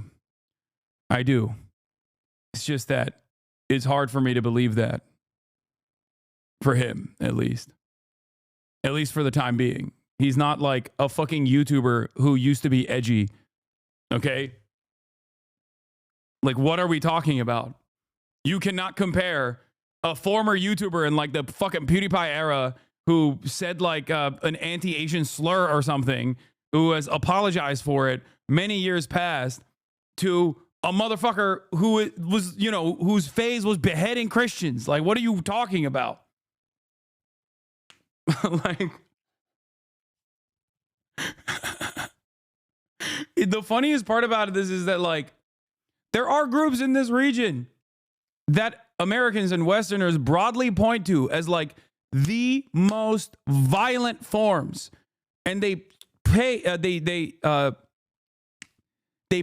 the entirety of Islam with this broad brush. They say, oh, you like Hamas? Oh, you want to behead gay people and then throw them off rooftops? And it's like, and then there are dudes who have done that, and they're like, no, but those dudes are reformed.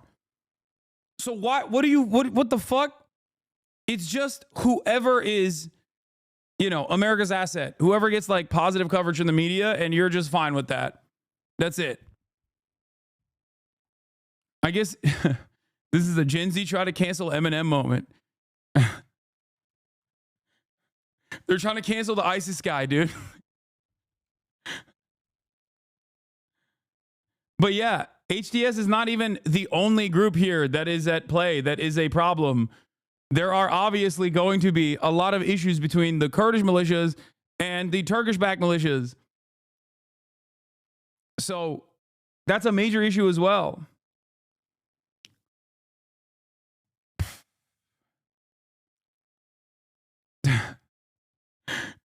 These people used to say I'm a pan-Turanist and also a neo-Ottomanist who wants to restore the Ottoman Caliphate. And when I actually because they haven't paid attention to my criticisms of Turkey's actions in Syria beforehand, okay, specifically against like the Kurdish areas, specifically against the Kurdish territories, they now are unironically taking the pro-Turkey position. If I was a secret Erdogan supporter or a secret neo-Ottomanist, this would be a fantastic opportunity. I'd be like, this is great. Erdogan has shown once again that he is the guy in the region, okay? He is the fucking man in the region after this past week. Straight up. He packed that shit up. He did.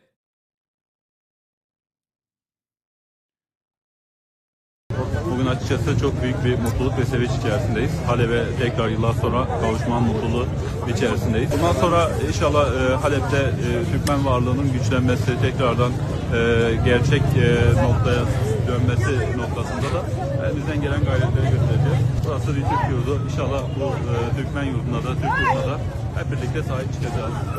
Bizim için önemli bir süreç aslında. Yeah. Erdogan is like, bro, what the fuck are you talking about? He's like, no, we want to put the Syrians. He's like, yeah, it's... Türkmen nüfusu var Suriye'de, Irak'ta, yeni mi öğrendin? Onlar oradalardı hep. Yeniden kurtarılması. Neyse, bir şey söylemeyeceğim. Mücadele bugün itibariyle başlıyor. İnşallah en yakın zamanda hep birlikte Halep'te görüşmek üzere. Hoşça kalın sevgiler. Yeah, he just flashes the For living in that region under U.S., which is worse than Al-Qaeda, he, of course, might follow unknowingly wrong paths. I don't think ISIS would say that. Now they don't believe any of the bad beliefs I say let's wait and see. He's done. What? I say let's wait and see if he even be the one to control Syria. Let's just wish for the Syrian good people and fuck Israel and Assad. Yeah, except, you know, I don't think these are the guys who are saying fuck Israel. That's my point. But, you know.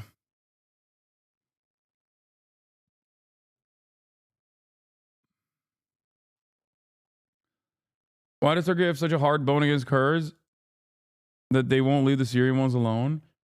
There are a shit ton of Kurds as an ethnic minority in Turkey, and any sort of nation state project for the 35 million ethnic Kurds that live in diaspora that don't have a nation state for themselves is always going to be a significant threat, political threat internally.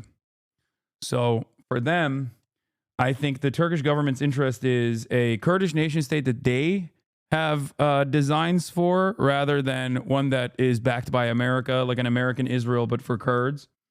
So that is, you know, they will consistently continue to dominate all of the areas where Kurds live. And that's it.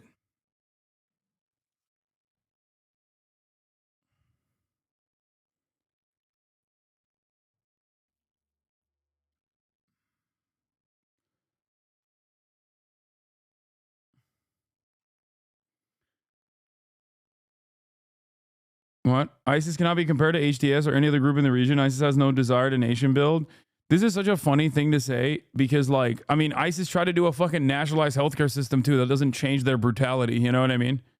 Like, I remember a time when ISIS literally stole the NHS logo when they were trying to do woke NHS.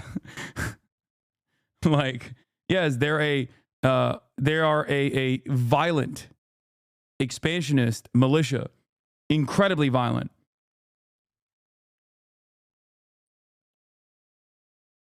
But to say that they have no interest in like nation building, you just don't agree with it, and I don't either. But you know, the name Islamic State is literally in the name. The second S is state. That's what the first S comes from. The second letter in ISIS is literally state. Okay. Are those days behind you?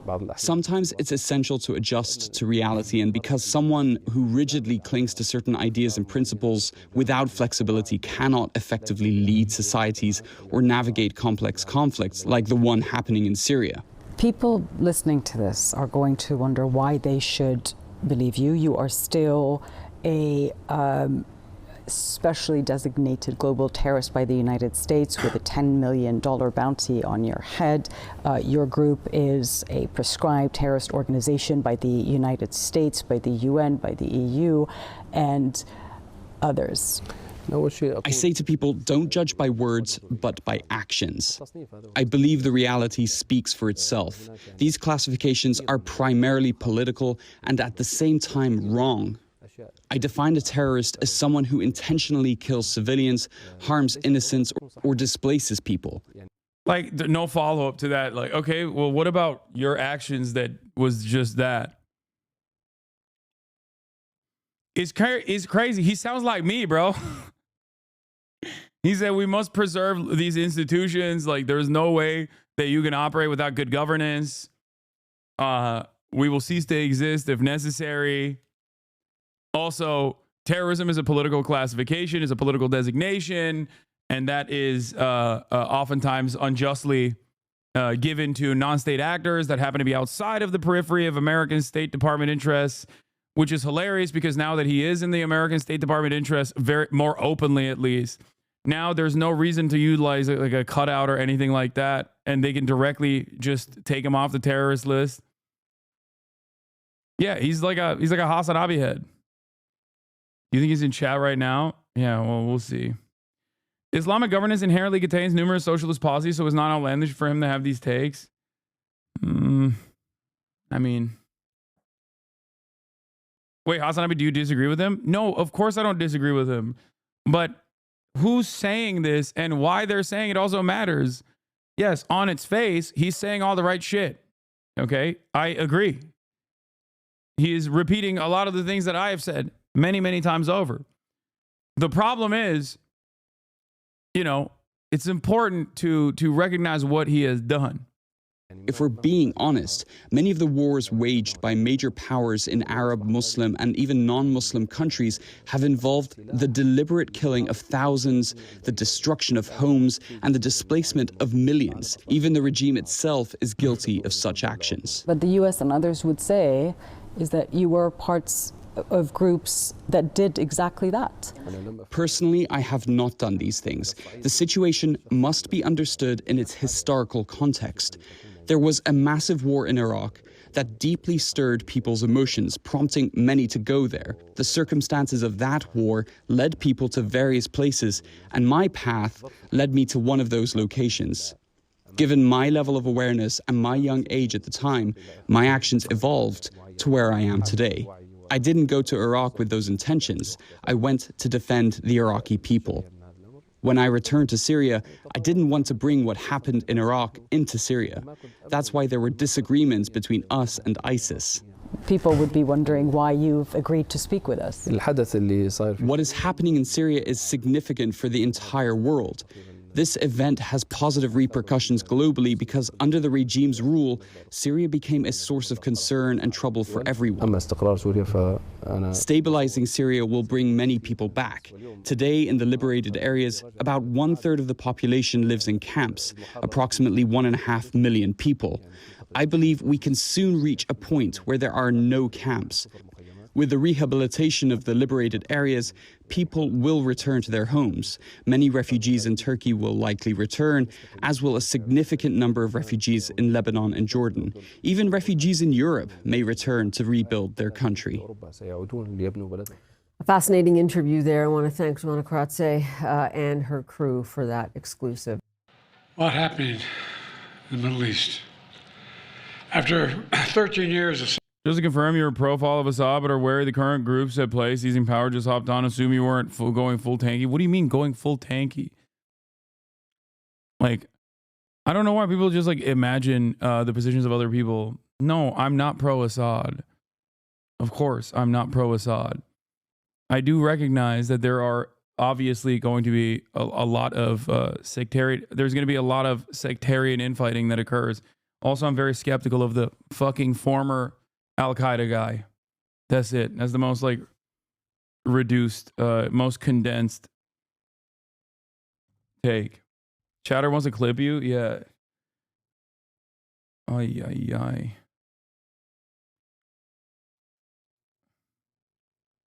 You think he's telling the truth? No, I don't think he's telling the truth. Civil war in Syria. More than half a century of brutal authoritarian... I don't think he's telling the truth. No, I've seen this play out so many times in the same fucking region, okay? You offer training and logistical support to these groups, and they're very violent. You use them to your advantage in destabilizing certain countries. Then you turn around, okay? You then turn around and you know, prop them up. You prop them up, or they basically win the infighting that occurs afterwards in the power vacuum. And then they obviously decide that maybe they weren't going to do like neoliberal implementations of institutional defense. Maybe they were just going to do the shit that they said they were going to do and start doing that shit. Okay? And then maybe America, a decade later, is upset because of, let's say, their resentment towards or their mistreatment of like the Kurdish minorities or the Syrian Christian population. I'm just making it up right now. I'm like saying 10 years in the future, these guys are running the show and they start doing horrible shit back to the Christians in Syria. Okay? There's going to still be economic instability. When there's economic instability, ironically enough, that was like, you know, that played a formative role. Climate change and economic instability played a formative role in the Syrian civil war as well. So those problems are not going to go away. In that period of instability, what do the what would this guy do? Who would he make out to be the enemy? I suspect the earlier villains. Okay? either the Kurds or the Christians or, I don't know, some other ethnic or religious minority. Then they start attacking that ethnic and religious minority so viciously that America decides to intervene. Okay? Now they're mad. Now they're mad again. Well, that's how 9/11 happened. Last time, at least.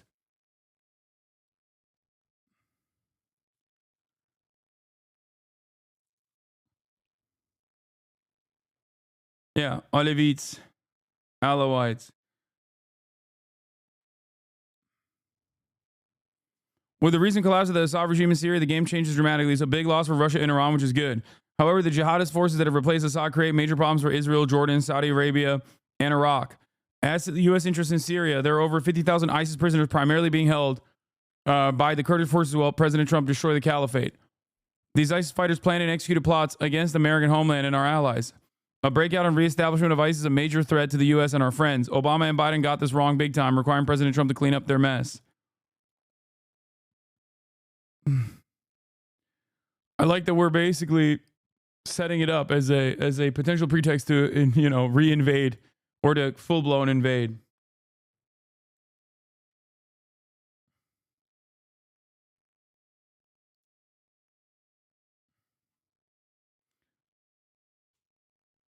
You oversaw the ethnic hate on groups in the region. Muslims and Christians have always coexisted in the region peacefully, especially in Syria. No reason for that to change. Brother, I don't think you understand. When I talk about these kinds of tensions, it's not real organic, okay? It's not organic.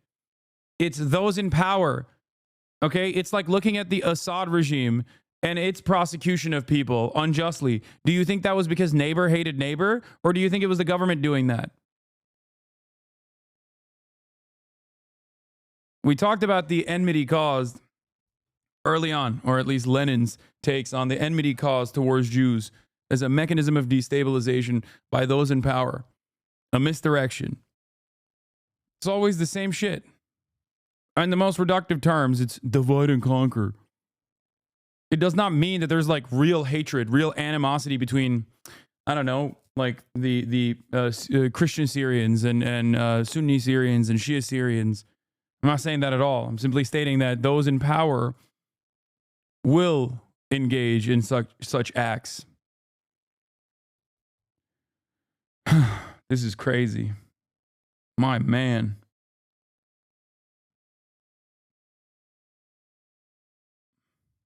Ruled by Bashar Assad and his father before him.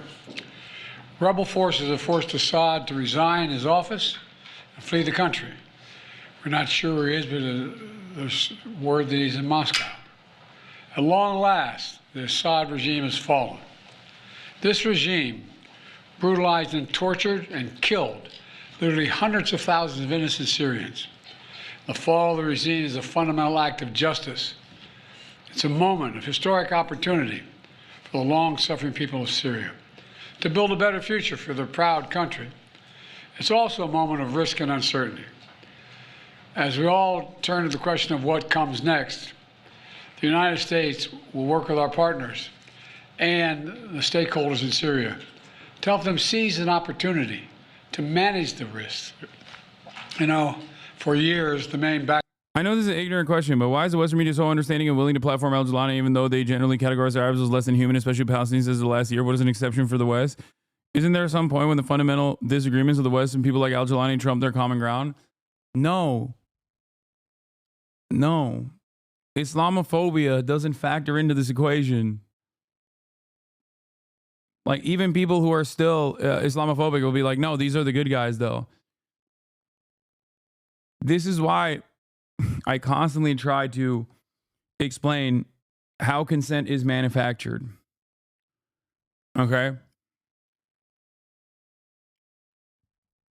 These guys provide utility for American interests. And therefore, the American media has much more understanding, okay? They consider their former actions as shortcomings.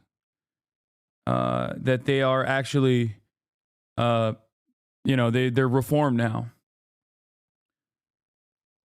No such attitude exists for those who are against America or America's allies. I'll give you one example. Hamas's founding charter had a whole bunch of anti-Semitic nonsense in it. I believe it was in 1988 when they wrote the original charter. It had a sea of not only anti-Israel, but like anti-Jewish statements involved in it. In 2017, Hamas actually changed this charter because they wanted to get international recognition. They said that it was not reflective of their values in general, and they hadn't really touched their charter from the jump. So they decided we're going to be more reasonable in our governance, and also we are going to change the structure of our charter, change it in its entirety. In 2017, they reformed and wrote a new charter that completely carved out all of the, completely cut out all the anti-Semitic shit and basically said, this is just about Israel, yada, yada, yada. Okay? Now, you don't have to agree. You don't have to believe that. Okay? You don't have to believe that at all.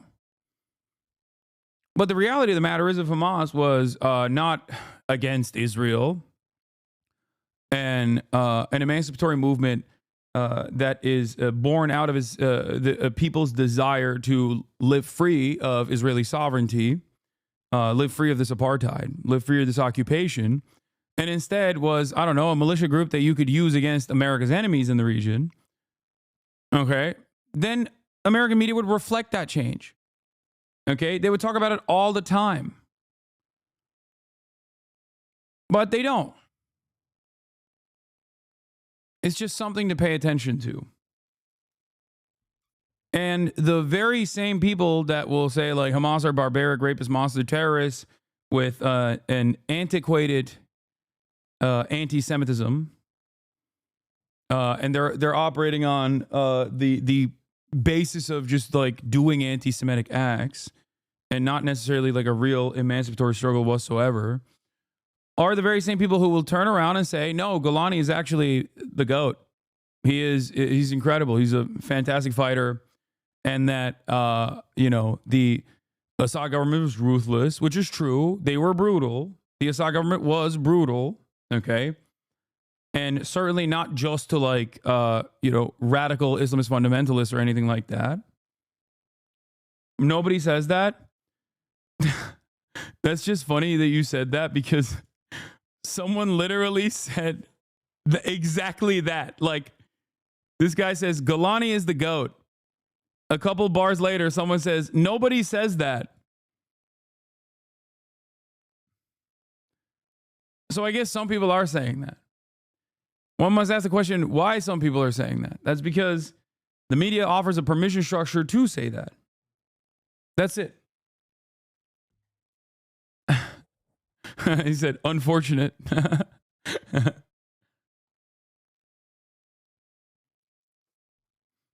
Anyway, I'm simply stating that I am still very much worried. And it's not just Jelani either. My fears are not specifically around Jelani. I think that it's good that many Syrians now feel that they can go back to Syria to be with their families. That's a fucking fantastic thing. That's an incredible thing. It's an incredible moment. It's worthy of celebration. Having said that, however, I don't think the strife is over and the conflict is over. Backers of Assad have been Iran, Hezbollah, and Russia. But over the last week, their support collapsed, all three of them, because all three of them are far weaker today than they were when I took office. And let's remember why. After Hamas attacked Israel on October the 7th, 2023, when much of the world responded with horror, Iran and its proxies chose to launch a multi-front war against Israel. That was a historic mistake on Iran's part. Today, Iran's main territorial proxy, Hezbollah, is also on its back. Only 12 days ago, I spoke from the Rose Garden about the ceasefire deal in Lebanon, a deal that was only possible because Hezbollah has been badly degraded. Meanwhile, Hamas has been badly degraded as well. Iran's own military capabilities have been weakened. Iran tried 2 times to attack Israel, and the United States and built a coalition of countries to directly defend Israel and help defeat those attacks.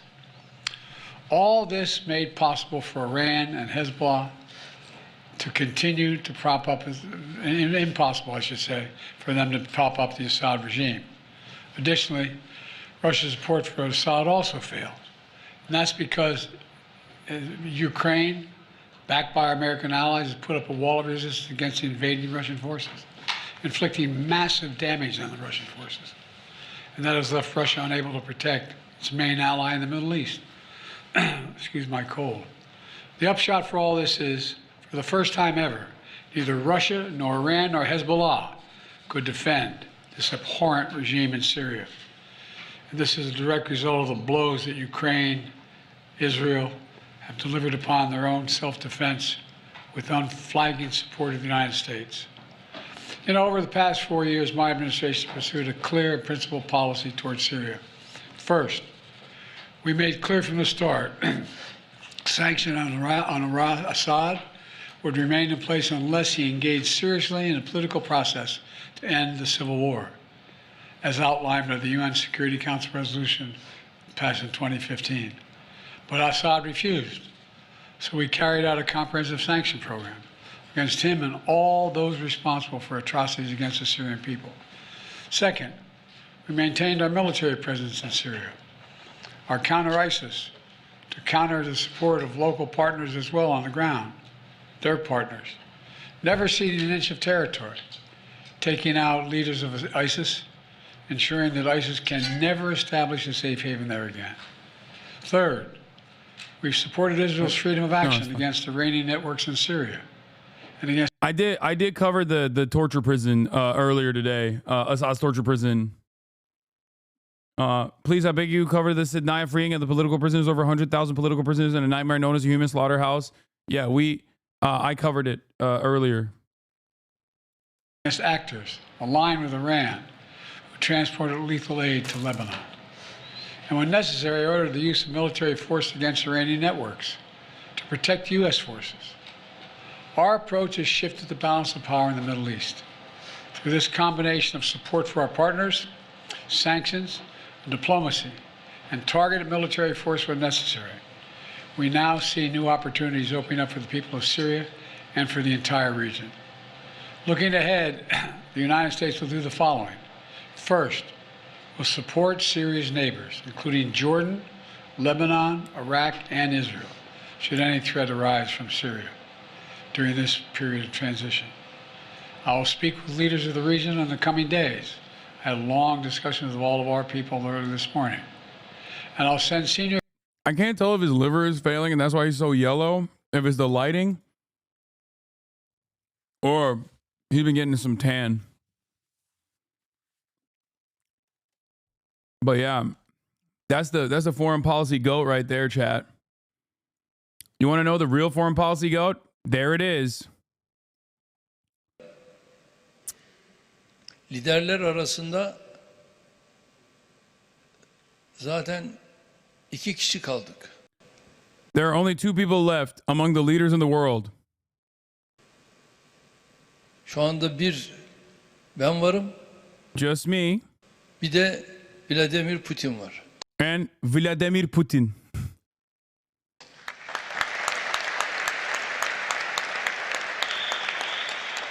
Yani bunu ben olduğum için söylemiyorum.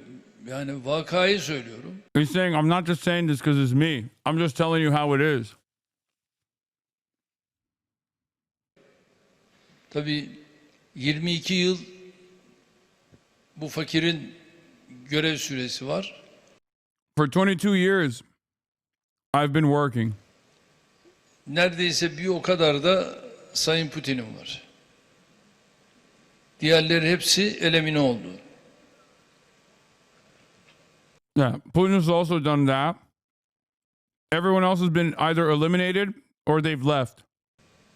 Şu anda tabii süreç devam ediyor. Temennimiz odur ki bu münasebetleri bu diyalog içerisinde sürdürmeye devam edelim. Tabii Merkel'in Almanya siyasetinde onulmaz bir yeri vardı. Saying Merkel is irreplaceable in German politics. Mesela Fakiri niye çevirmedin? As a fake humble. Değil mi? Kendine fakir demesinin sebebi şey. Yani neden kendine fakir diyor bilmiyorum.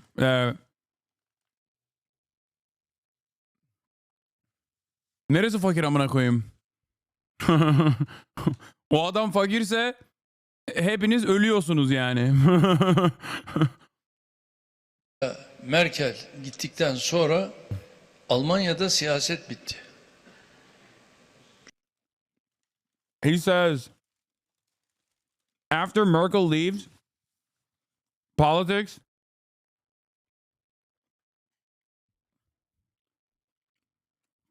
ended in Germany. That's what he said. Çok ilginçtir. Ama ben Almanya'da mesela çok takdir ettiğim, hatta daha ileri gideceğim, sevdiğim bir lider. He says there's a leader in Germany that I actually appreciate.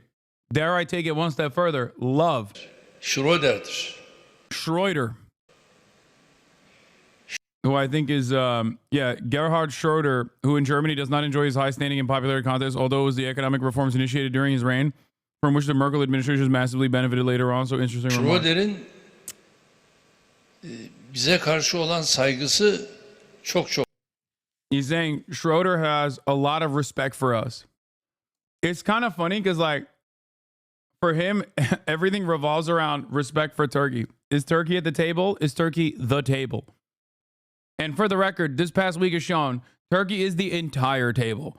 Not just at the table. Turkey is literally the fucking table, and they just flipped the table. Bizi kıskanıyorlar abi. Yeah. Yes, Turkey does have free healthcare. Turkey has a nationalized healthcare system alongside a private insurance, if you would like, as well. Çok farklıydı ve hakikaten iyi bir liderdi. He's saying Schroeder was different and very good. Münasebetleri çok farklıydı. Ve Ramazan'da mesela benim oturduğum masada Schroeder bira filan içmezdi. He's saying during Ramadan, Schroeder used to respect him. Schroeder used to respect him and wouldn't drink beer at the same table that he was sitting at during Ramadan. Again, everything revolves around his own. Everything here, his entire analysis is conducted on the virtue of, do they respect me or not? Böyle saygısı olan bir insandı. Farklı bir insandı. He's a different guy. He had a lot of respect. Bizim mesela Schroeder'le şu anda hala. Okay, he's just still glazing Schroeder. I don't really care. The important part about it was when he said, it's just me and Vladimir Putin. We're the only two fucking leaders. No one else. And he also pointed to his longevity. Yesterday, one moderate rebel leader gave a nice speech. Oh, this is gray zone, so I don't know. Aleppo's Al Ravda Mosque, promising that the Harmony residents, even if they're from any other Muslim sect or Christians or Armenians, today they uploaded a new video showing them beating defenseless Kurds. Yeah, I don't know when that video is from. But I do know that they're already fighting. There is already some infighting happening. U.S. forces conducted over 75 precision airstrikes in central Syria, targeting ISIS camps and operatives. CENTCOM vows to prevent ISIS from reconstituting or conducting external operations.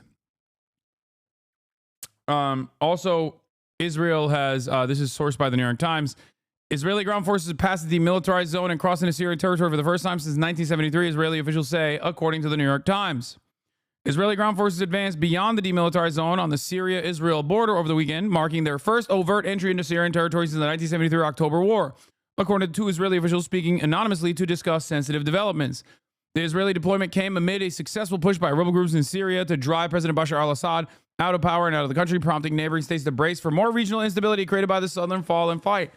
Now, what I don't understand is Israel has collaborated on that same fucking border with al-Nusra in the past, like directly. Something that Lonerbox and all those other fucking losers don't know about, which is why they were criticizing me. But they have directly considered when that video was of SNA fighters, not HTS, by the way. Oh, thank you for course correcting, Elit News. I feel like a lot of people are getting SNA confused with HTS. SNA is the Syrian National Army that is backed by the Turkish. They're still pretty radical themselves. There's plenty of elements within the SNA that are radical, but they are the ones who fucking hate the Kurdish militias. Now, going back to what I was saying about Israel. What was the border scuffle that they had? Or not scuffle, but like Israel al-Nusra collaboration. Let's see. I mean, this is from Al Monitor, but this was the Israel and Jabhat al-Nusra coordinating on attacks in Syria. Israel has arrested a Syrian Druze man who documented contact between Israel and the al-Nusra front. Israel offered medical help to fighters as well. So why am I mentioning this? Why am I mentioning this? They have also given weapons. IDF chief finally acknowledges that Israel supplied weapons to Syrian rebels. Don't believe any mainstream news you read on the internet? Okay, dog. Hasan is not even Muslim anymore. He needs to revert to Islam. If he didn't grow up in Islam, he wouldn't have this opinion on Syria and Erdogan. America has brainwashed him. Wait, what?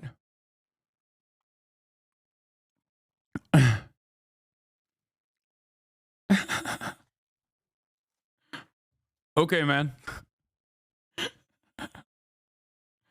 Anyway, outgoing IDF Chief of Staff Gadi Eisenkot this weekend acknowledged for the first time that Israel has indeed provided weaponry to Syrian rebel groups in the Golan Heights during the country's 7-year civil war.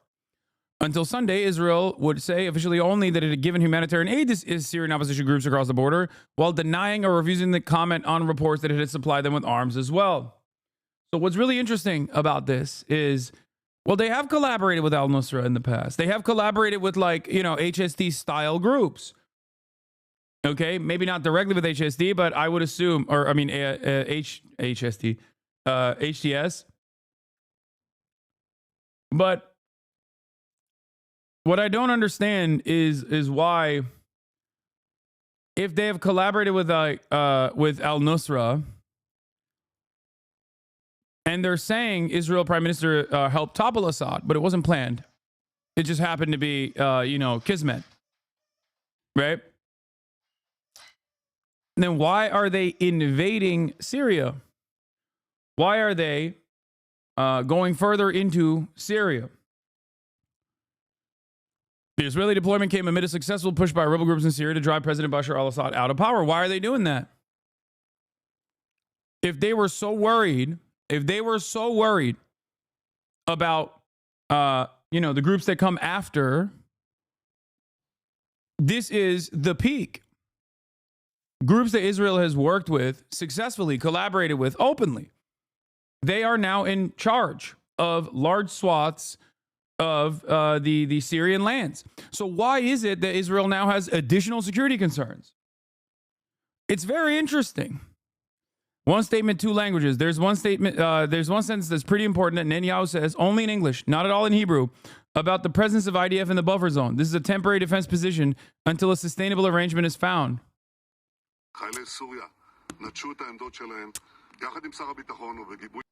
Okay, I can't speak Hebrew, so I don't know. The Syrian army abandoned its positions. We gave the Israeli army the order to take over these positions to ensure that no hostile force embeds itself right next to the border of Israel. This is a temporary defensive position until a suitable arrangement is found. Equally, we send a hand of peace. The Syrian army abandoned. Interesting. Israel, which borders Syria, it has deployed additional forces to the occupied Golan. I just don't personally understand why there would be any additional temporary threats to Israeli sovereignty and security if the guys that they have in the past aligned with are now in control and Assad is gone. I thought Assad was the dangerous threat to Israel's sovereignty and security. And yet, for some reason, Israel's temporary security concerns have once again reared its ugly head.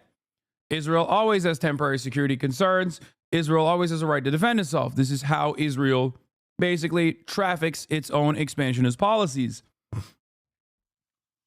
And that's precisely what's happening here.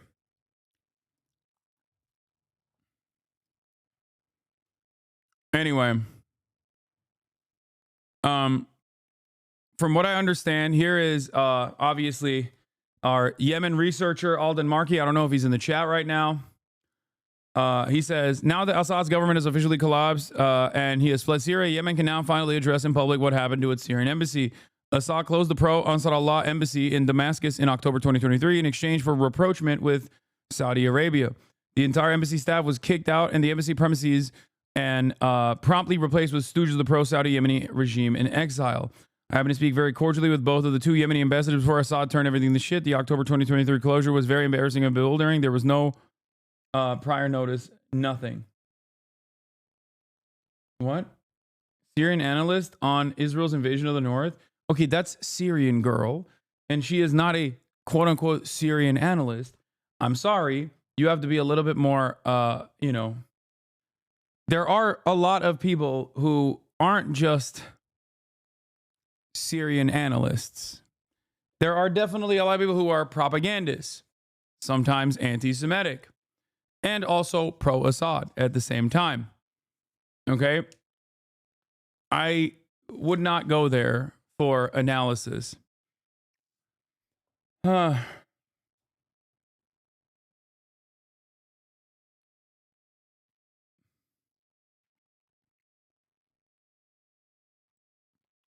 So yeah. It's ridiculous overall. If you care about sources from the Syrian rebels on the ground, let me tell you that their help was a drop in the sea. Your ideas is true that Israel really did want to topple Assad. We would have seen anti-air support and constant PR, but trust me, Israel loves Assad far more than everyone else. So this is also an interesting take as well. And I don't have like a fully fleshed out position on this. I have heard people say this, but I think the reality of the matter is Assad, while incompetent, was still very much a part of the supply chain for Iran, for the axis of resistance in the region. Assad also relied on Hezbollah for defending its position. So I think while he wasn't necessarily pro-Palestinian emancipation, especially the direct issues that the Palestinians had, that Hamas specifically had with the Assad regime, and early on Hamas's support for the revolution, I think caused a lot of disagreements and genuine like a real issue for Assad in general. So while they were still in alignment due to Iran basically utilizing Syria as a way to bring in weapons into the region, they weren't like a major power player. He compromised for literally all sides just for the sole purpose of staying in power. He made so many promises to Israel as we saw them give intel on Iran. This is what the Iranian government is saying as well. They're saying that like Assad was potentially giving Iranian positions away, intel away to Israel. I mean, I don't know. I get it. I mean, he was a fucking major opportunist and really bad. Yemeni officials articulating frustrations that they have with the Syrian government of Assad, the most major one being that they have requested the Syria assist in opening a front in the occupied Golan Heights against Israel, and each time the Syrians refused. Yeah. The wider understanding in the region is that any government in power in the Middle East in some way benefits the American interest and by extension Israel's. Maybe not directly, but some to an extent. And yes, that includes Iran. Yeah, I think at the end of the day, Assad is he doesn't always consistently play ball in the same way that like Gulf states do. And even then, Gulf states don't always consistently play ball in the way that America wants, which is why Israel has to be there. So if you don't consistently play ball with America and Israel, then you will get toppled inevitably, especially if you already are a brutal tyrant And due to your brutality, there is a very valid reason for people that want to topple you. America will always go in and use that to their advantage.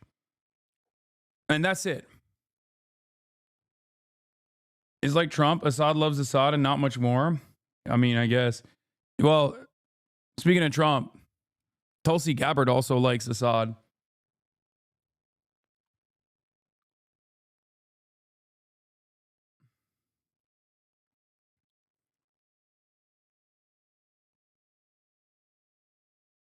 Yeah, I am not just posting this here for the chatters. Please never go to her for analysis. She's a genocidal maniac. Okay, Elent News, let's be real. There's a lot of fucking genocidal maniacs on OSINT Twitter, okay? Many of them overwhelmingly are genocidal maniacs at the behest of Israel, so it doesn't track in the same way. But I am pretty consistent in my position of not listening to any genocidal maniac, whether they are ostensibly on my side of any sort of political struggle, which she is not, regardless. But let's make no mistake, okay? I know what OSINT Twitter looks like. They fucking comprised entirely of genocidal maniacs of different varieties of things, or of different ideological background. The Heights area, and during the last year is understood to have carried out several airstrikes on groups which support Hamas and Hezbollah as its wars in Gaza and then Lebanon were underway. The Israeli military is also reported to have struck Syrian military compounds near Damascus early today, including weapons depots. The Israeli Prime Minister Benjamin Netanyahu posted these comments on the fall of the Assad regime in Syria to his social media accounts. This is a historic day for the Middle East. The collapse of the Assad regime, the tyranny in Damascus, offers great opportunity, but also is fraught with significant dangers. This collapse is a direct result of our forceful action against Hezbollah and Iran. I also do hate that he's so happy about this. Like, it does benefit him. Instability in the axis of resistance supply chain, regardless of Assad's lack of interest in helping Palestinians, instability in the axis of resistance supply chain is good for Israel. So for him, this is fantastic. They've crippled Hezbollah's leadership. They've bombed every fucking Shia village in southern Lebanon. So now the Lebanese economy is already destroyed, and now they have to do a period of reconstruction to make sure that they, to make sure that that people can still survive in that area. And now the last vector of instability, a massive country in the region that was utilized as a part of the Iranian supply chain, is no longer controlled by a guy who is somewhat unstable from his perspective. Assad's main supporters. It set off a chain reaction of all those who want to free themselves from this tyranny and its suppression. But it also means we have to take action against possible threats. One of them is the collapse of the Separation of Forces Agreement from 1974 between Israel and Syria. This agreement held for 50 years. Last night it collapsed. The Syrian army abandoned its positions. We gave the Israeli army the order to take over these positions to ensure that no hostile force embeds itself right next to the border of Israel. This is a temporary defensive position until a suitable arrangement is found. Soon before Erdogan's assault in Syria, Netanyahu literally threatened Assad and his beast, saying he's playing with fire. Yeah, because Erdogan and Benjamin Netanyahu are this, bro. This. They are. Recep Tayyip Erdogan is a servant of Western interests. It does not matter that he plays both sides. It does not matter that he has trade relations with Russia. It doesn't matter that he has trade relations with China. Recep Tayyip Erdogan oversees the second largest military in NATO. Recep Tayyip Erdogan oversees America's nuclear arsenal in the Incirlik base. Anyone that tries to tell you that Recep Tayyip Erdogan and Benjamin Netanyahu are not directly aligned only hear what he has to say in public, and he has all the smoke for Israel in public. He always says, fuck you, Israel. You are Satanyahu. He says a number of different things. And yet, the oil and gas that Israel needs to power its energy grid, I believe around 30% of it still comes through Azerbaijan, through Turkish ports, directly into Israeli ports, or directly through pipelines. Okay? Israel uses a radar in Turkey to protect the sky. That too. Turkey has also always trained Israeli Air Force fighters. That is incorrect. No, it's not. It is not incorrect at all. You are just oblivious. Okay? This is service level conspiratory thinking. Nothing I said is service level conspiratory thinking. You're coping because you want Erdogan to be this, liberator in the region. You want to fantasize. You want to fantasize that Recep Tayyip Erdogan is going to, I guess, like restore the Ottoman Caliphate to its glory or some shit, okay? That he cares about the Ummah. Turkey and Israel are at odds? No, they're not. Turkey and Israel have never been at odds, and they will never be at odds. No, Recep Tayyip Erdogan is simply responding to the pressure, the real pressure of the Turkish population. The Turkish population hates Israel. Whether they are Islamists themselves, which, are important to Recep Tayyip Erdogan's winning coalition, okay, of voters, or whether they are, people that are interested in the emancipation of Palestinians. This means that there are a shit ton of people in Turkey that want Palestine to be free. Recep Tayyip Erdogan has to respond to these demands because, after all, while he is authoritarian, there is still some semblance of democracy in Turkey.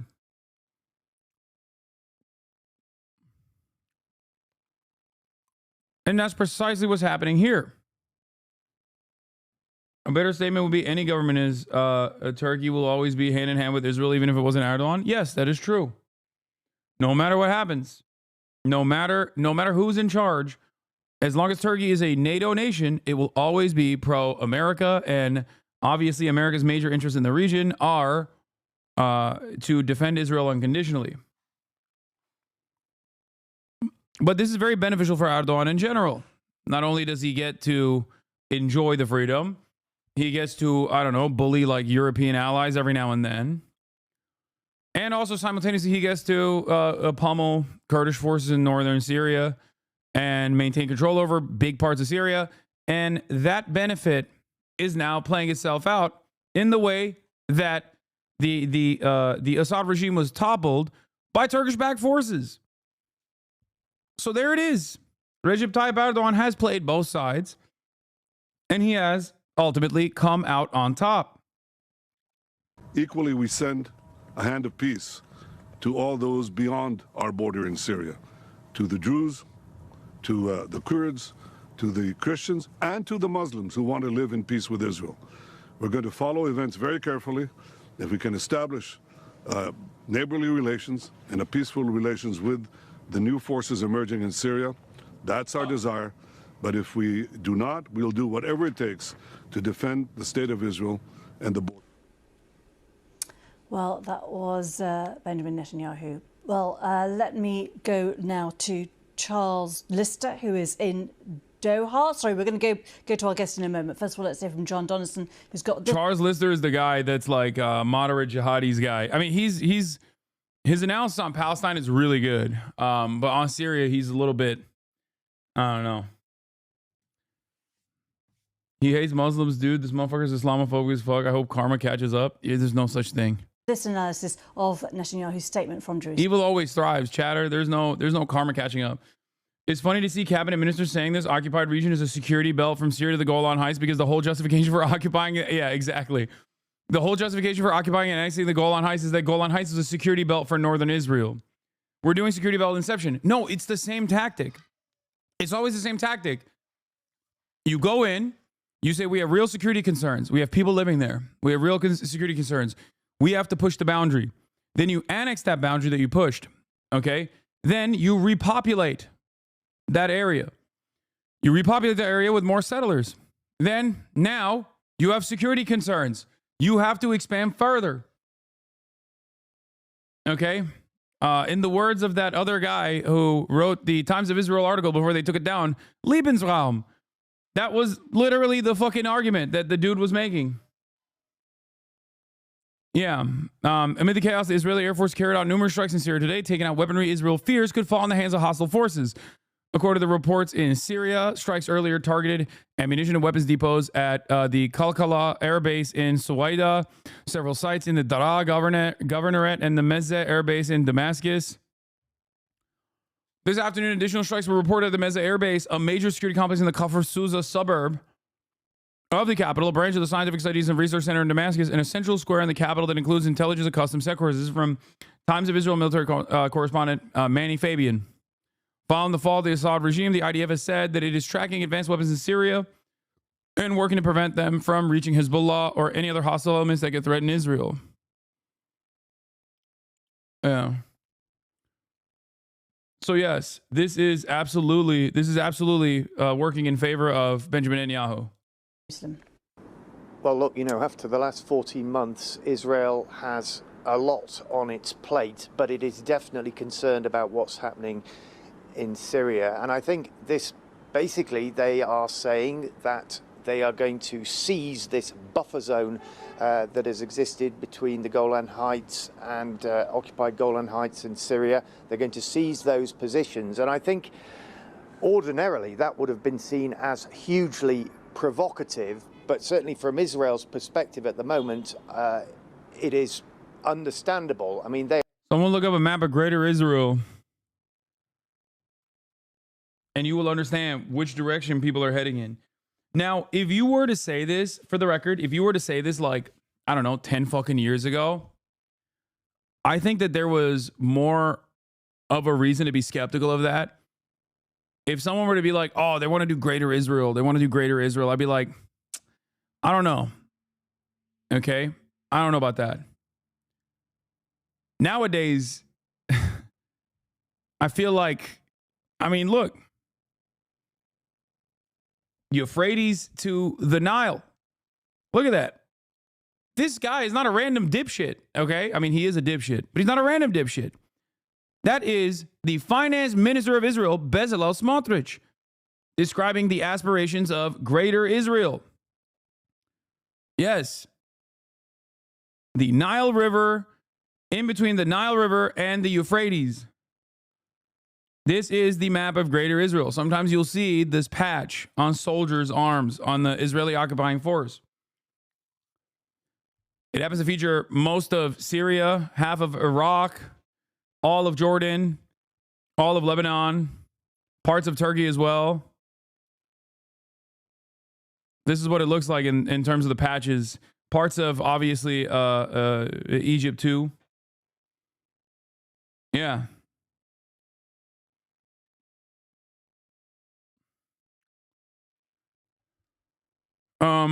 I believe it's also in the Likud charter too. Yeah, also Saudi Arabia to a certain, Saudi Arabia too.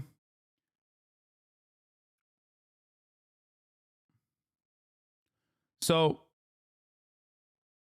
where does this originate from? I think it originates, I don't know. It's like the Bible, I think. I don't fucking know. For evangelical Christians, they believe that the Greater Israel, like this land between the Euphrates and the Nile River, belongs to only Jews.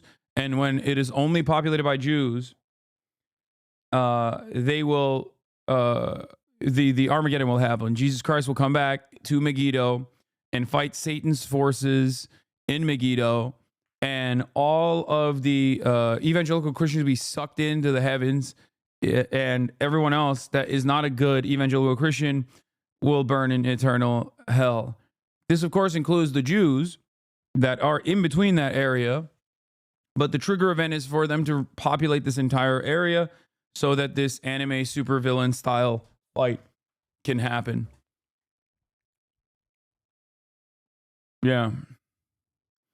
I think they're mostly focusing on their political capital on northern Gaza as far as settlements go at the moment. Some groups do photo shoots in southern Lebanon and left, but northern Gaza and the Netzadim corridor are where our eyes should aim at right now as far as that goes. Yes.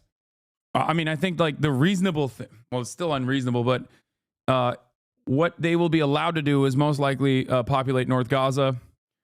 As I have said, as they've shown their interest in bringing in settlers and utilizing the occupied or the currently ethnically cleansed parts of North Gaza and repopulate it with settlers. So they're already doing that.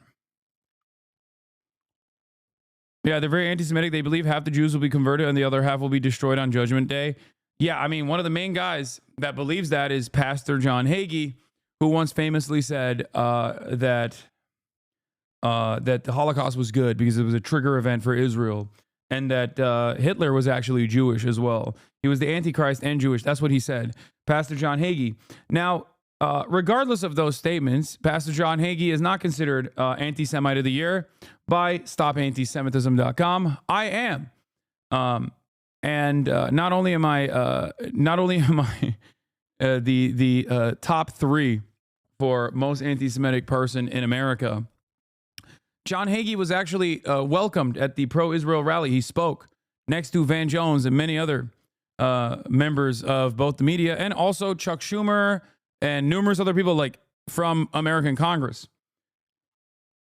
So remember when people are like, you know, remember that when people talk about, like, when people cynically talk about anti-Semitism in an effort to deflect away from valid criticisms of Israel. They are very concerned about who these rebels are. They're concerned about... Oh, yeah. Jay-Z is accused of sexually assaulting a 13-year-old in a 2000 incident along Sean Diddy Combs in an amendment lawsuit. We'll take a look at that in a little bit. Chemical weapons falling into the wrong hands, and they don't want the rebels operating right on their border. So, you know... Look, this is bullshit. They didn't have rebels operating right in their border as a concern at all before. They literally welcomed it. Okay? So the notion that they now have an issue with the rebels operating on the border is bullshit. Here is senior editor of 972 magazine, okay, Ben Reif.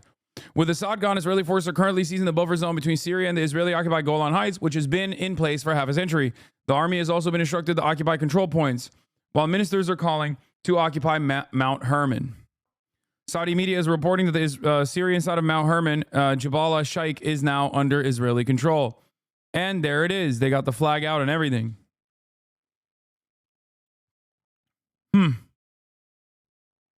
Look, Israel is fighting wars in Gaza. The one in Lebanon has only just finished, but it does seem like it's willing to engage with Syria as well. We've just had a note from the IDF warning people in 5 villages in southern Syria to stay indoors for their own safety because Israel could be preparing to make strikes there.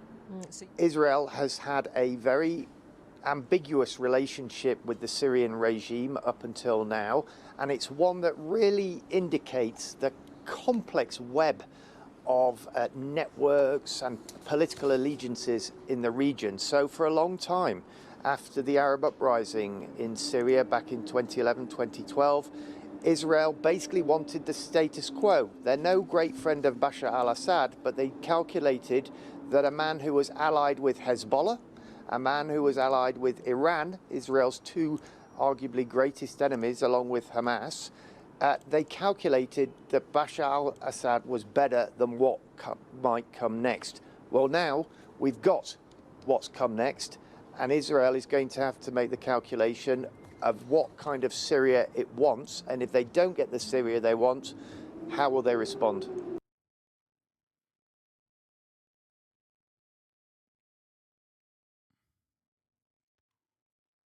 Bombing Damascus, taking a photo with the Israeli flag on Syrian territory is a provocative way to greet the new regime on its first day. I assume that Israeli decision makers have already calculated that they can't have peace with any regime in Syria and are sending a message. I mean, I think they're just flexing. How the fuck does a whole ass country fall in a single week?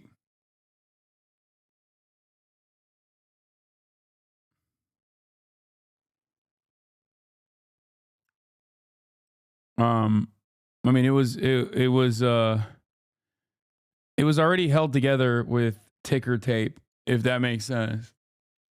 it wasn't, you know, there has always been, at least for the past decade, there's been like a very strong, resilient anti-government movement in the country. There's a shit ton of Western efforts, Western involvement that propped up some of these groups and armed them. You know, there it is. You have a massive country that is a border nation to you, and I'm not even talking about Israel here, that has also consistently utilized its own militia forces inside of your borders. You know, Erdoğan'ın bir zamanlar Büyük Ortadoğu Projesi'nin eş bakanı olduğunu söyledim mi? Baktığında başta söylediği her şeyi eninde sonunda yapmış oldu. Gelecekte Kıbrıs'tan bile bir parça verebilir. Böyle bir şeyin olabileceğini düşünüyor musun? I don't know.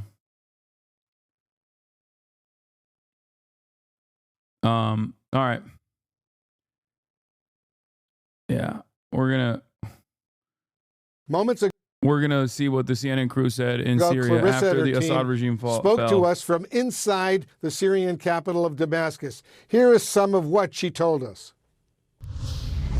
It's a little bit eerie, certainly, and there's definitely a sense when you talk to people that they're delighted, but they're cautious, they're concerned. What comes next? Will there... Yeah. Why are they cautious and concerned?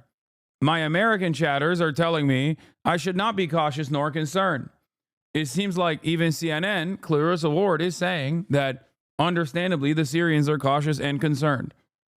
Be chaos? Will there be lawlessness? Will we see more looting like we saw today? But if you have that other clip pulled up, I just would love our viewers to be able to see the scene at that border crossing as we pass through it. Again, it was already dark, already past curfew, very, very quiet. An HTS militant in Damascus says we will declare an Islamic caliphate and pledge allegiance to the Muslim caliph in order to fight the Jews. Yeah, right, dude. Sure. There's got to be someone who's like pro-Assad that's claiming that. And I don't mean that they're not like anti-Semitic or whatever. I'm sure plenty are. But they will never, I don't think they'll fight Israel at all. You're out of your fucking mind if you think that they're going to fight Israel. Once again, Israel has strategically offered support to al-Nusra in the past. That's just not a real thing. Quiet and just nothing like we've seen it before. The only real evidence we saw, Wolf, of any struggle to finally take Damascus, to finally oust Bashar al-Assad, was a tank in the road below a torn poster of President, or I should say former President, Bashar al-Assad. Take a look at that clip if you can. So we're just crossing now into Syria. It's astonishing to see. It's absolutely empty. The border points before, there would have been soldiers, there would have been border guards. Now there is absolutely nobody from the Syrian regime. Just a few friendly people waving us through. And honestly, the last time I came down this road was back in 2011. I was leaving Syria. I had been undercover in Damascus, posing as a tourist, went back into Lebanon, and I never went. The chief of staff of the Israeli occupation forces, Herzi Halevi, announced that starting Sunday night, the IOF will begin combat operations in Syria. Aldan Markey says Jelani now has a chance to prove the national character of himself and his forces. No. And this would be tremendously beneficial for him. If he wants regional recognition, look at what the Ansar Allah administration got in terms of positive coverage from the entire region. Because of their blockade on the Red Sea and because of their military campaign against Israel. If there is no easier way, well, Kai was barking with my dad. There is no easier way to gain immediate legitimacy other than in the region, other than attacking Israel immediately. The reality of the matter is he will not do that. It just will not. There is no way.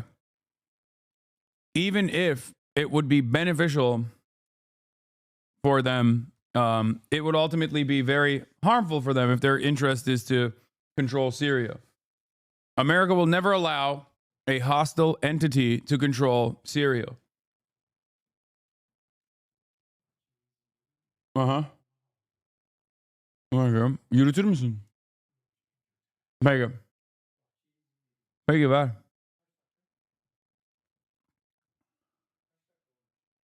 Ne bileyim gönder.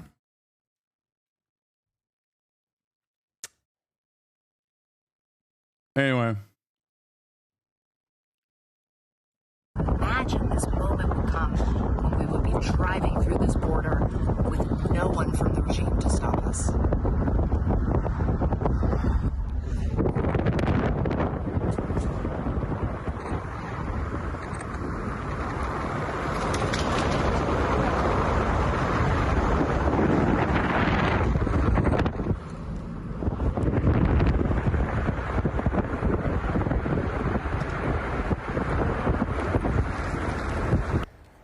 And Wolf, my cameraman, Scott McWhinney, just found this on the ground, literally, as we were listening to that clip.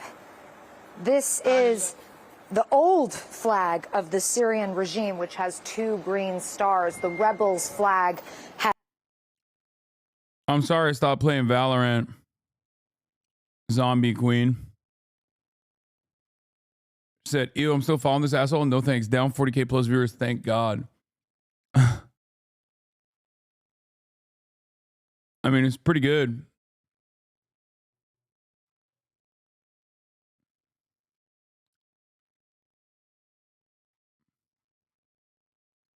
I'm sorry for no longer playing Valorant. I'll get back one day.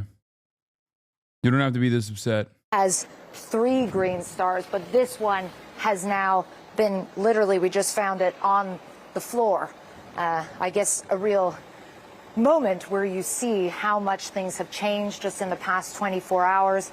In terms of the security situation on the streets, I would just add, we anticipated that we might see quite a lot of checkpoints as we came into the city. We didn't. We did see a group of men. They did not appear to be armed, but they asked us what we were doing, where we were going. And now that we are sort of ensconced in our place where we're staying for the night, we have seen a couple of patrols. I saw 2 men armed, and I went up to them and asked them where they were from. They told me they were from Idlib, which is in the northern part of the country. And we saw a man on the street go up and wanted to pose for a photograph of them, which I think sort of speaks to the moment. There is obviously jubilation, elation, but also this sense of you can't compute. It was so fast, so breathtaking. It's astonishing. And I think people are taking some time to try to process the magnitude. Keep in mind, Wolf, we're talking about 53 years of Assad rule, 53 years of a brutal police state. And I can't tell you how many Syrians have said to me, Wolf, that, you know, we understand that there are concerns about the rebels and the makeup of the rebels and the fact that some of them are Islamists and some of them are even jihadists or have been affiliated with al-Qaeda or prescribed organizations. But let us have this moment. Let us celebrate the fact that this brutal dictator who has ruthlessly killed hundreds of thousands of people, who has gassed children with lethal nerve agents, who has... Syrian rebel commander urges Israel to support uprising, strike Iran-backed forces. In an interview with Tal, a fierce Syrian army officer expresses hope for friendly relations with Jewish state, warns of Iranian militias propping up Assad. They will come for Israel too. Yeah, anyone that thinks that these guys are going to fucking attack Israel, at least in the next 4 to 5 years, are crazy, in my opinion. I think, like, at most, this will be like a 9/11 style situation against America, more likely, and maybe even Israel, perhaps. Right? But I do not foresee this. I do not foresee this becoming a immediate, like, oh, we took control over Syria, and now we're going to use that control to, like, attack Israel.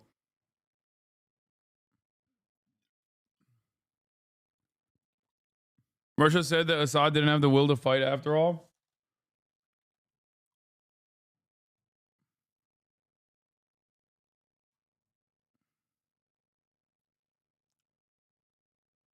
Yeah. All right, let's continue. Locked people in prisons and tortured and beaten them to death, that he is finally gone.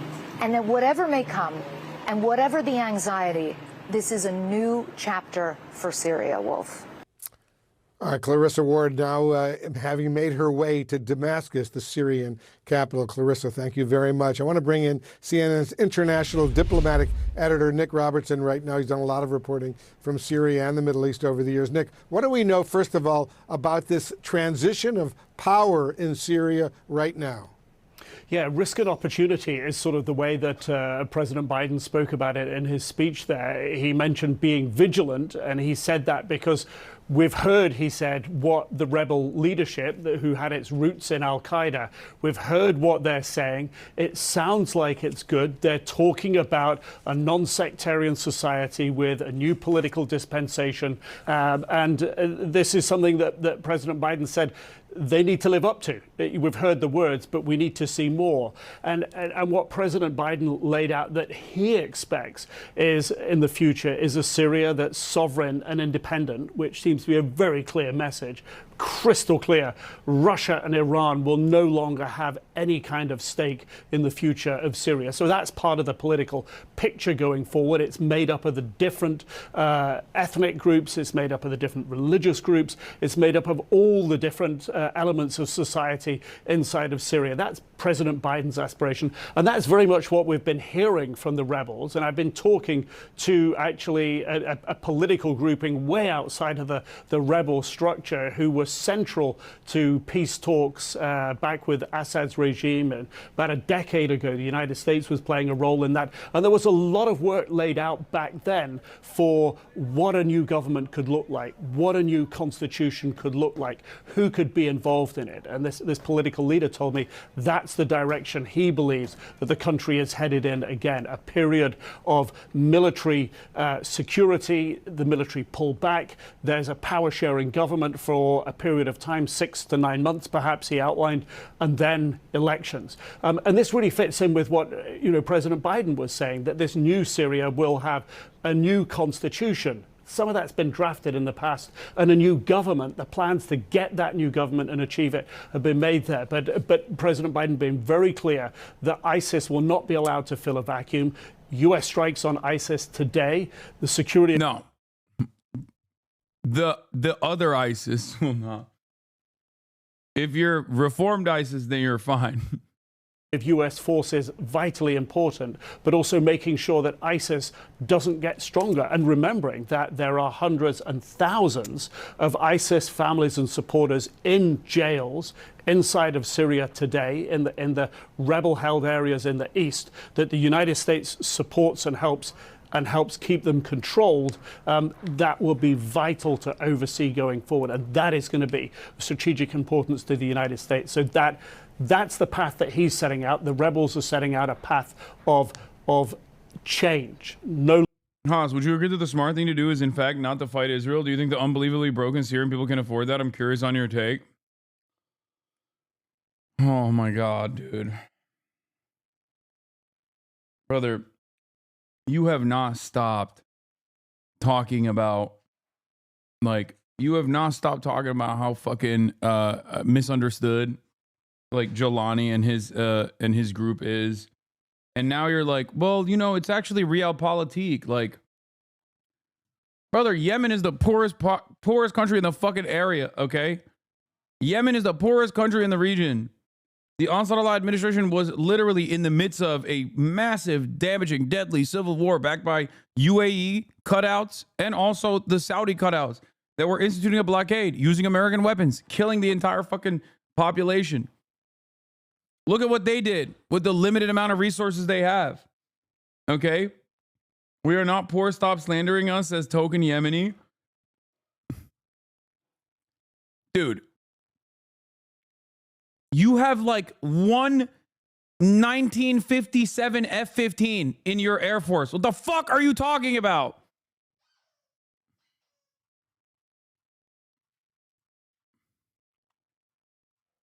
They have a one F-5.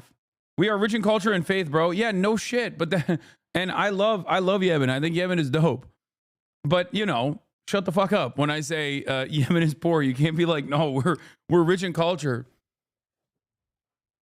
Like, you're going up against a fucking the oil barons in Saudi Arabia and actually putting up a decent fight. And that is something to be, you know, it's understandably something to flex on you if you want to. But it's like ridiculous to say, no, you don't understand. We're rich.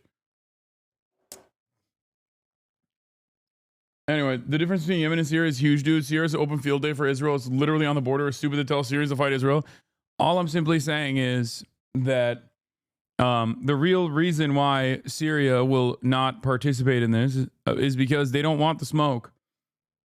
Whichever government of Syria that comes into play is not going to play a role in the supply chain against the axis of resistance against America and Israel in the region. That's it. That's the point and purpose of this operation. That's the point and purpose of this destabilization. Assad, playing both sides, playing all sides, at the end of the day, still allowed that to happen because it needed Hezbollah forces to quell the popular uprisings.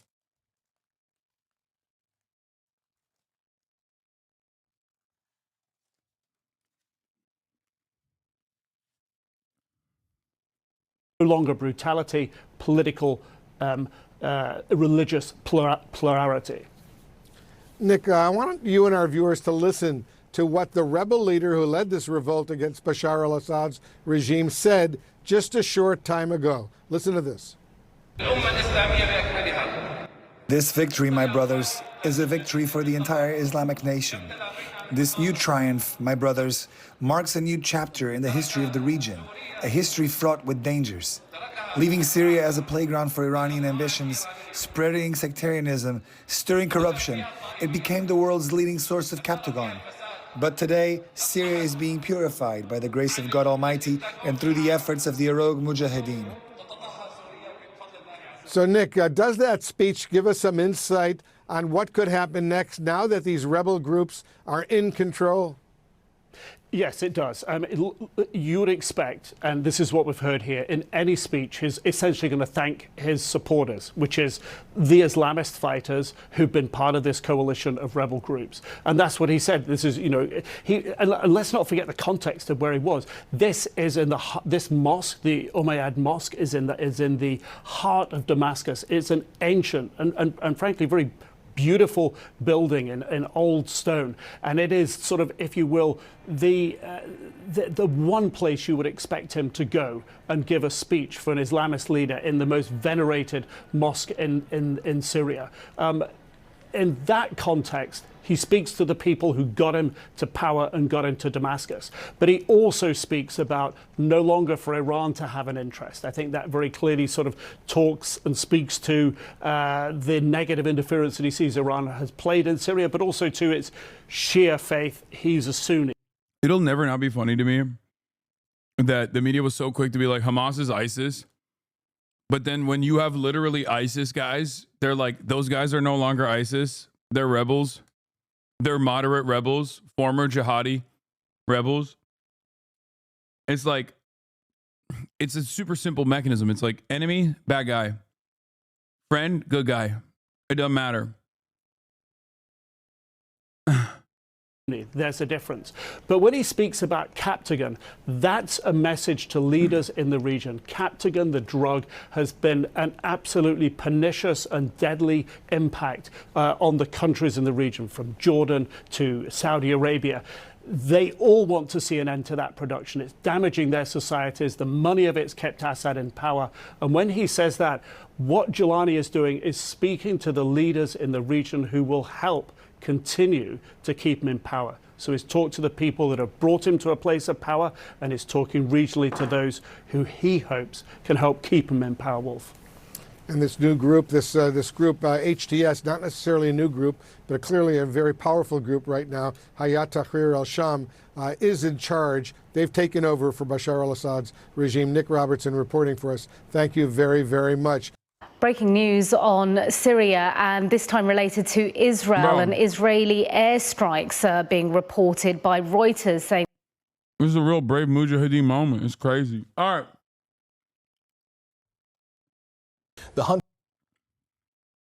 I'm not going to do the Trump thing yet. I'll do bits and pieces of it tomorrow. I'm going to move on to the CEO murder suspect. As you guys know, there's more updates on this issue. It's a story that we've been following closely. First, I'm going to start off by covering what Bill Burr had to say. Hold on. Let's close off all these freaking tabs. Okay. Holy shit, we covered so much. Oh my God, I spent the entire day talking about Syria. All right. Let's see what Bill Burr had to say. About it, that CEO got fucking whacked. Oh my God, dude.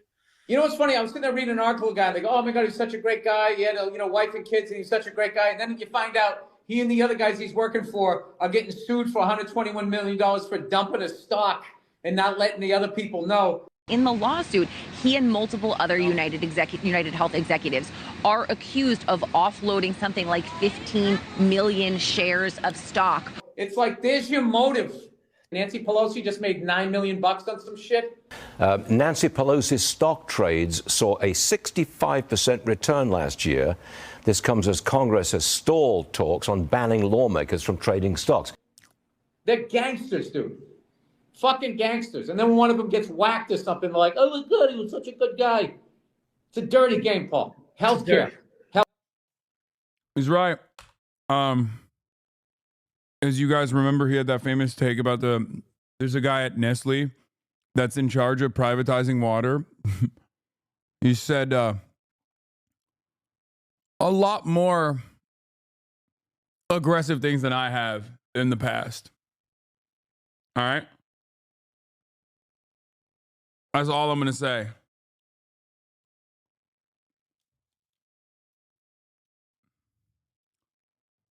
But he's right. They are gangsters. All right, let's take a look at what happened. For the gunman who shot and killed the CEO of United Healthcare continues this morning. The NYPD has been putting out photos of that suspect last night. They are new pictures here. Eyewitness News reporter Morgan Norwood joins us live from Washington Heights with the very latest at this hour. Good morning.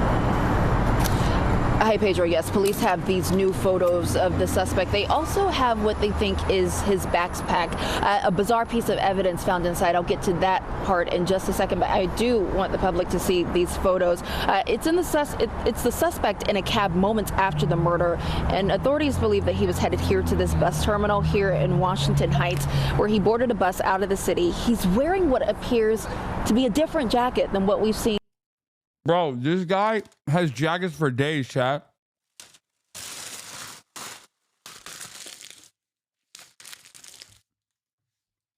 Also, I don't want to be that guy, but I feel like this is 3 separate guys at this point. Because, like, his fucking eyebrows are different in every photo, dude. This is the 3rd photo. This is the 4th photo we've seen of the guy. And I feel like he just has different eyebrows every time.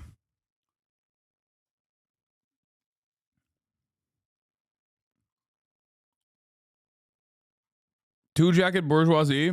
No, he's got, I think he has like, what, 3 jackets now? 4? I'm saying he packed a lot of fucking jackets. Obviously, he's not constantly going to like Kohl's and like purchasing new jackets every day. This motherfucker came from Georgia, it seems, using a fake ID, a fake New Jersey license, and packed like 8 jackets in the process, and changed his eyebrows too. In the other set of photos that police have released over the past few days. These photos, though, released after police found that backpack near Central Park's boat pond during their search for the murder weapon and the bike. Neither of those turned up, but sources say the bag had a Tommy Hilfiger jacket inside, along with Monopoly money. It's now being processed at a forensic lab. I saw someone say this is like finding out about Robin Hood in the 1300s. Like every new update that comes from this guy, I'm like, that's so sick. Now, I don't even know if the Monopoly money is real. Like, I don't know if it's like someone else dropped the bag just as a joke, or if it was the shooter himself who actually planned it like this. But like, why is he so whimsical? Why is the shooter also living a life of you know, mystery and whimsy? Why is he doing these like little bits? It is so hard for me to consistently keep condemning this guy, you know? And as you guys know, I condemn. You know this. I am a condemner. Okay? But this is kind of funny. This is, I don't know what he's doing here. He's just doing Hawkeye trying to figure out what all of this means, but more importantly, see if there's any DNA that they can pull from there. Meanwhile, NYPD detectives were learning are in Atlanta. They're chasing down dozens of leads and tips there, and they're focusing in on the bus that the suspect reportedly took from there here to New York, arriving here 10 days before the murder on November 24th. Here's what else authorities had to say. All evidence that's recovered is just showing how we put so much energy and attention to. Eric Adams has a hat that says Mayor Adams on it. Why is this man still mayor? Oh my God. Thank God. The most competent cops are in charge, everybody. Yeah. They're going to find him. Any day now, they're going to find him. And then Eric Adams can retire to Golan Heights like he said he would. To this incident, and really anytime someone is a victim of a crime, we don't want to give the impression that we are doing anything unique here. We would do it for any New Yorker, any visitor to the city. Are we not past 48 hours? Yeah. I think this is a waste of resources. Look, as you guys know, I have long been a small government fiscal conservative. You know this. I don't think we should be misusing funds like this. The NYPD has very important missions, like playing Candy Crush at subway stations, like not investigating the hate crime murders that took place against people. These guys walked up to them and asked them if they speak English, and then they fucking killed one of them. Those are important things that the NYPD is tasked with not actually investigating. They should focus on doing that instead, rather than trying to find this guy. He's like leaving Monopoly money behind. It's just like, I feel like the statute of limitation is gone, you know? It's been 48 hours, been longer than 48 hours. And as a small government conservative, I believe in fiscal responsibility, and this is being fiscally irresponsible. This is why I think the New York Police Department should go back to shooting fare evaders instead, which is the fiscally responsible thing to do. And the mayor going on to say that he felt pretty confident that authorities are, closing the net on this suspect. The FBI is assisting in this investigation along with Atlanta police. They're offering a $50,000 reward, the FBI that is, for tips leading to an arrest. Live in Washington Heights, I'm Morgan Norwood, Channel 7 Eyewitness News. We should be balancing the budget. Anyway, here are the cops searching Central Park.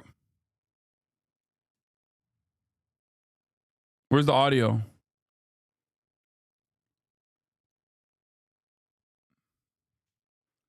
Oh, why is there no audio?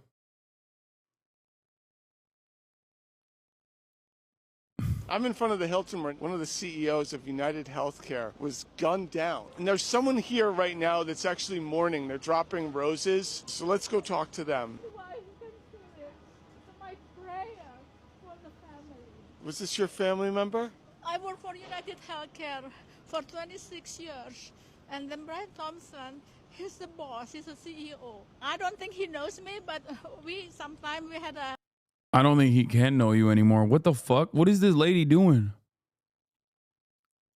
meeting, for the town hall meeting, he's there. What department do you work in at United Healthcare? In Connecticut, provider specialist. What can you say about how corrupt they've been and how much denial of care they've done? I cannot talk about that because I'm just an employee. It's not my part. I have an insurance too, but all my neighbors, they said United Healthcare is the best. I would really hate if people started going after all of the CEOs of the healthcare company. What's next? Going after oil company CEOs?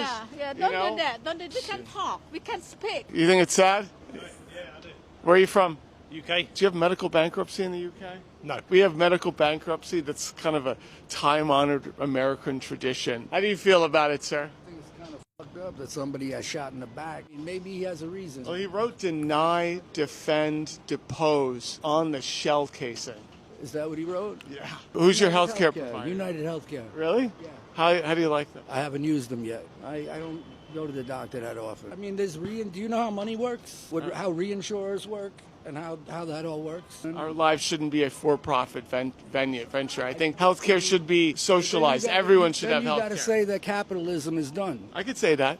Capitalism is over because it's based on greed. You're cooking right now. I don't think capitalism's working. Maybe a resource-based economy. You ever see the Venus Project? Jacques Fresco, the guy's name. You know, resource-based economy. I like that. Kind of what Thomas Jefferson wanted to do. An agrarian. What did he call it? Oh, agrarian. I guess when you talk to people at the murder site, you can have more nuanced conversations. What? Bro, he went from like, yeah, United is my healthcare, it's whatever, it's kind of dog, to like agrarian. We got to do Project Venus or whatever the fuck.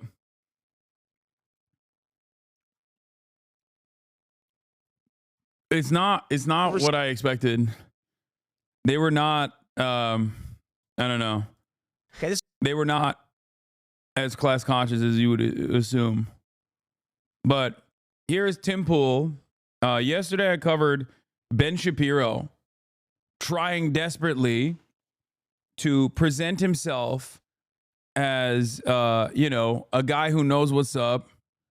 Trying desperately to present himself as, or not even necessarily present himself, but like trying desperately to angle himself and prime his audience, his base of support, into developing opinions on the healthcare shooting that are, still defending the interests of CEOs and healthcare healthcare profits by claiming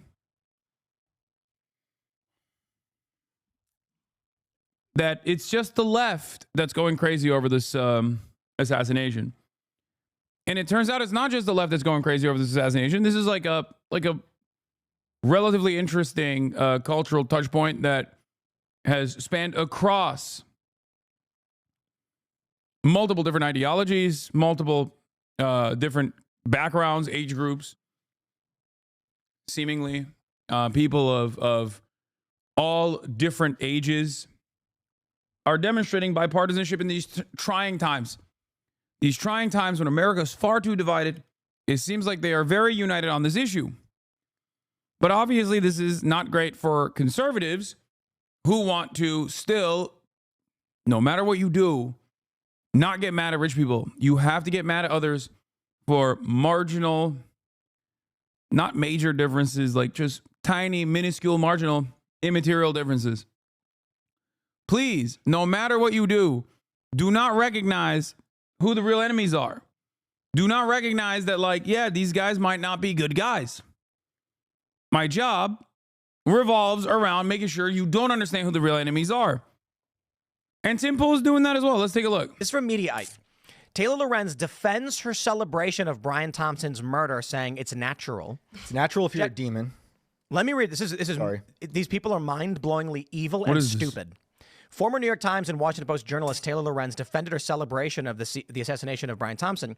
On Wednesday, in the hours immediately following Thompson being shot, Lorenz expressed her dismay with health industry, saying, and people wonder why we want these executives, if you know what I mean. I'm not going to read her full statement. She went on to share celebratory graphics that she said were being spammed in her group chats.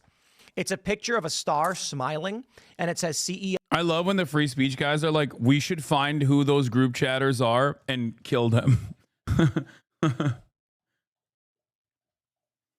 Tim, have you talked with your fans about this today? Yeah, no, it's kind of crazy because like Tim will. This story has more coverage than my health insurance. This is the same woman that literally cried on a news interview, people calling her memeers on the internet. A rich elite LARPing is one of the downtrodden. Spare me. Okay, so Tim Pool's audience is still stupid. It seems. Bro, don't replace the culture war with class war by Alice Thompson. Bro, please don't worry about why you pay more in taxes than billionaires. Worry about the war on Christmas and the trans agenda. Please, bro. Stay distracted, bro. It's true. That is exactly what it is. And these guys are tasked with this. This is their job. This is their purpose. This is what they do best. Also, a hit tweet from a moot on Twitter, Tokyo Dilf, with 131,000 likes on this thing. That's what this is. And Ben Shapiro and many others are desperately trying to claw this back. They're desperately trying to recenter your attention away from hating a healthcare CEO or even exhibiting any sort of animosity towards those in positions of power. And their purpose here is to say, don't do that. Please don't do that. Please never do that. It's actually really bad if you do that. Things are really great. Okay? Things are really great. Just hate on the appropriate vectors. Hate on the powerless. Hate on your neighbors. Please. Down, and she's like, that's just what my group chat's sharing. What group chat are you in, dude? Anyway, unsurprisingly, her joy like, your over group the chat cannot be posting life drew criticism. Dangerous memes like After this. providing some examples of others dancing on Thompson's grave while only mentioning one of her many enthusiastic posts, she addressed the backlash, saying, quote, naturally, the mainstream media began pearl clutching it in outrage after I posted a quote tweet about insurance companies no longer paying for certain anesthesia with the phrase, and people wonder why we want these executives, you know, and then she goes into mention not being alive anymore. Legacy media outlets, including Fox News, pounced and wrote a slew of articles about my calls for violence. Let me be super clear. My post uses a collective we and is saying explaining the public sentiment. It is not me personally saying I want these executives dead. And I'm not going to read her quote. I am explaining that thousands of Americans, myself included, are fed up with our barbaric healthcare system and the people at the top who rake in millions while inflicting pain, suffering, and the death on millions of innocent people. So basically, she said, oh, I can't believe that. Oh, yeah. The image he's talking about is so funny because it's this.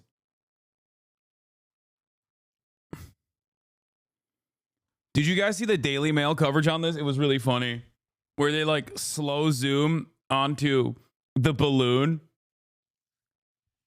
Please tell me you saw that Daily Mail coverage. Someone has that TikTok, right? It lives in my mind. It's so fucking funny with the sad music. Please, we have to show it. You are not ready for the...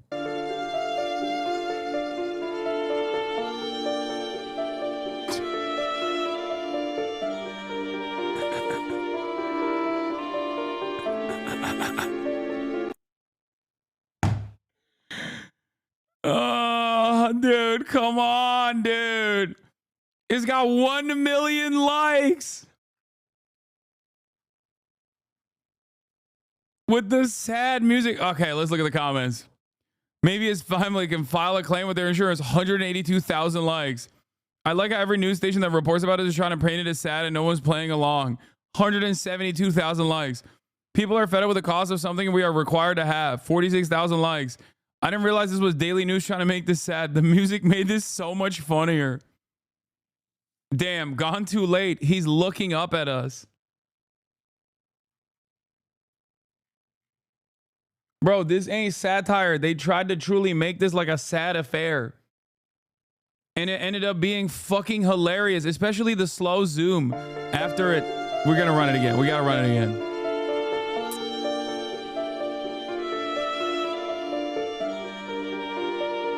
Look at this. Look at the zoom. The pause in the zoom. It's Kino. It's perfect. It's cinema. Oh my Lord, dude.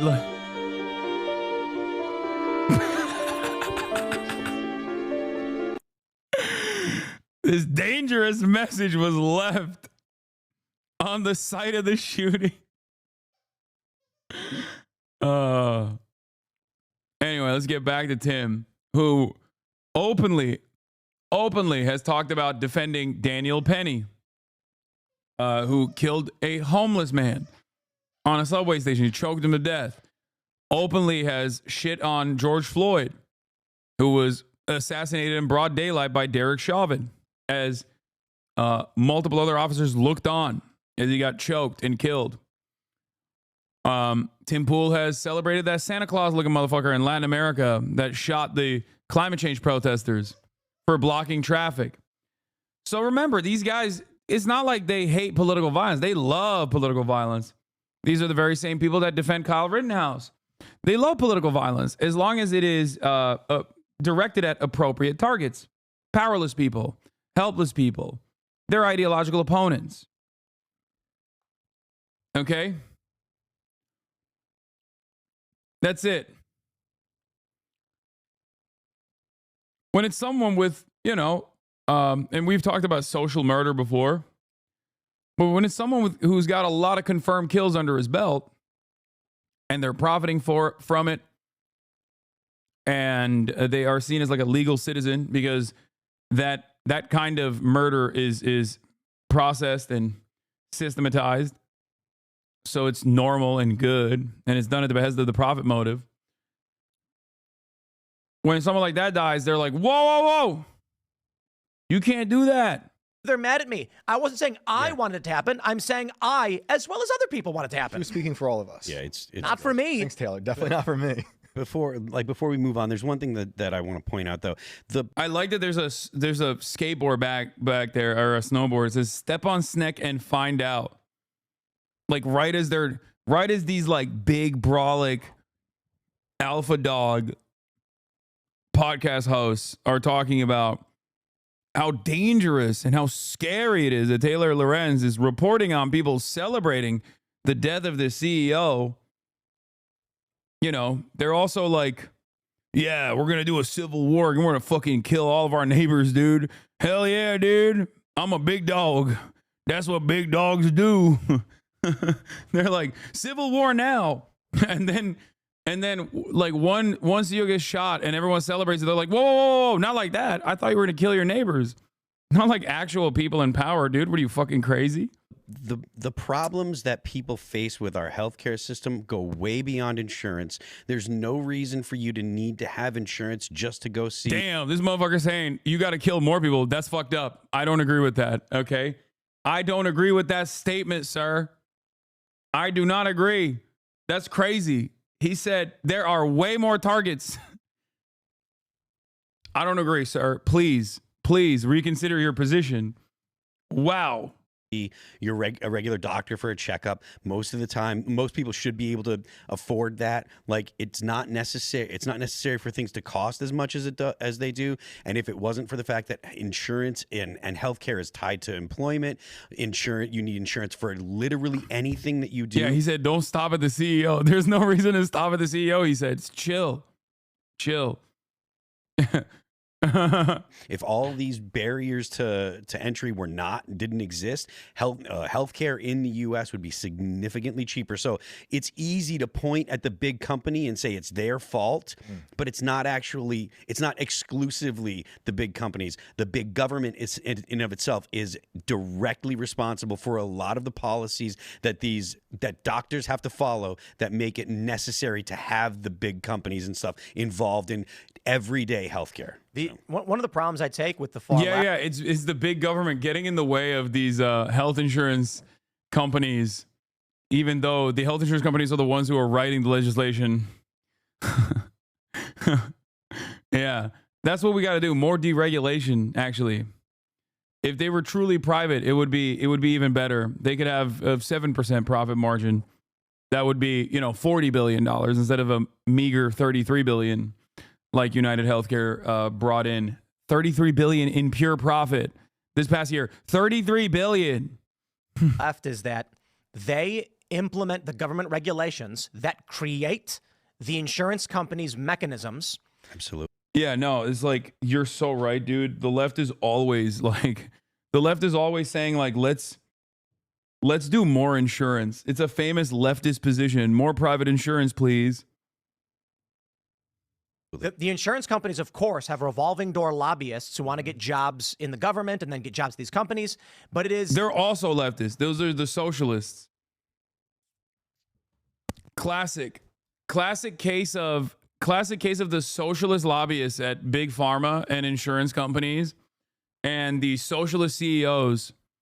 Except if they were actually socialists, you would be fucking excited at their murder, okay? You would literally be like, oh, this is so sick. Let's kill more socialists, please. So, I don't know what the fuck he's talking about. The angry left saying more government regulations, creating the system that they then complain about and then use to justify death. To that point, back in the 90s, IBM had 0 lobbyists, and they were proud of that. They talked about it all the time. We don't have anyone in D.C. because they did have the opinion that we don't need to go to the government until the government came after them and said, we're going to sue you as a monopoly. Right. And then they're like... Wait, so lobbying is bad? So lobbying is bad, and the government forced the IBM's hand to do the bad thing, but somehow IBM is not bad? Also, they don't deserve to be busted as a trust? What the fuck is this guy saying? I don't even believe that the IBM did not have a single lobbyist until the 90s. I don't know what the fuck he's talking about. What is this? What ideological framework are these guys operating on? Just like big government equals socialism?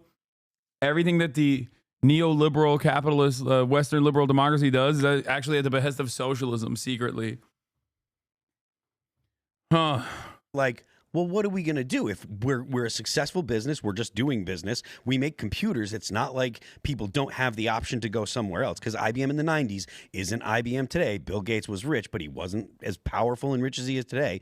And so they're the only option they have. Bill Gates? Wait, what? What is he talking? We're a successful business. We're just doing business. We make computers. It's not like people don't have the option to go somewhere else, because IBM in the 90s isn't IBM today. Bill Gates was rich, but he wasn't as powerful and rich as he is today. Bill Gates? Does this dumb fuck think? Does this guy... What is going on? He's right. IBM wasn't what it is today. It was the Microsoft of today, but without Apple and Microsoft existing. What?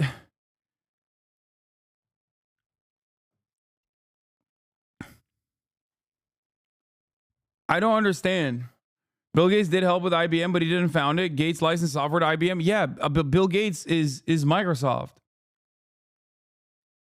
And so the only option they had was to get lobbyists, to hire lobbyists, so that way the government wouldn't come after them. So I was looking at old videos from a few years ago about United Health and their issues, and people were referring to them as like an alternate government because of how big they become. I think that's really interesting. They have more money than JP Morgan. Like it's a huge thing. That's true, but at the same time, I heard today that their margin is something like 2%. So granted, the dude made... Which is why it's 6, and that number, that 6% number, first of all, it shouldn't exist, okay? It shouldn't exist. And also, their profit margin is 6%. That happens to be $33 billion, okay? That's $33 billion. So you could be like, oh, it's just like 2%. Their profit margin is like really fucking slim. Okay, first of all, one, there are a lot of expenses that they bake into that are unnecessary regardless. And two, it's still $33 billion. And not only that, but also it shouldn't exist to begin with. It should not exist. It is a shitty mediator that does not need to exist at all. They provide nothing. Their only service, executive pay is factored into this as well, for the record. But they're a shitty middleman that does not have to exist at all. And it actually ends up driving up costs and offering worse care overall. They have AI cutting people so they can make money. You know, the guy that I guess that got killed made like $10 million a year, and it's an exorbitant amount of money. Yeah. But because of the margin they work on, again, 2%, like that's spending a lot of money to make the money. That big. And for for CEOs of a company, Bro, these guys are so cucked. Oh my God. 6% is great for a company that makes nothing money from thin air. Yes. Yes. The numbers that they're working with are massive. It's like hundreds of billions of dollars, man. What the fuck are you talking about? You're talking about a company that's overall generating like $500 billion fucking dollars.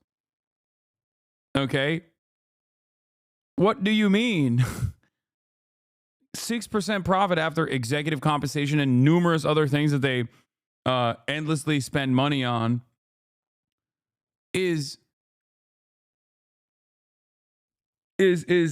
so it's just so much money.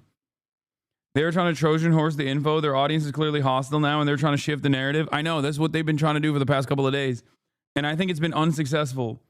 Yeah, it's the 4th largest company revenue in the United States of America, the wealthiest nation on earth. that big with that much of Yeah, by the way, ironic because that's profit after executive compensation, mergers and acquisitions, mass layoffs as well in order to keep up in order to remain profitable, I guess. But then besides that, there's also a shit ton of money baked into that. For example, for not only lawsuits, but also corporate lobbyists, which this guy seemingly doesn't like. But I guess the government forced their hand to be corporate lobbyists. Stock buybacks, that too. And even then, 6% profit margin. It's crazy. revenue, that's actually not $10 million is not that exorbitant, actually. Yeah. I mean, if you compare it to other companies of similar size. I mean, you're never going to tell a leftist that's Yeah, okay, dog. $10 million is not exorbitant in comparison to other healthcare CEOs. Yes, because this guy is only one part of the United Healthcare Group. Okay, yes, there are larger players here.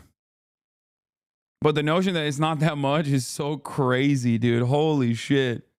Broke. You're never going to tell them that, and they're going to say, Well, they okay, blame yeah, everybody right. else for their problems, Exactly. and this is completely unsurprising. I mean, Taylor Lorenz and her ilk are the same kind of people who basically wish death on people who didn't get vaccinated during COVID, and said that it's their fault that she's getting sick and she has to raw dog the air to this day. It is embarrassing. You know, and it's funny that she's kind of getting the brunt of this story, but she is one of the most prominent individuals who has directly engaged in what I would call veiled terrorism. Yeah. I say veiled because she didn't literally say. Taylor Lorenz reporting on people's understandable resentment towards healthcare industry practices and also CEOs is veiled terrorism. Tim Pool gets paid by the Russian government to say Ukraine is the greatest enemy on earth. Tim Pool has openly fantasized about killing his political opposition over and over again, and has had people on his own broadcast so aggressively talked about killing political opposition. Tim Pool himself talked famously about killing people for treason. You know, until Sam Cedar had a conversation with him about how what constitutes for his pay-for-play scheme with Tenet Media was also akin to treason. So maybe he no longer has that pro-death penalty position. Tim Pool famously also had to delete certain parts of his coverage because his guests were getting too crazy about all the death threats they make on his broadcast. They go do it, but we all kind of got the gist of what. Yes, Reuters reporting company sees revenue between $450 billion and $455 billion. Yes, that's why it's almost $500 billion in revenue. She was saying, right?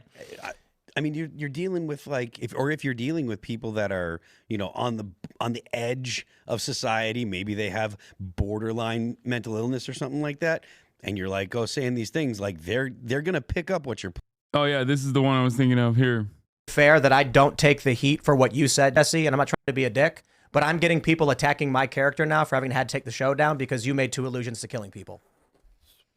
So I'm not trying to be a dick right now, but like I've got 500 messages of like, what the fuck are you doing? Why are you taking the show down? Are you fucking with us? You're trying to make money. So I thought YouTube took the show down. No, I had to take the show down.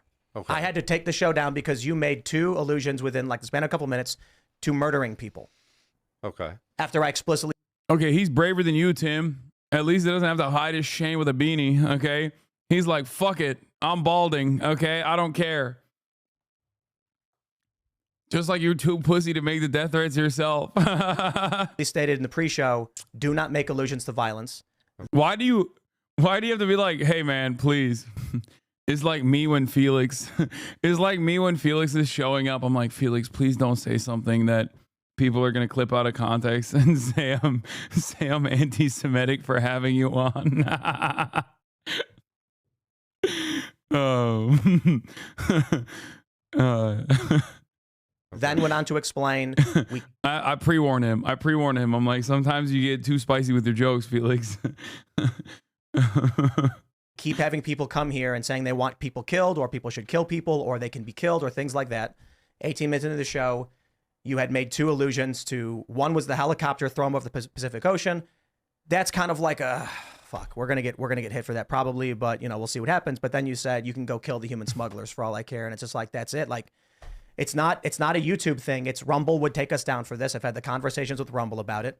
And so it's a question of, for the people who are right now, who are slamming me, claiming that it's a big news day, and I intentionally took the show down. When is Felix coming back? Felix escaped Los Angeles. He was too tired of being called Armenian every day because he's secretly Turkish. So he left the Armenian Oblast of Glendale and went back to New York to get tricked out in the Equinox saunas. He went back to his origin. Yeah. So now I can no longer have him on as a weekly reoccurring guest. I imagine being so fascist that Rumble, the Nazi platform, needs to take you down. Yeah. That's sick. For fake reasons to make money. No matter what platform we're on, that show would be removed and we would face legal liability.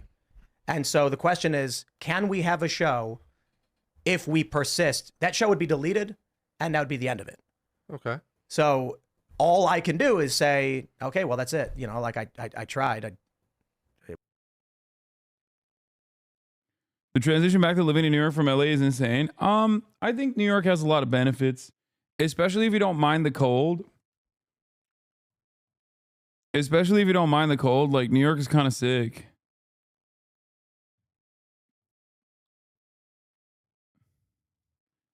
Putting down. And that's who their base is. Their base, if you look at studies of white liberals, it's something like 2/3 of them have been diagnosed with a mental illness compared. What? What study, dude? What? Maybe there is one. I don't know. If you look at white liberals, they're all mentally ill. Not us. We're very sane and very normal, okay? That's white liberals. Compared to white conservatives, it's something like 20 to 25%. So they literally are speaking to a collective group of mentally ill people who would be more predisposed to engaging in this kind of behavior. Yep. And they're hopped up on SSRIs, all types of good stuff. So yeah, one of the things that really irks me about a lot of these people, well, the left in general, the organizers, the activists, the people I've met, they are not stupid people. No. They know how finance works. They know how much money it takes to run a business. They're intelligent. They're nihilistic. During Occupy Wall Street, they explained it outright to me. They understand everything that's going on.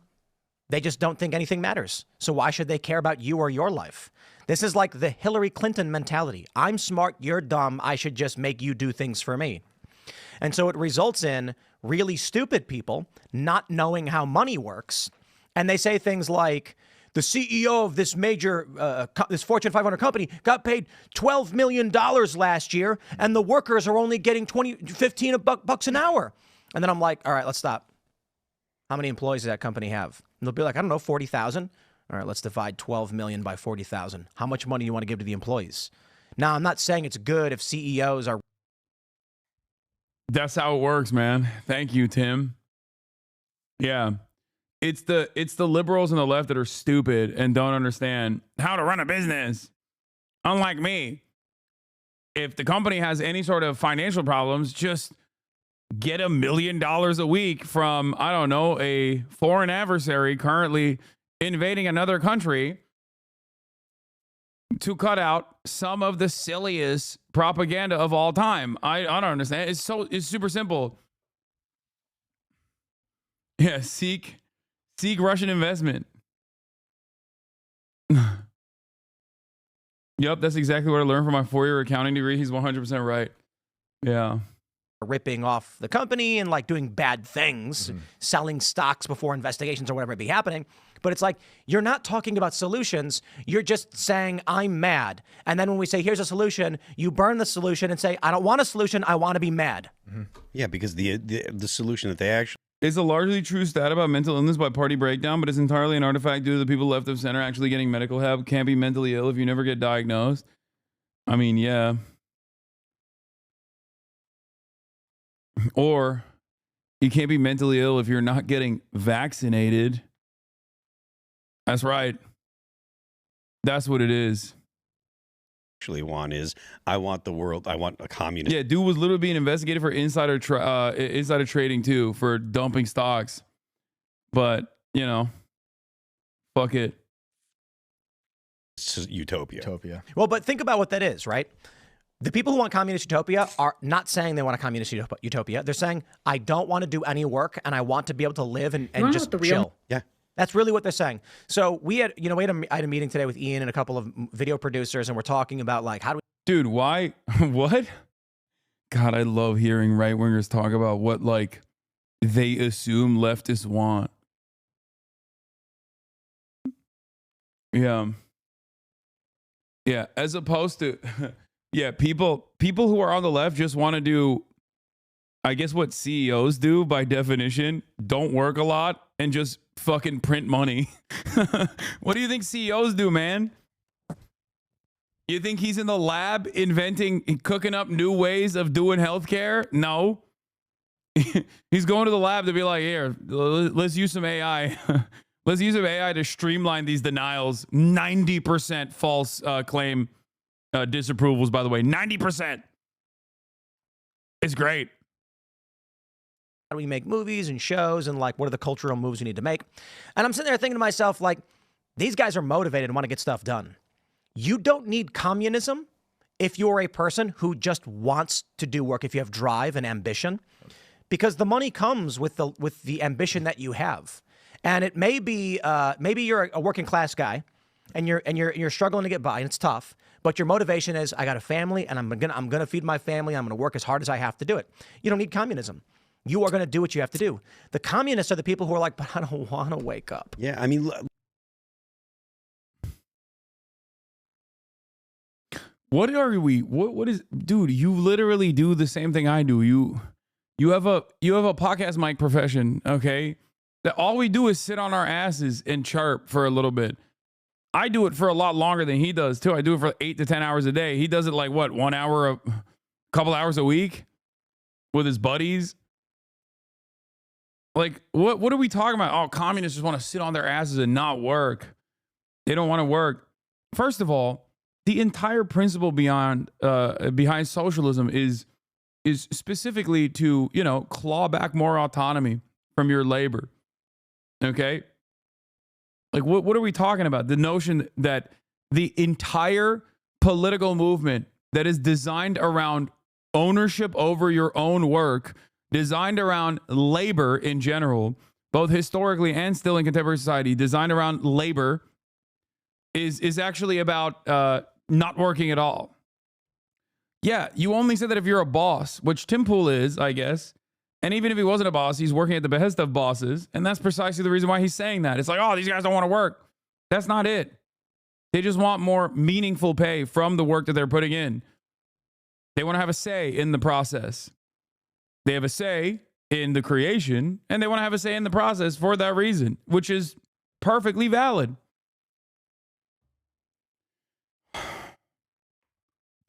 Oh my God. Red Scare propaganda is so effective in this country.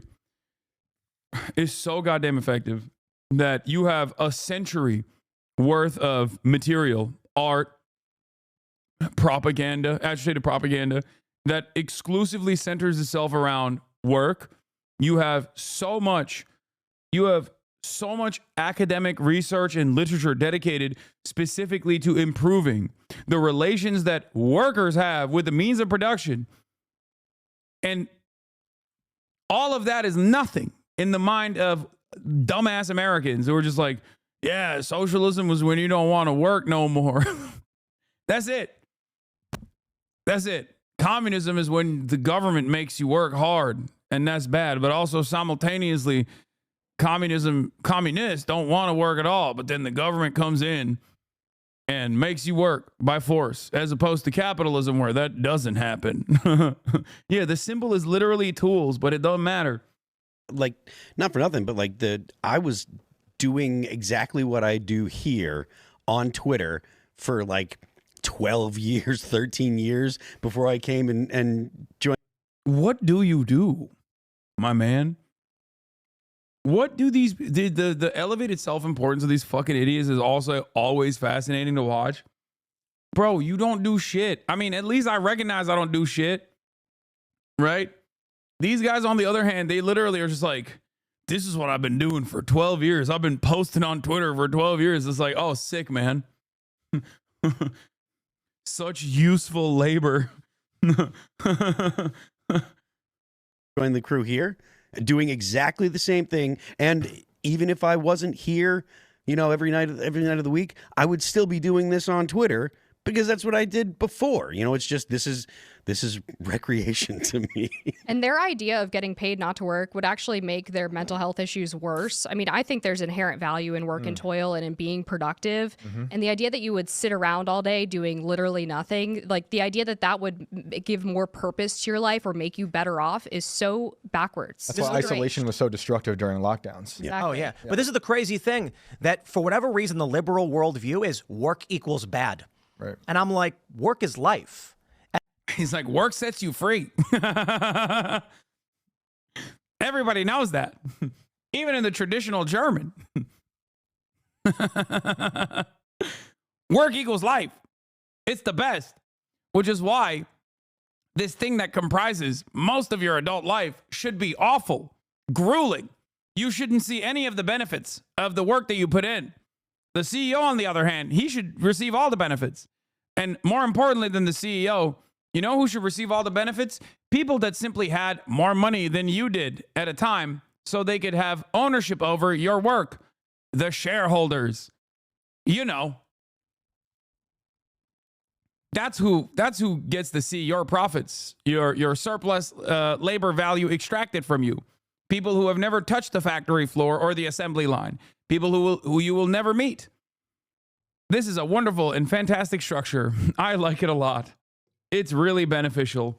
And it's weird that we develop this culture where they're like, whoa, man, your work is your life. What's wrong with you, dude? And I'm like, a guy 300 years ago who grew up with his dad, who was a blacksmith, was not upset that someone came to him and said, I need a new sword. And he was like, I know how to make them. Check it out. And then makes it. And they're like, this is the finest sword I've ever seen. It's like, thank you, sir. It made you feel good, made you feel a part of society, you were useful. And for some reason, over the past several decades, we've developed this like drugged out hippie mentality of like, life should be just like laying around. Who are they talking about? Also, he is describing alienation.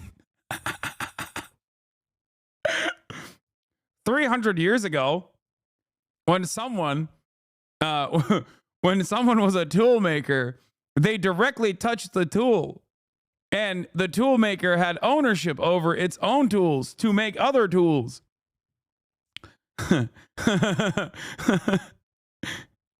It seems automation. It seems as the productive forces. It seems that the productive forces got a little too good.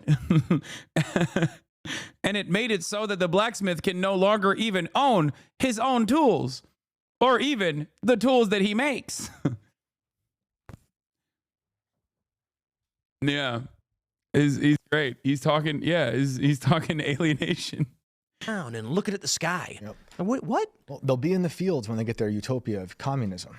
Oh, they don't get it. Yeah. 3-body problem. Have you guys seen it? Mm-mm. It went viral a while ago because it's a Netflix show and it opened with the Culture Revolution in China. Bro, that shit sucked. The only part of it, the only part that was cool was the Cultural Revolution stuff. I'm not gonna lie, the 3-body problem, the Netflix adaptation was like kind of ass.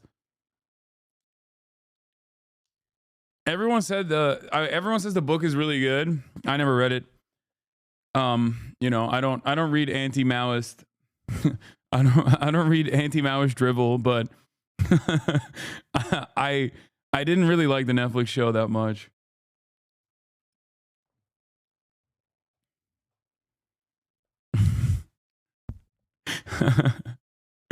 The book is ass too. Okay, well, unsubbing the show is great. First of all, breadsticks. You're not even subscribed. Okay. Broke boy. Secondly, I just didn't like it. I don't know. I thought that it was.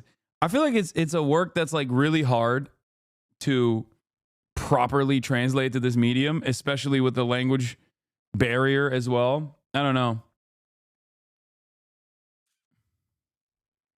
If that makes sense. And it's epic. And because it's so old, I'm going to spoil a bit of it. But you've got this Red Guard woman beating a guy, a professor, for refusing to give him the answers they want on stage. He's got a dunce cap on. Later on, this woman has her hand has been amputated and she's breaking rocks in a field. These lefty communists don't realize. Let me ask you. You don't want to work. Wait, what? Where are you going? These lefty communists want to do cultural revolution? Is that what he's saying? Or is he saying that like oh my God. Remember earlier when I memed that these guys love saying like lefty communists don't want to work, but then in real existing communism, they get forced into the salt mines. He's literally doing that. His argument, I think, is unironically going to be leftist communists don't even know what they want. If they knew what they wanted, they would understand that like inevitably you're going to have to work in the salt mines by force. Work? What skills do you have? What passions drive you? Nothing? Okay, break rocks. Because the dude who knows how to program computers, the communists are going to be like, okay, program computers. And then you say, but I just want to like read and do poetry. Break rocks, and they're going to put you in a quarry. They're going to say, do the labor you can do, because to each according to their needs, from each according to what is it? From each according to their means. Their ability to each according to their there you needs. go. And that means what? Please go ahead. Explain to me why that's bad.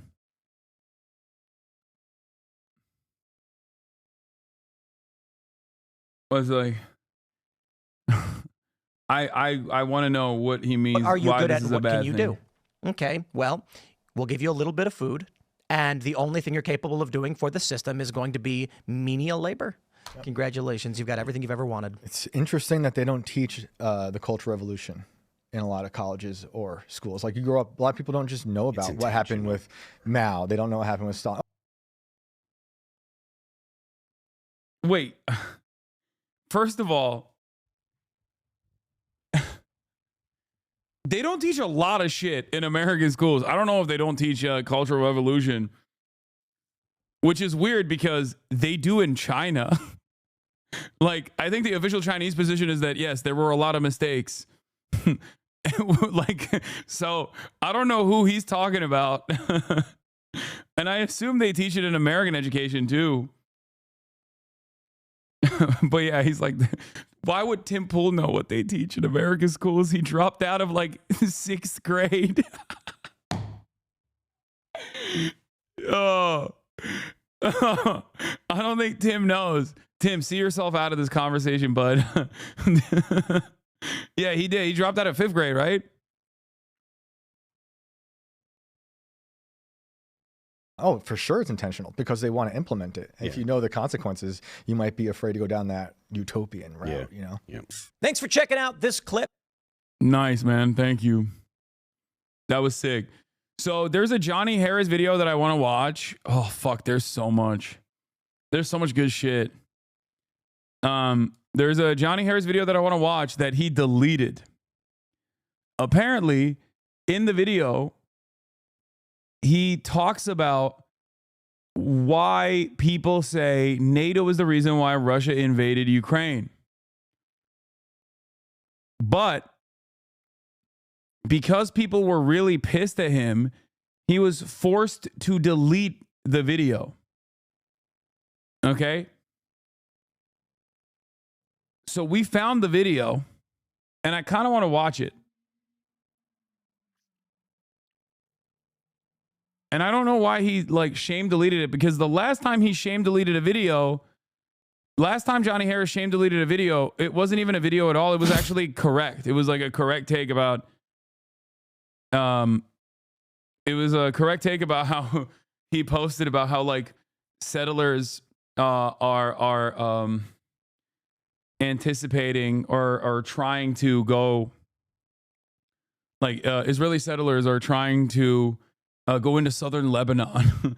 And he was like, this is this is really fucked up. This is not allowed. And everyone was like, that's really messed up. You shouldn't say that.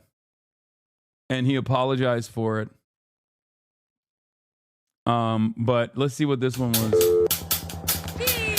It's the 1990s. The two great empires have been facing off for 5 decades. But after years of propaganda, walls, tanks, coups, and fear, and spies, and nuclear tests, and a lot of close calls, this Cold War finally started to thaw, and quickly. Here's President Ronald Reagan walking out of a building in Iceland with the leader of the Soviet Union. They're talking about peace. We have an agreement, sir! Will you meet again?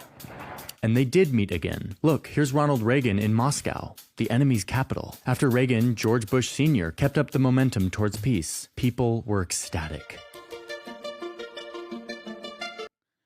I will always say this, but I think America eliminating its like enemy in USSR actually caused it to not have any sort of counterbalance on the planet that would rein it in some meaningful ways. And that's why it marked the beginning of the end. The neoliberal era in the post-90s quite literally is the reason why America is on a downtrend. Walls came down, armies stepped aside, world f***ing peace seemed achievable for the first time in human history. And they called it the end of history, the triumph of liberal democracy, spreading throughout even he recognizes... Old Francis was like, I was wrong about that. The triumph of liberal democracy, spreading throughout the globe, that would surely lead to the end of conflict and of empires, prosperity and peace above power and war.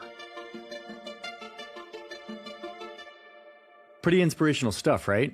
Yeah, well, it didn't happen like that, unfortunately. What we thought was going to happen didn't happen. Today, countries are once again preparing for war. They're cutting ties with each other, and the world is looking a lot more like those. Why did you just randomly start revealing your power level? What are you talking about? What power level? Like, there's nothing.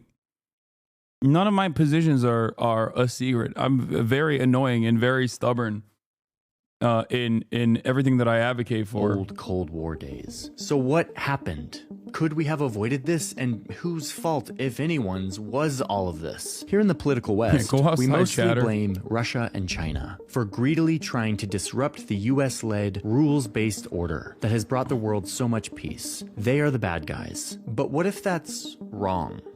Half of the people watching this video just opened up a new tab and typed, Johnny Harris funded by Russian government, ? But seriously, this... Didn't he delete this video for misinformation? Why not watch it when he re-releases it? I wanted to watch the video first and then watch his apology later and see what he said was misinformation. This video is going to be controversial because I'm going to... Chatter talking about how you don't talk about Marxism in a CNN interview or something, which is the normal thing to do. I know. It's called being a normal human being. Like, that's not me hiding my power level. Like, I don't think there's no issue with like tackling these problems in an academic setting. It's just there's a time and place for it. And I don't think when I'm asked a question about like, I don't know, the Democratic Party's failures in the election cycle, that I have to start talking about seizing the means of production. You know what I mean? It's just, what do I always tell you? Read the room, be normal. Talk about a narrative that we don't talk about much in the West, but I feel like is vital for us to understand and to explore. Today, I'm intentionally going to take off my normal lens of my biases and my versions of history that I'm exposed to most, and intentionally put on a different lens, seeing a version of history where the West isn't necessarily the good guy in recent decades. I'm doing this because I think this kind of thinking is exactly how we better understand each other. Oh my God, I agree with him. What the fuck? Did this man read like a Mersheimer book or something? What's happening?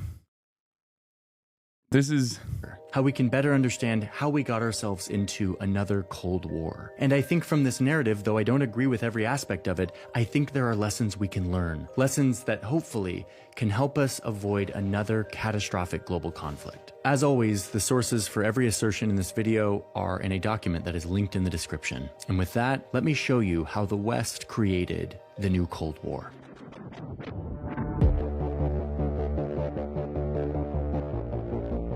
I mean, if he does a 27-minute video entirely dedicated to NATO expansion, not featuring like Operation Gladio, not featuring like all of the other meaningful ways in which NATO has propped up fascist movements in the aftermath of World War II, but instead specifically on NATO encroaching on, Russian territory and threatening Russian territorial sovereignty, I don't even think I would agree with that assessment.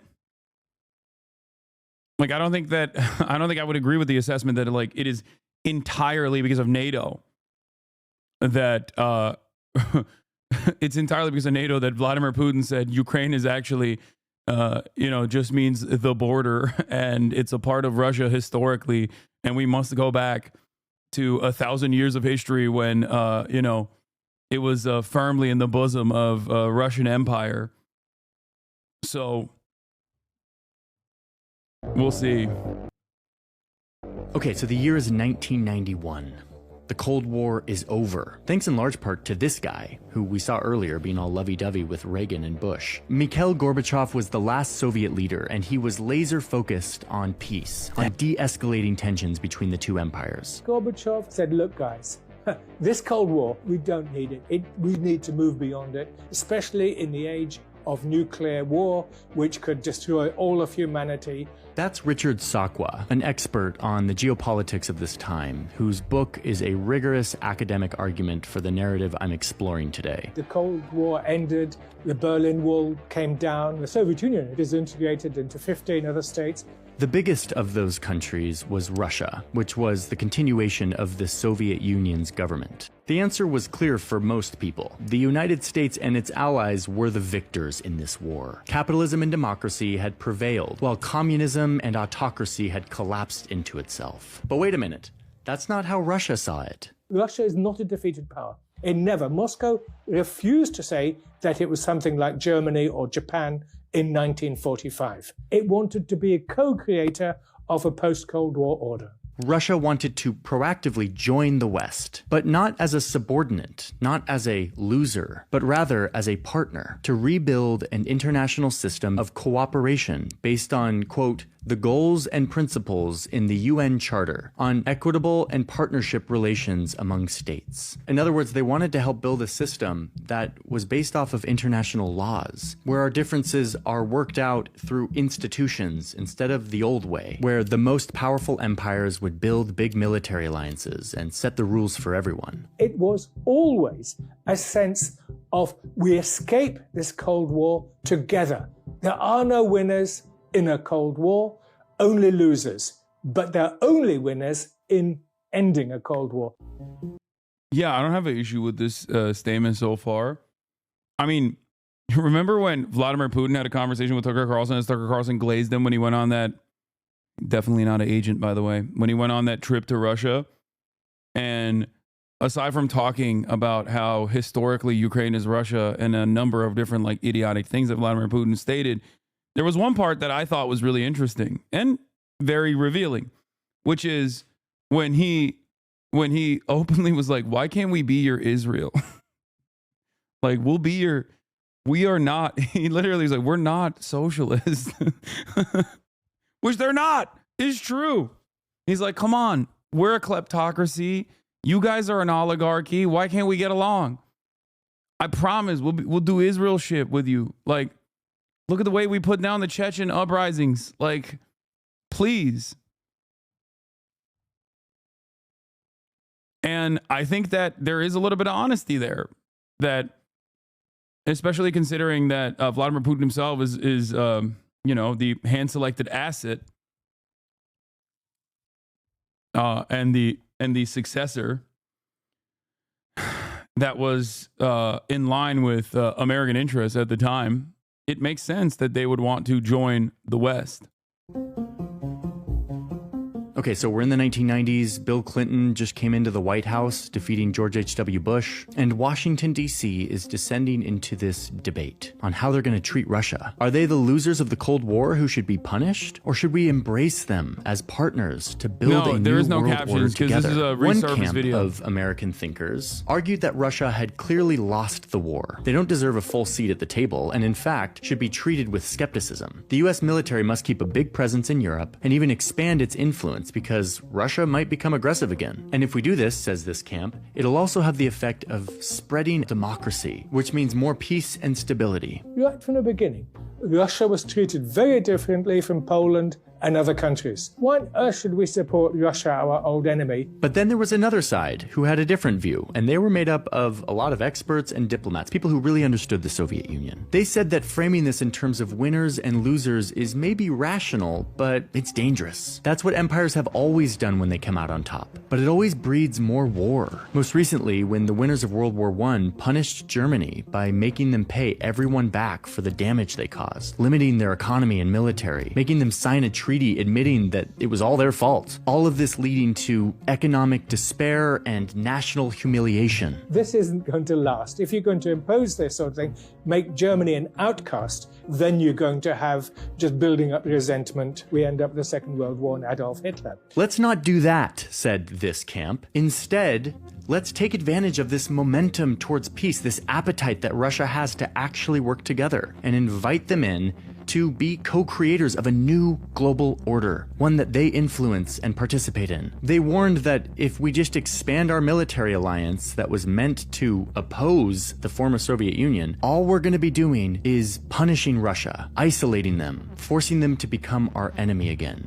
Let's not do that again, says this camp. That was the crucial element, the plan to enlarge a military alliance system, which had been designed against the Soviet Union, now effectively against Russia. You're going to make it an enemy.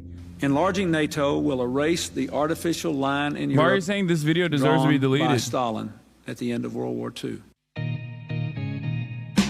But by the mid-90s, Bill Clinton and the men and women he was surrounded with sided more and more with the expansionists camp. He did this for a couple reasons. First off, he was running for president for his second term in 1996, and he needed the Polish-American vote. And so one of the things that he would say at campaign rallies was, we're going to expand NATO to Poland, to rally Polish Americans to vote for him. But it wasn't just that. It was also because the administration was looking at Eastern Europe and seeing a lot of instability. This place was in chaos in the 90s. It was unstable, it was uncertain, made up of delicate new democracies that were all sitting in the shadow of America's old enemy. So let's lock them in as our allies so they don't descend back into Russia's orbit, says Bill Clinton and his people. But wait, hold on. Russia doesn't have an orbit right now. It's the mid-90s and Russia is in shambles. Their entire system just collapsed and their country is in chaos. Okay, but all these Clinton people were like Cold War people. They'd had deep mistrust towards Russia and the Soviet Union, and they didn't feel certain that Russia wasn't going to become aggressive again someday soon. They needed to lock in the countries of Eastern Europe to their military alliance, just in case. And this is when people on the other side of the debate really start to sound the alarm bells. So many wise US leaders all said this was a mistake of historic proportions. And they were very worried. Chief among them, this guy, George Kennan. Who is he and why is he a valid opinion? He deleted his video because the narrative is straight up Russian propaganda. America didn't expand NATO. Eastern Europe begged or strong-armed to join to protect themselves from Russian imperialism and avoid getting genocided like the Circassians. And all these narratives remove the perspective of Eastern Europeans who were the main architects of NATO expansion and not the United States. Okay. While I believe, certainly, that Eastern European nations wanted to join NATO, you also still have to understand that it is America that gets to have a say. And I don't even agree with him when he says America was doing this for simple election because they wanted to fucking win elections, and that's why they expanded NATO into Poland. Or that these people were like genuinely maybe a little too concerned with Russia because of Cold War era resentment.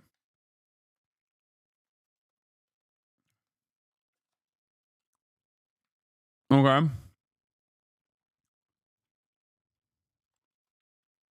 Yeah. Why couldn't Bill Clinton have done the same with Irish Americans by saying we will give the provisional IRA cruise missiles? Yeah.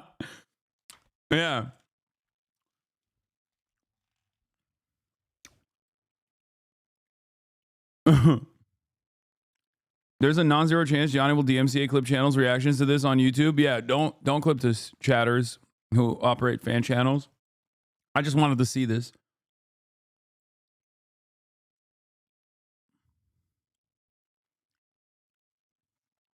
They picked apart Russia for scraps, the USSR for scraps. They designed, they basically privatized all the state assets in the hands of a select few. They destroyed the entirety of the economy of the USSR. Did chatter just say Poland strong-armed the USA? Yes. That is a Baltic chatter. Don't get too mean. Don't be too upset. But yes. That is 100% a Baltic chatter. That's like a Estonian or a Latvian chatter that said the country of Poland strong-armed the United States of America and forced them into allowing Poland into NATO. Okay. Are you going on Timcast IRL tomorrow? No. Why would I go on Timcast IRL tomorrow? In this moment in the 90s as a critic of NATO enlargement. He was one of the most respected US diplomats of our time. Ambassador George Kennan, he is one of America's most admired analysts of foreign policy. George Kennan was a US ambassador to the Soviet Union for a very long time. He understood this region better than maybe any other American. He was, quote, one of the great American statesmen of the 20th century. Kennan is 94 years old at this point, and he's freaking out about the idea that Bill Clinton wants to expand NATO into all of these former Soviet countries. Here he is writing a New York Times op-ed saying that expanding NATO would be the most fateful error of American foreign policy of the entire post-Cold War era, and that this expansion would make the founding fathers of this country turn over in their graves. What did he fear would happen if NATO expanded? It would alienate Russia, and it would bring to power in Russia a government hostile to the West. And he gets really specific. I mean, this guy really understands Russia. He says that expanding NATO would, quote, inflame the nationalistic, anti-Western, and militaristic tendencies in Russian opinion, to have an adverse effect on the development of Russian democracy. It would restore the atmosphere of the Cold War to East-West relations, and it would impel Russian foreign policy in directions decidedly not to our liking. I mean, let that sink in for a second. This is the mid-90s. This guy's predicting that if we expand NATO, it will inflame the nationalistic, anti-Western, and militaristic tendencies in Russian opinion. I mean, it kind of sounds like this guy has a crystal ball. But Clinton proceeds with this plan. The Soviet leader at the time is angry at this, saying that if NATO expands, he sees, quote, nothing but humiliation for Russia. We'll have the result what happened with Germany in the interwar years. We have a unique opportunity, NATO. It needs an enemy, it needs an external. And if it doesn't have an enemy, it will generate one. Now, quick thing here. George Kennan, the diplomat who is freaked out about the fact that NATO is expanding in the 90s, isn't saying this because he's like worried about Russia. He's saying this because he's like, this is going to come back to bite us. This is a bad idea. And look how bummed he is at the end of this article. Quote, this has been my life, and it pains me to see it screwed up in the end.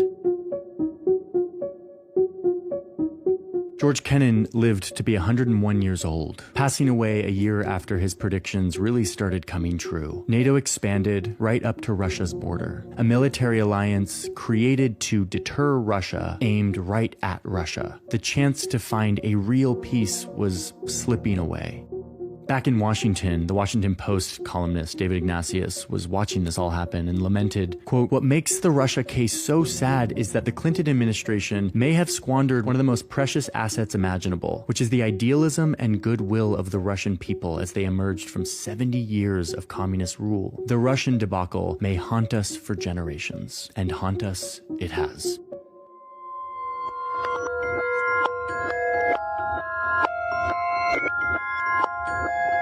Okay, but hold on. Let's just check in really quick, because I know some of you were like, whoa, what is this guy saying? Let me make a few points very clear. The US deciding to shape the decisions in post-Cold War Europe so that NATO would expand was the rational thing to do. Any rational big country looking out for its self-interest would probably do the same. This is how powerful countries are expected. Wait, I don't understand. He spent the first 12 minutes talking about like potentially having reconstruction efforts after the dissolution of the USSR would have been more beneficial for their interests, showing this opinion that is not exactly commonplace in American discourse, only to turn around and be like, no, but it was in our self-interest. It was in our best interest. I mean, there's two ways of going about it. And yes, increased militancy and a protection racket in the form of NATO that offers steady defense contractors a job over and over again, and having like a united enemy is one way to go about it. But I happen to believe that that is the reason why that's the reason why we exist under American military Keynesianism, and that that is the remaining industry that we have in this country.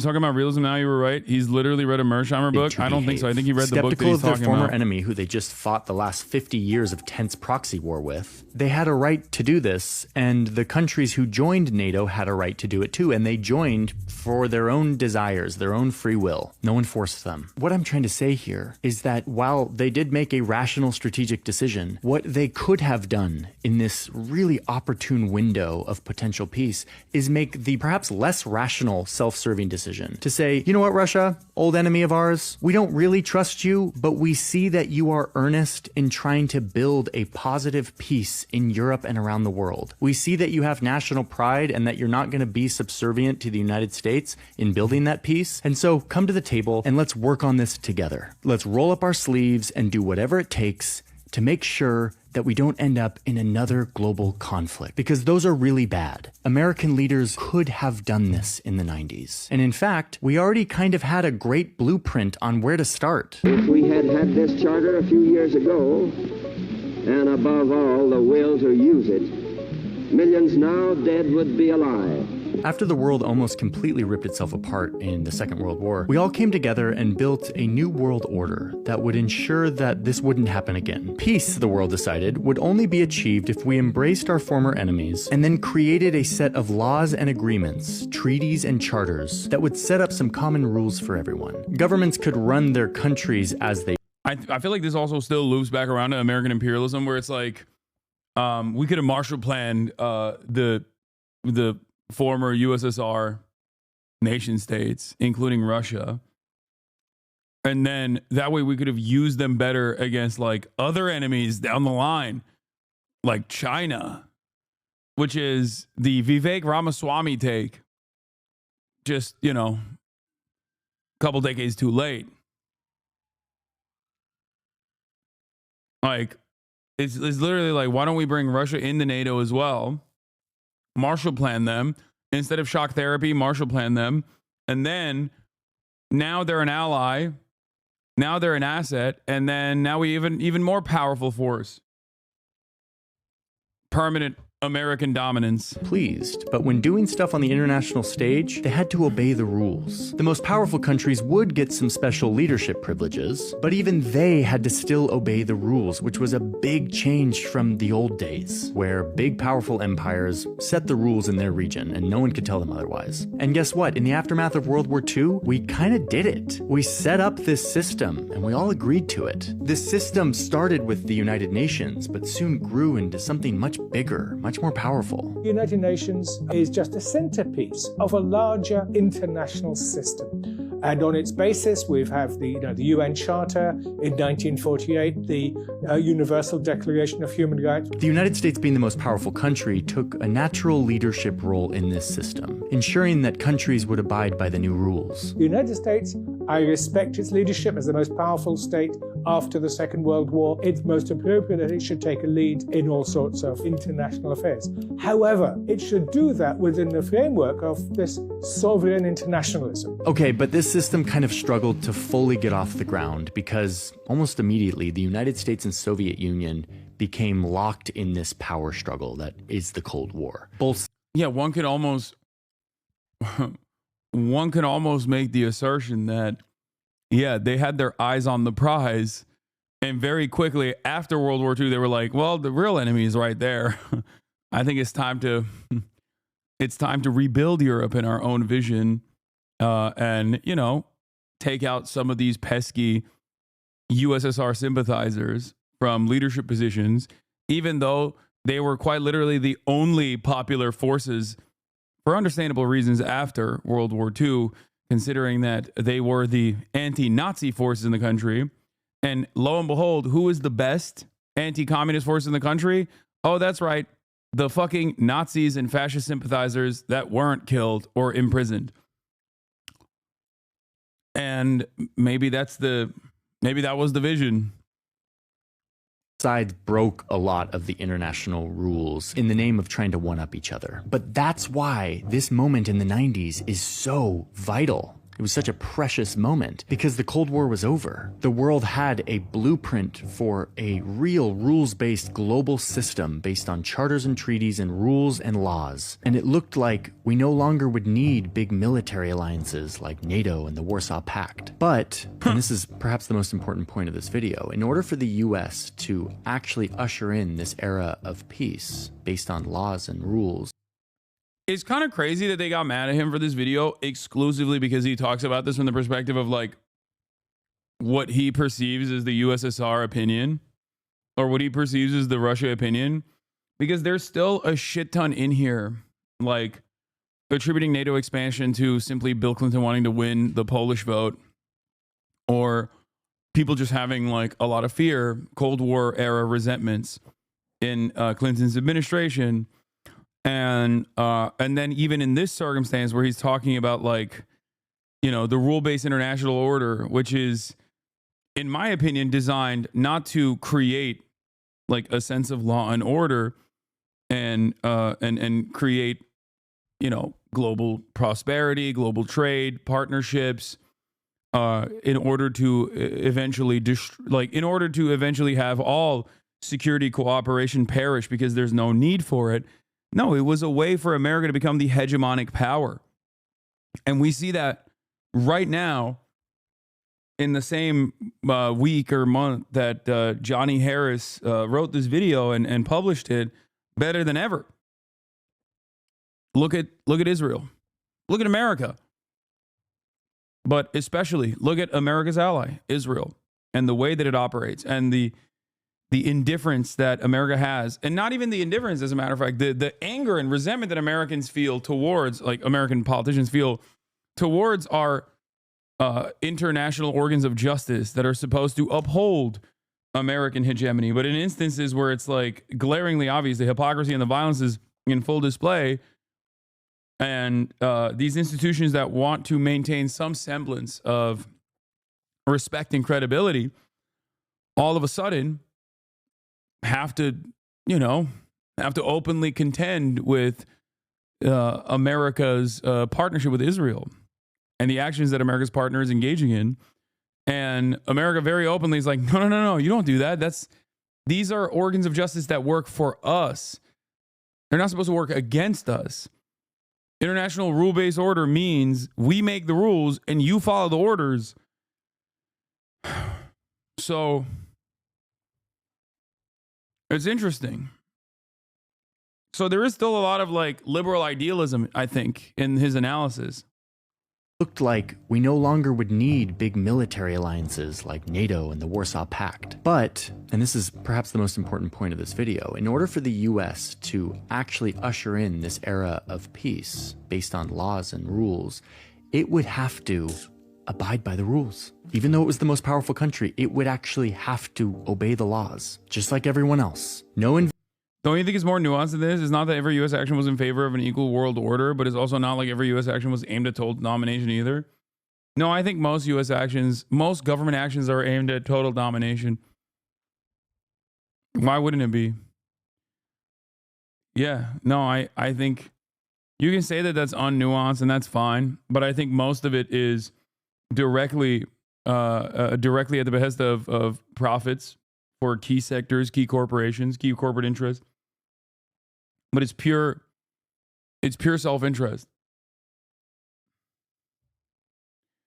I think that's assigning a Cold Warrior attitude to a pre-Cold War world. We're talking post-Cold War. I think that in the immediate aftermath of the Cold War, American powers saw that there was an opportunity to dominate. They were not harmed in the same exact way. Because the realpolitik analysis of the existence of NATO was projecting U.S. power, not fighting communism. That's why they wanted Russia to bend the knee or keep being their enemy, right? I guess my perspective on it is that there were two superpowers that were aligned during World War II, and they were tasked with picking apart the spoils as the victors of World War II. And in that process, I think America not being hindered in the same way that Russia did. Now, America never got the same penalties that Russia did. They weren't directly invaded. They didn't have tens of millions of people killed. And they also had collectivization occur over 400 years of chattel slavery, industrialization. They were in a dramatically different position in their evolution, in their productive forces, as opposed to the USSR. So all of that created a fantastic opportunity for America to dominate the other party during World War II that was ideologically directly opposed to America, who even in the FDR era was at most moving towards social democracy, but never fully subscribing to any sort of serious anti-capitalist movement. They were always very resentful towards that sort of thing. And ultimately, they took advantage of that opportunity. They rebuilt Western Europe in their own vision. They utilized that rebuilding process and NATO as a way to secure military, not only secure military contracts, not only secure a permanent partnership, but also it was a very bloody affair to begin with. Like, just like I mentioned, they directly put, even in Western Germany, for example, they directly put Nazi generals in positions of power to lead NATO. They directly propped up fascist movements in Italy. They engaged in acts of terror in an effort to cause instability and then allow these fascist movements to come back into positions of power. The idea that every country was, especially even in Western Europe, every country was like super on board with NATO in its inception is completely wrong. As a matter of fact, France comes to mind immediately in its history, where a lot of the European allies saw NATO as putting crosshairs on them unnecessarily. They looked at the USSR and they were like, but they're right there. They were incredibly important in the liberation of Europe. Why the fuck would we want to see them as enemies? I'm sure, I mean, there were liberal capitalists in these countries as well. They certainly also saw USSR as a threat to their profits, to their current existing hierarchy that they wanted to maintain. But ultimately, most of the public was not as diametrically opposed to the USSR as people are now. So we basically forced a lot of countries' hands into joining NATO.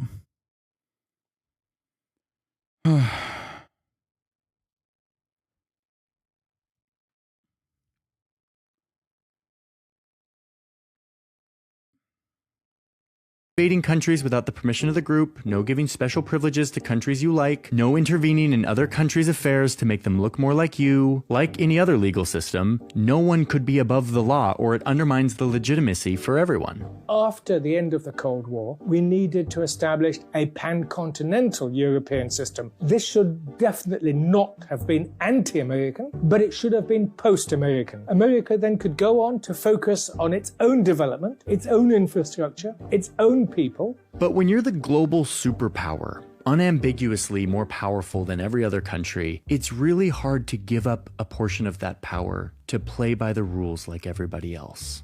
So, as we've seen, the US didn't surrender to this new system. They didn't let Russia co-design it with them. Instead, they kept a lot of their troops on the European continent and around the world. And Polish guy here, gotta say, nobody forces to join NATO. I'm not talking about Eastern Europe.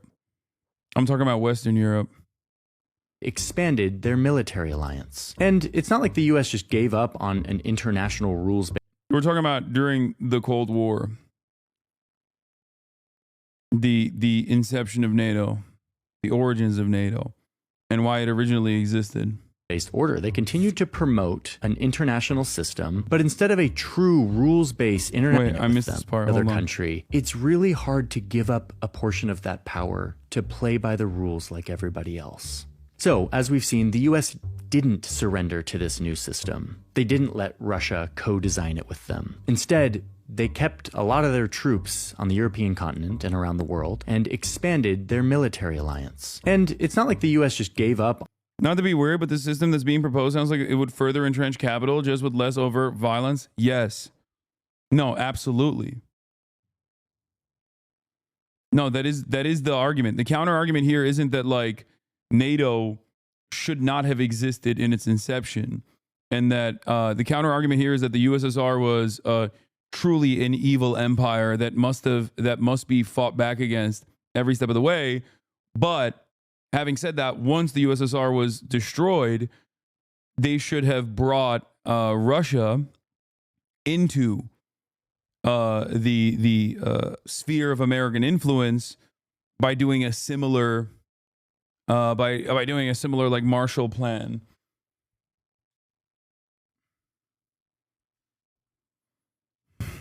On an international rules-based order. They continued to promote an international system, but instead of a true rules-based international order, the United States started to enforce an order where everyone else had to follow the rules, except for them. They would become the global enforcer of the rules. They were above the law that they helped create. And we felt justified in doing this because we had the most powerful military that was everywhere all the time, all at once, enforcing the rules and ensuring stability in the global economy. And many Americans thought, we kind of have the best governmental system. And there's nothing wrong with breaking some of the rules to spread that system around the world. Wait, what? This cooks.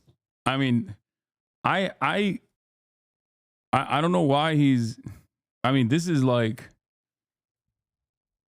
cooking, and I have my disagreements, but I don't know why he deleted this. After all, if all the countries adopt this system, there'll be more peace in the world. This is the view that we have the answers to history. Our societies are obviously demonstrably best. This messianic vision that we need to shape the world, educate the world, and if the world doesn't like it, we bash them over the head and use force. Yeah, JD Panjani came out.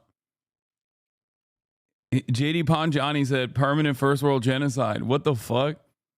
People called him a Russian asset.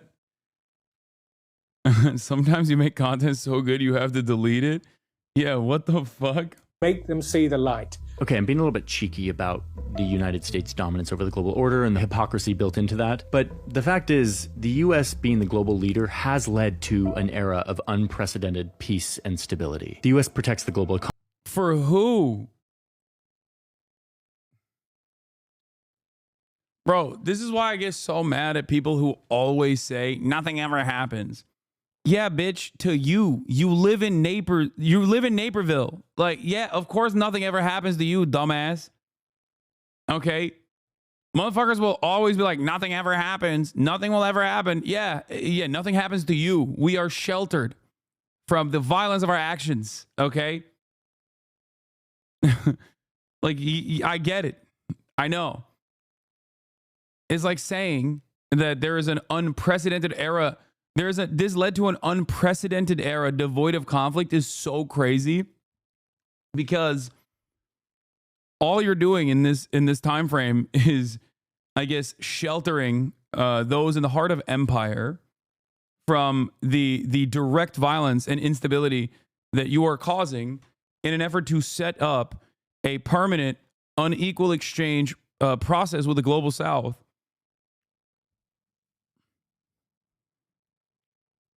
There's always things happening.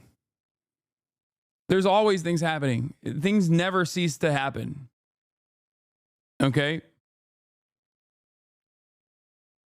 Things are always happening. It's just not happening to you. That's what that means. Economy, it ensures our financial system, it mediates peace deals and diplomacy, it responds to natural disasters, it sends peacekeeping forces, and does indeed enforce many of the rules of our global system. But my point here is that in doing so, it has also imbued itself with a status of being above those rules, able to break the rules. Yeah, even Fukuyama was like, things are happening, my bad. Like, he literally wrote an article being like, my life's work was wrong. Things are happening at an alarming rate all the time. Okay? I was wrong as fuck. Rules when it sees fit. This has led to double standards, and it's led to states like Russia, China, Brazil, Mexico, Indonesia, the list is quite long, who say, no, we don't want this. I mean, you know this feeling, right? It's like when the cop or the rich guy breaks the rules and they think they're above the law. It's the most infuriating thing. It violates our most basic sense of justice. And that's kind of what's happened around the world. I'm the last to be an anti-American, but I am anti-American when it becomes this aggressive, irresponsible, lawless state. Real peace only comes when there is a system that everyone abides by. And if you don't do that, you end up with a system that produces a couple countries that are above the law and then a bunch of other countries that are angry because they see this as unfair. And they start to work to undermine the entire system, to change it, which is exactly what happens next. So, as predicted, NATO expands. And as predicted, Russia feels punished, isolated, and left out. Which, as predicted back in the 90s, this humiliation and isolation gives rise to politicians who rise to power by criticizing the West and promising to restore Russia's greatness in light of the great humiliation from the West. Vladimir Putin came to power right after NATO started to enlarge. And at the beginning, he said he wanted to join NATO.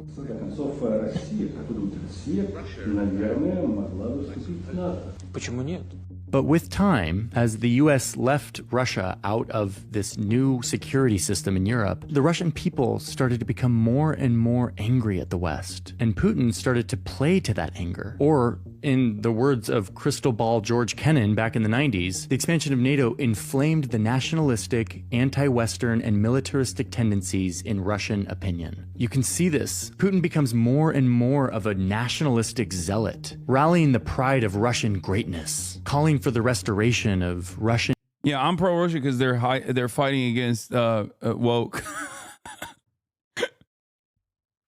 That's why. This is when will he start talking about how Russia is fighting against the woke? That's the most important aspect of this for me. I mean, I don't think that this is incorrect. You don't have to agree with Russia to recognize. You don't have to agree with Russia or its actions, specifically in Ukraine or in general, in its own internal affairs, to understand why politicians outside of the orbit of American influence, outside of the sphere of American influence, would see it as beneficial to consistently ham up anti-American statements, anti-Western statements. You know, I will watch his apologies after this. Behavior, denouncing the West for trying to weaken his great empire. Meanwhile, over here in the West, we feel totally validated for our decision to expand NATO. But by joining NATO and by expanding NATO, you create precisely the enemy that the point of joining NATO was designed to avert. So it became a self-fulfilling prophecy. See? We told you so. We're so glad we listened to the expansionists, because look at Russia. They are just unhinged. And what's the solution? Continue expanding NATO. So in 2008, NATO promises Ukraine and Georgia would eventually become members. And this, to me, is where the window of peace closes. This is weird. I was just in Georgia, the country, talking to young people who want to join the West, want to join the EU and NATO, because Russia is so aggressive. And what's so ironic is that their plight is absolutely real. Modern Russia is a horrible place to be in the shadow of. And yet what is also true is that NATO expansion helped create that version of Russia. And this is what's so horrible about this kind of conflict. You start to get into a spiral of hostility where both sides feel justified in their position. They feel so justified that they act aggressively. I think it's really interesting.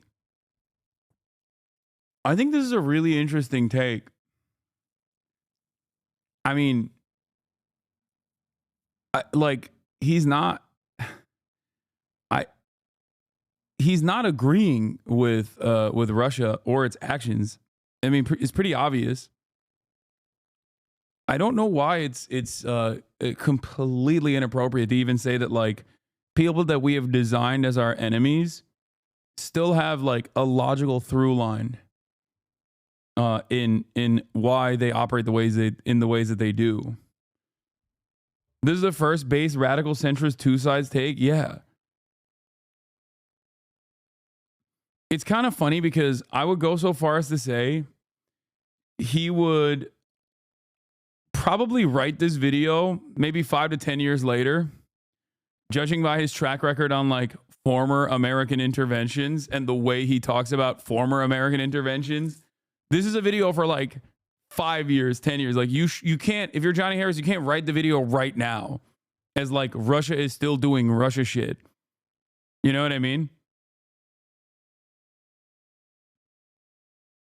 If he wrote this video 5 to 10 years later, all the liberals would be like, damn, that's a banger, dude. You really are fantastic in your analysis. Like, but he wrote it too soon. And that's the problem.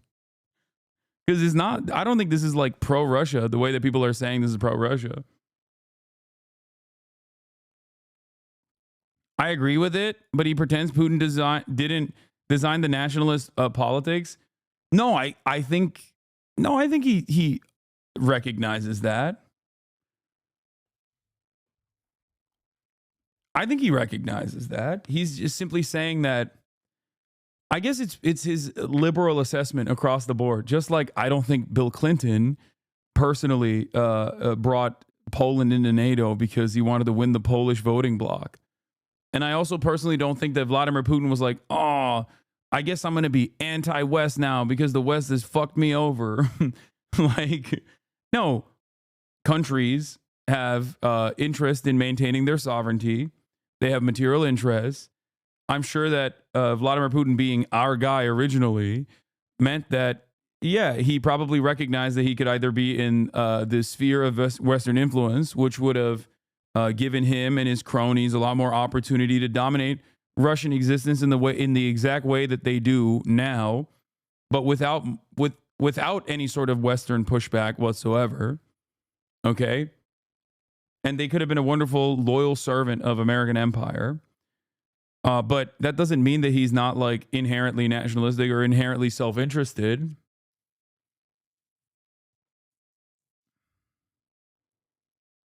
Reading the comments, it was really telling because a lot of the comments were just how Russia is inherently aggressive and that's the nature of the nation, just a total lack of real analysis and no analysis is allowed, so they get mad at anything that sounds like justification.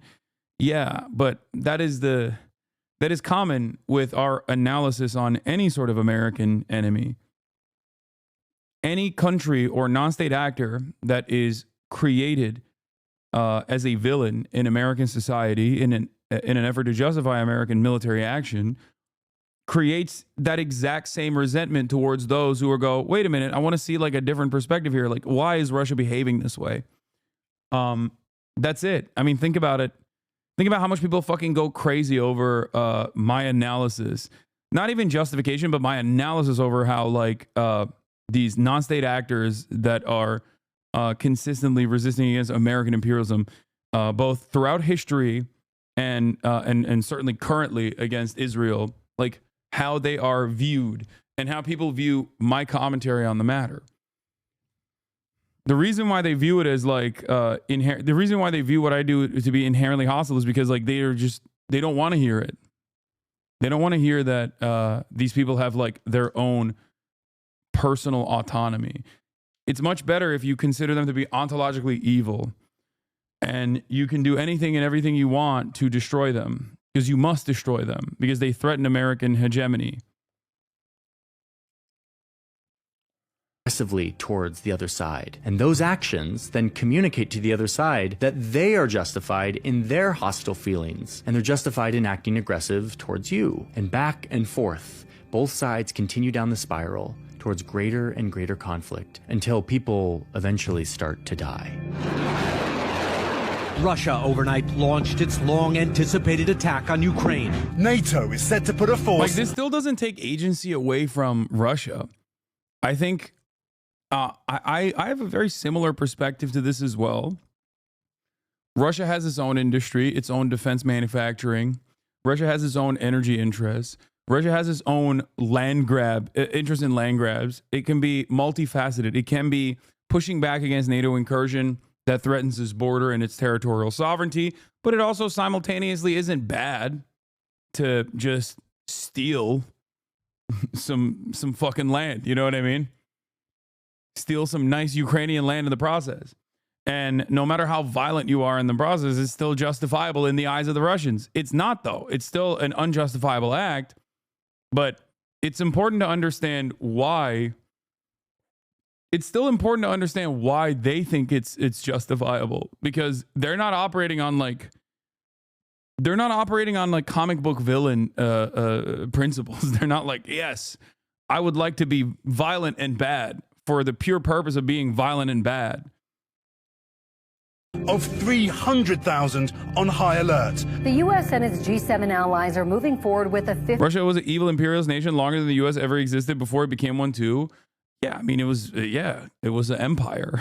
So they've had a lot longer process in maintaining forcible control over these lands. So, you know, Russian people are evil though. Anti-LGBT wife beaters. Okay, come on, dude. The wives that are being beaten are still Russian in that situation.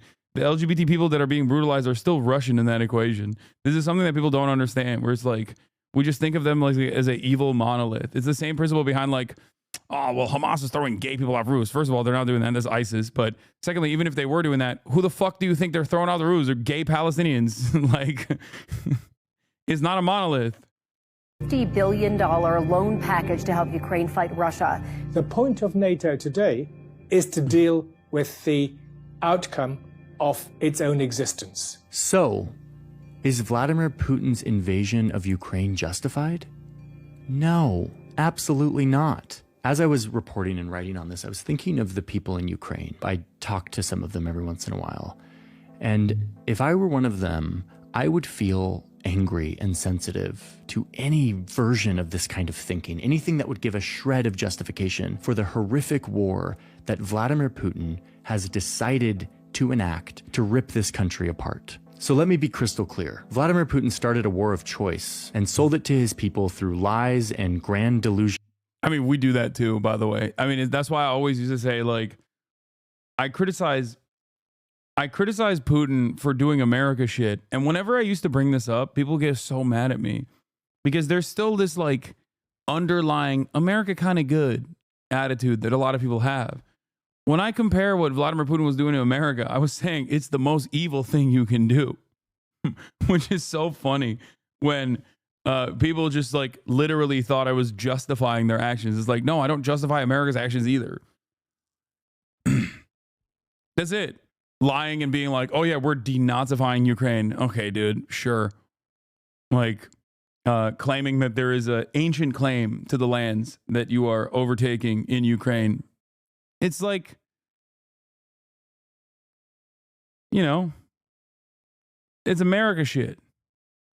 rhetoric and has gone on to bomb civilians and rip apart a country that was pursuing its own right within its region. It is a travesty and a moral failing, and it should be condemned. And yet that full-throated condemnation should not make us blind to the backstory that explains how we got here. There's a difference between explaining a war and justifying it. What I'm doing is explaining the position and trying to get as much accuracy in the technical detail. Just a note on the psychology of all of this. I find myself in this situation a lot. I explore borders and the history of borders a lot in my work, especially when I go to the actual place where a line on a map causes tension and conflict. I always feel a sense of two kinds of blame. The first kind is the easy one. It's who's to immediately blame for the conflict at the time. It's usually some leader who decided to invade, some regime that has decided to occupy. And yet when you look into it, there's always a deeper blame to be levied. Is this an ad? In most of the places I go, that blame is historical. It's to be applied to the great powers that drew those lines in the first place, that created those identities that are now fighting each other. In the case of a lot of borders I go to, it's the British. And it's become this kind of meme in the Okay, to be fair, it's almost always what's the age-old saying? It's like if you want to blame a country, if you want to blame one country for everything, you can blame England first, like the British first, and then America second. Fuck it, you could blame America on the English too. It's always the British. Comments whenever I go to a former British colony that this conflict looks like a civil war between two groups, but really it's the British that's to blame, even if the blame today is easier to be put on some greedy warlord. That's a weird thing to parse through, but I get that same feeling in this case. This history doesn't justify Putin's invasion, but it does force us to ponder how we could have taken another path, a path that would have prevented us. Most common holiday in the world is Independence Day from the British. Oh my God, that's true. From ending up in this outcome. And to me, what this story clearly tells us is that in the future, when we're thinking about peace, we have to remember that peace will never come unless the big, powerful country puts down its sword and agrees to play by the rules that everyone else has to play by. No system of order and rule. Yeah, I mean, listen, after my Oxford and Cambridge Union speech, I know why they did it, okay? You can't stay on that fucking island, dude. Sun setting at 3 p.m., raining all the goddamn time. I get it. I fucking get it, dude. I understand the epigenetic need for the British to leave that godforsaken island and go to a tropical destination where they got spices and shit for at least a little bit, okay? For at least a little bit of a period of time. Rules and laws can work unless everyone is subject to those laws. And if we're going to eradicate the curse of war, which is so natural to humans, it's only going to be by something totally strange and irrational, like the most powerful country deciding to give up some of its power and commit to a system of enlightened conflict through war.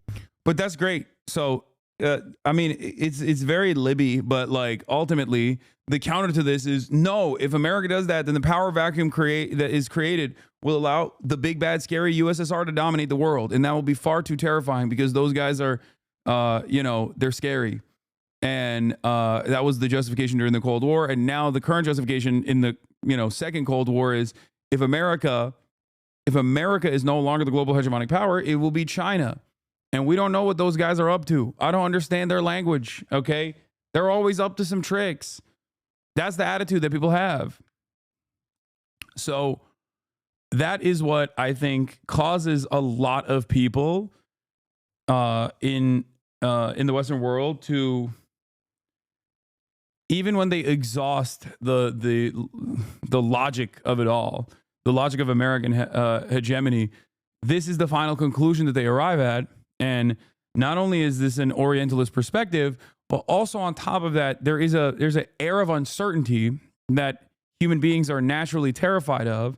And that sense of uncertainty and that sense of fear that they don't want to know what it would look like if America wasn't the dominant power is the reason why so many people end up saying, America does a lot of wrong, but at the end of the day, they're trying their best. And I think the alternative is far too scary. Words and institutions and laws and justice. A system that doesn't rely on who has the biggest military, who has the biggest alliance, Who can make the most weapons the fastest? I believe that humanity will eventually get there. But for now, it looks like we're back on the spiral of conflict that usually only goes one direction. But my hope is that we can look back and learn from our mistakes. You know, I actually have a great belief that the United States periodically... Yeah, I get why people are a bit mad at this video, bro. Come on. He's saying that, like, America fucked up by not dominating Russia in the same way that it did Western Europe in the aftermath of the Cold War, and brought Russia into the Western sphere of influence, which is ironic because, like, it's still very much like pro-American, pro-capitalist domination around the globe, but ultimately it would still, you know, it would lead to like less violent outcomes is what the argument is. It's not necessarily critically examining the Cold War at all. It's just taking for granted that America is still on the right side of history, but they fucked up by not bringing Russia into America's sphere of influence. It does have the capacity to renew itself, an amazing capacity to provide that leadership that we want to see from the United States, which is enlightened leadership for peace and development of the sort talked about by Eisenhower and Kennedy. We want a better West to emerge out of this.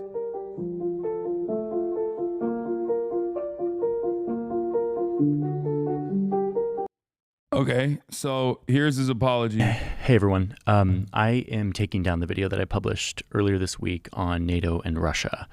I want to redo it. I got some things wrong and I want to do it right. I am so... Oh my God, he's going to come out even stronger. He's going to be like, God damn America. God damn America, the scourge of empire. He read Lenin, dude. He's going to come in hot. He's going to be like, imperialism is the final stage of capitalism. It necessitates empire. You have to have it. You have to constantly find new markets to dominate, to extract natural resources from the global south through violent means. That's why he's like, I took down the video because God damn it, I'm a Marxist Leninist. Grateful for the wave of feedback that I got from this. The comment section can be a brutal place sometimes, and this was hard for me at first, but ultimately I love this. This is just like when he said that comparing Lebanon to the West Bank was out of pocket. Yeah, I know. That was so funny because he literally made the right comparison, and everyone in his comment section was like, what are you talking about? Of course, comparing like settlers and their desires in settling in southern Lebanon is identical to the West Bank. And they're not like some random extremists. They are random extremists at the end of the day. But how do you think the West Bank was expanded into? How do you think the West Bank was settled in? It's always random settlers that just kind of dip their toes in the water and then get state protection. That's how it works. So he made the correct take on that. And then he had to delete it and apologize for it. And I think this is like not even an aggressive stance at all. I don't even disagree with this video. It's kind of shocking that I guess the only part of it, I'm thinking like what people could be mad at. And I guess it's the Eastern Europeans being like, no, we wanted to be a part of NATO, which is sure valid. Okay. I guess that's the only thing. It's like, oh, you're taking our, you're taking our autonomy out of the equation. I assume that's probably it, right? But this is not about Eastern European countries. This is more so about Russia's own attitude. Estonia's rating his comment section. Yeah, that's what happens when you have a country that has fucking broadband and better ISPs overall, 55% women. Okay, it's a paradise, and they fucking vote by internet. That's what happens. They got too much time online. I love that I can put something out there and that I can hear from you, a group of people who come back with good faith debunks, critiques, and feedback for me to make me better at what I do, to wake me up to blind spots I might have in my perspective. I deeply appreciate it. It's kind of crazy because that's the first time he actually critically examined a blind spot, in my opinion, where he didn't like... He approached the subject matter from the perspective of the enemies. Like literally, that's the first one of the first instances where I've seen Johnny Harris do that. And I think it's a healthy practice, even if you don't agree with him. I don't fucking agree with Russia's actions in Ukraine, but I think it's still important to understand where they are coming from. Okay?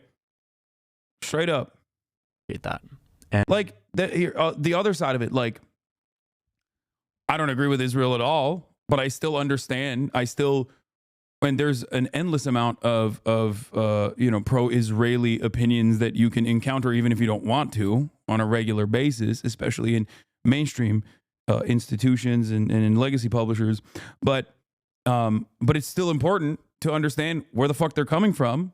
You know what I mean? I think it's a very important aspect of conflict resolution is understanding the motivations rather than just casting aside everyone as like ontologically evil and worthy of death and destruction. So, I don't know. I spend a great deal of time trying to understand America's interests as well.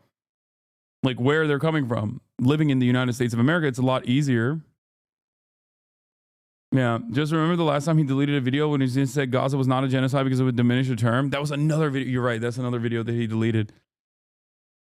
And I believe that is the core of good journalism, being earnest about... Isn't the Russian motive for invasion the false pretense that there's a genocide against Russia by Ukraine? No, that's one of the many different motives. And there is, I mean, it's denazification, it's NATO incursion. Those are some of the reasons, but I think the reality is it's none of those reasons, okay? Those are simply justifications that a state applies in the same way that America was like, we have to go and invade Iraq because they did 9/11. They didn't do 9/11. We're just fucking lying, okay? It's just pretext. You need pretext. You can't just be like, we're going to invade this country. You have to lie to your population and tell them exactly why. You have to get them geared up. You have to get them ready to go. Okay? That's it. Seeking truth and knowing when you need to shift your perspective. So in this video, I'm just going to quickly get you up to speed on what I've learned, what I think I got wrong here, and also try to explain the intent behind publishing this video in the first place, because I kind of want your help on how to think about how to do a format like this. So first, what I got wrong here. It was clear to me. Except there are actual Nazis in Ukraine. Brother, we live in the United States of America, okay?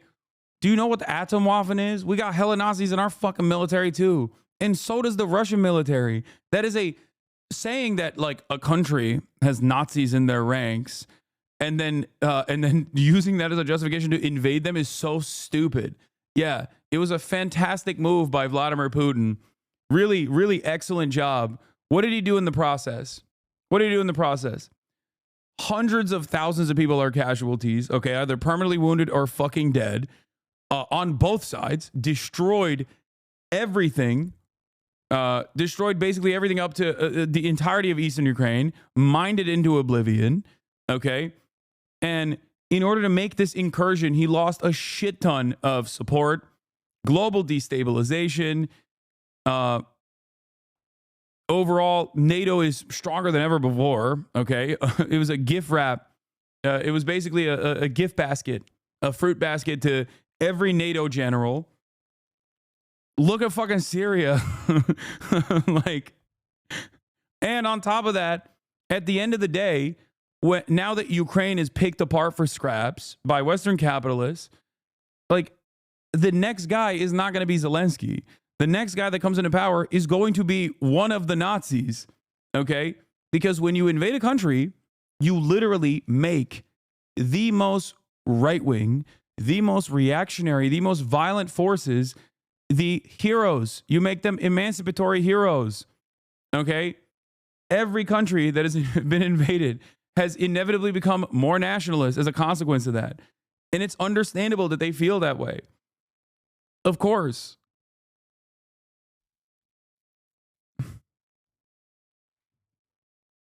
It's so stupid. There will be no next guy. You're fantasizing if you think that there's, either you think Zelensky's going to live forever or you think Russia is going to completely take over Ukraine, which is an insane statement.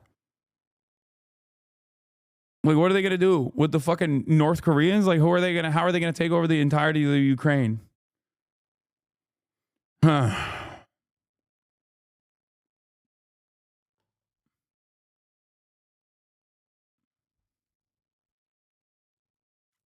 Anyway, from a lot of these comments, mostly from Eastern Europeans, that I omitted the valuable perspective from these Eastern European countries that were a huge part of this story. This piece should have more thoroughly included those perspectives.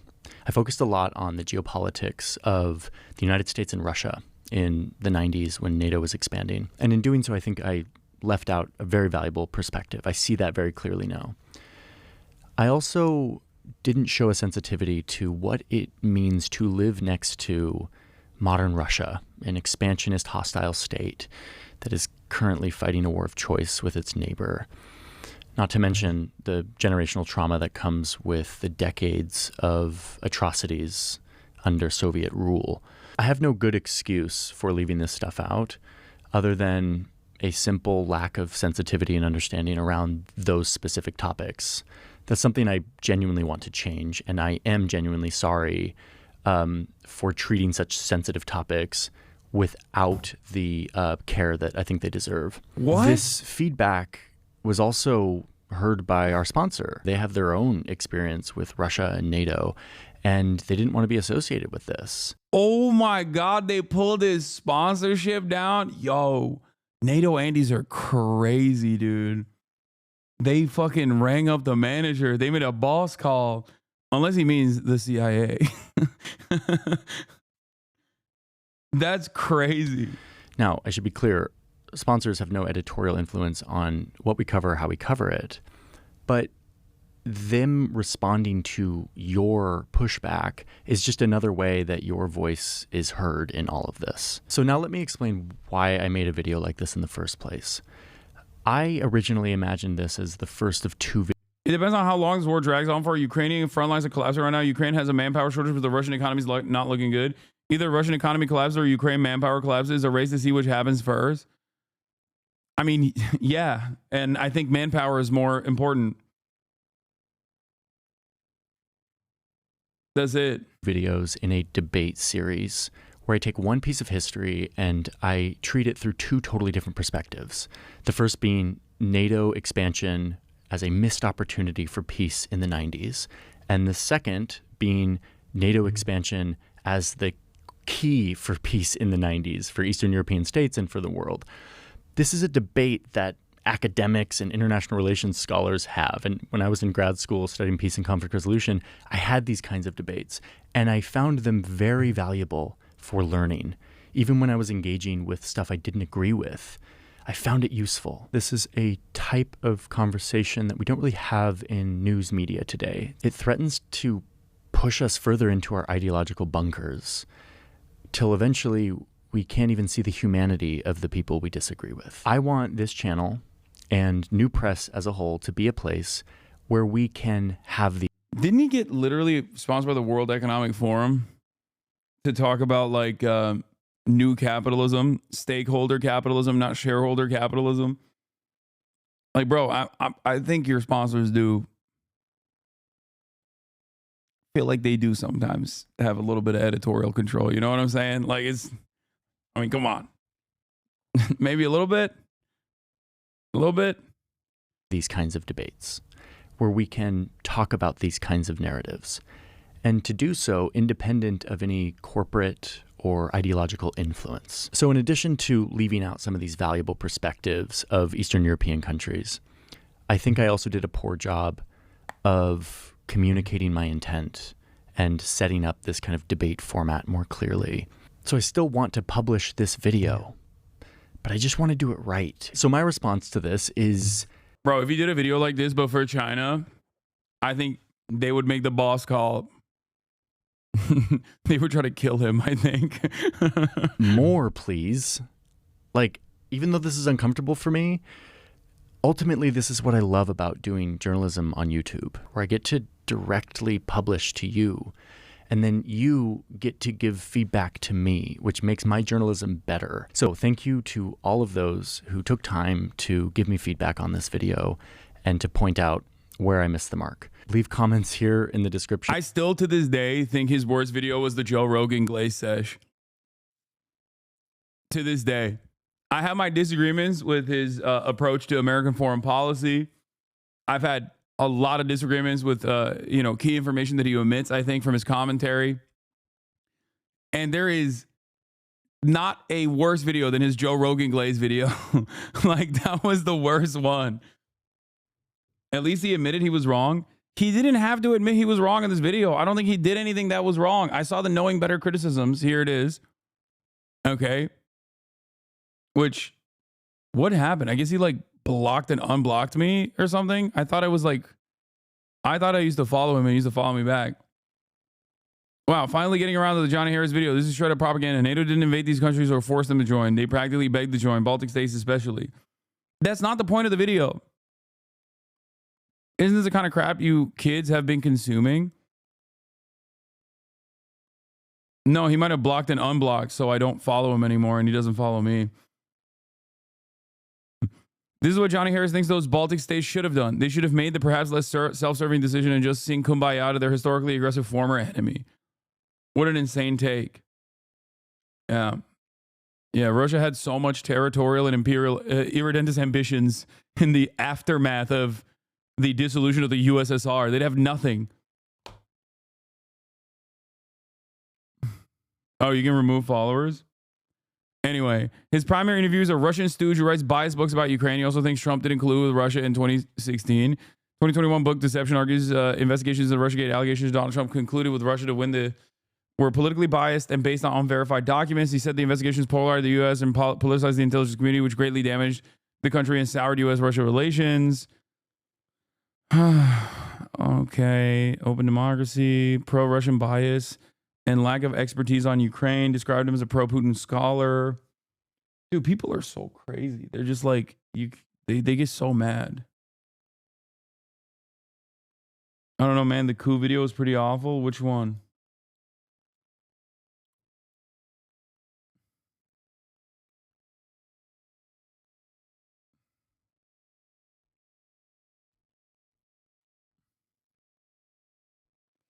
Seeing Russian propaganda aimed towards American women has me feeling like we're screwed. Oh, the coup video, the CIA coups. Yeah. That one was bad.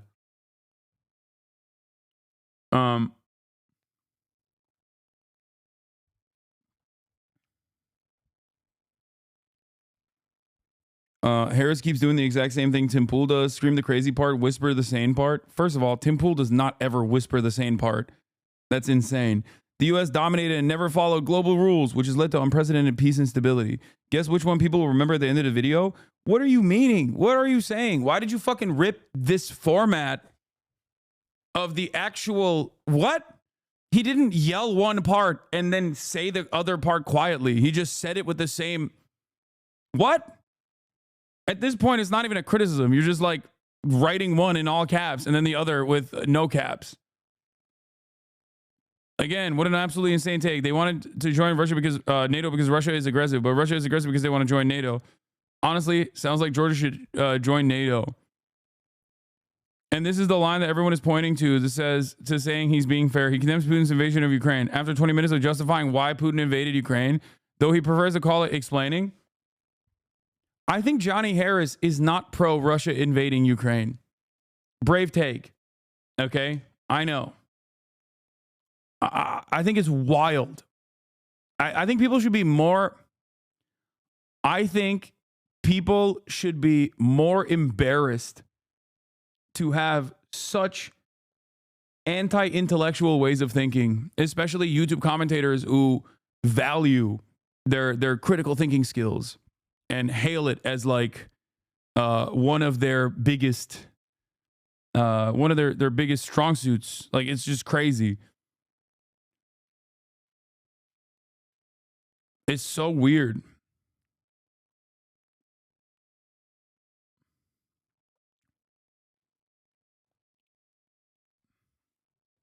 Critical support to Johnny Harris. I might not agree on much, but I think it's not a bad... I don't think it's a bad thing to try to understand where your enemies are coming from. And anyone that says that is wrong and incorrect, and that you must assume that your enemies are ontologically evil. There's no logic to their ways of thinking. Do not want to solve these problems. Okay? They do not want to solve these problems. It is anti-intellectual ways of thinking that I see far too many liberals comfortable with, especially in the past couple of years. It is very, very interesting to see, because liberals consistently hail themselves as champions of critical thought. And they're not like those stupid ass right wingers. They're not like those dumbass Republicans. Those Republicans, oh, they're stupid. They don't read. They're dumb. But then I see this reactionary thinking from them all the time, especially as it pertains to American foreign policy that is uniparty. And that's how you arrive at liberals saying shit like, oh, you don't love it, leave. You're an America hater. The moment that someone criticizes me by saying you're an America hater, I'm like, holy shit, dude, do you hear yourself? Do you fucking hear yourself? What do you mean you're an America hater?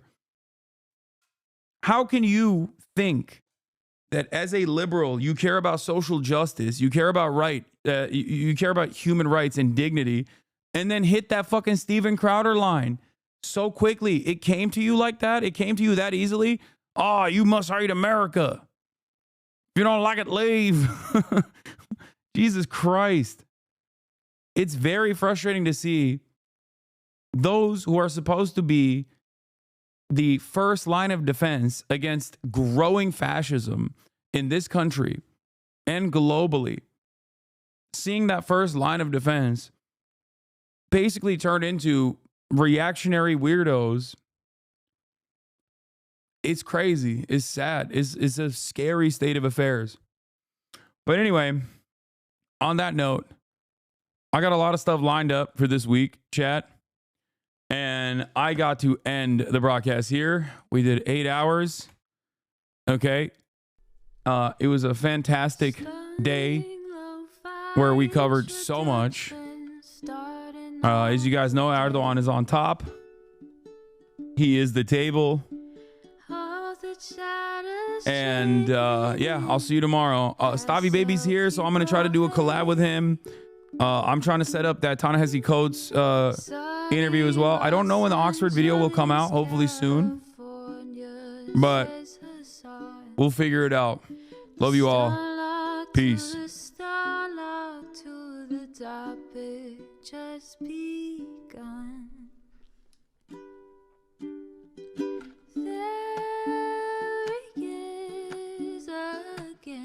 Hasan is streaming. Hasan is streaming. There he is again. Hasan is streaming. Hasan is streaming. Reviewing the P.O. box. Uncle Uyghur's face. Sudden Discord agitprop. Great names take embrace. Tiny Bernie Sanders, LGBTQ Air Force. The whole left at your fingertips, Ane at your door. H3 crowded debate, the Young Turks online show. 3 full fucking years of this, plenty more to go. 90-day fiance talks of champagne bourgeoisie. A Trump rally live reaction on mass riot at DC.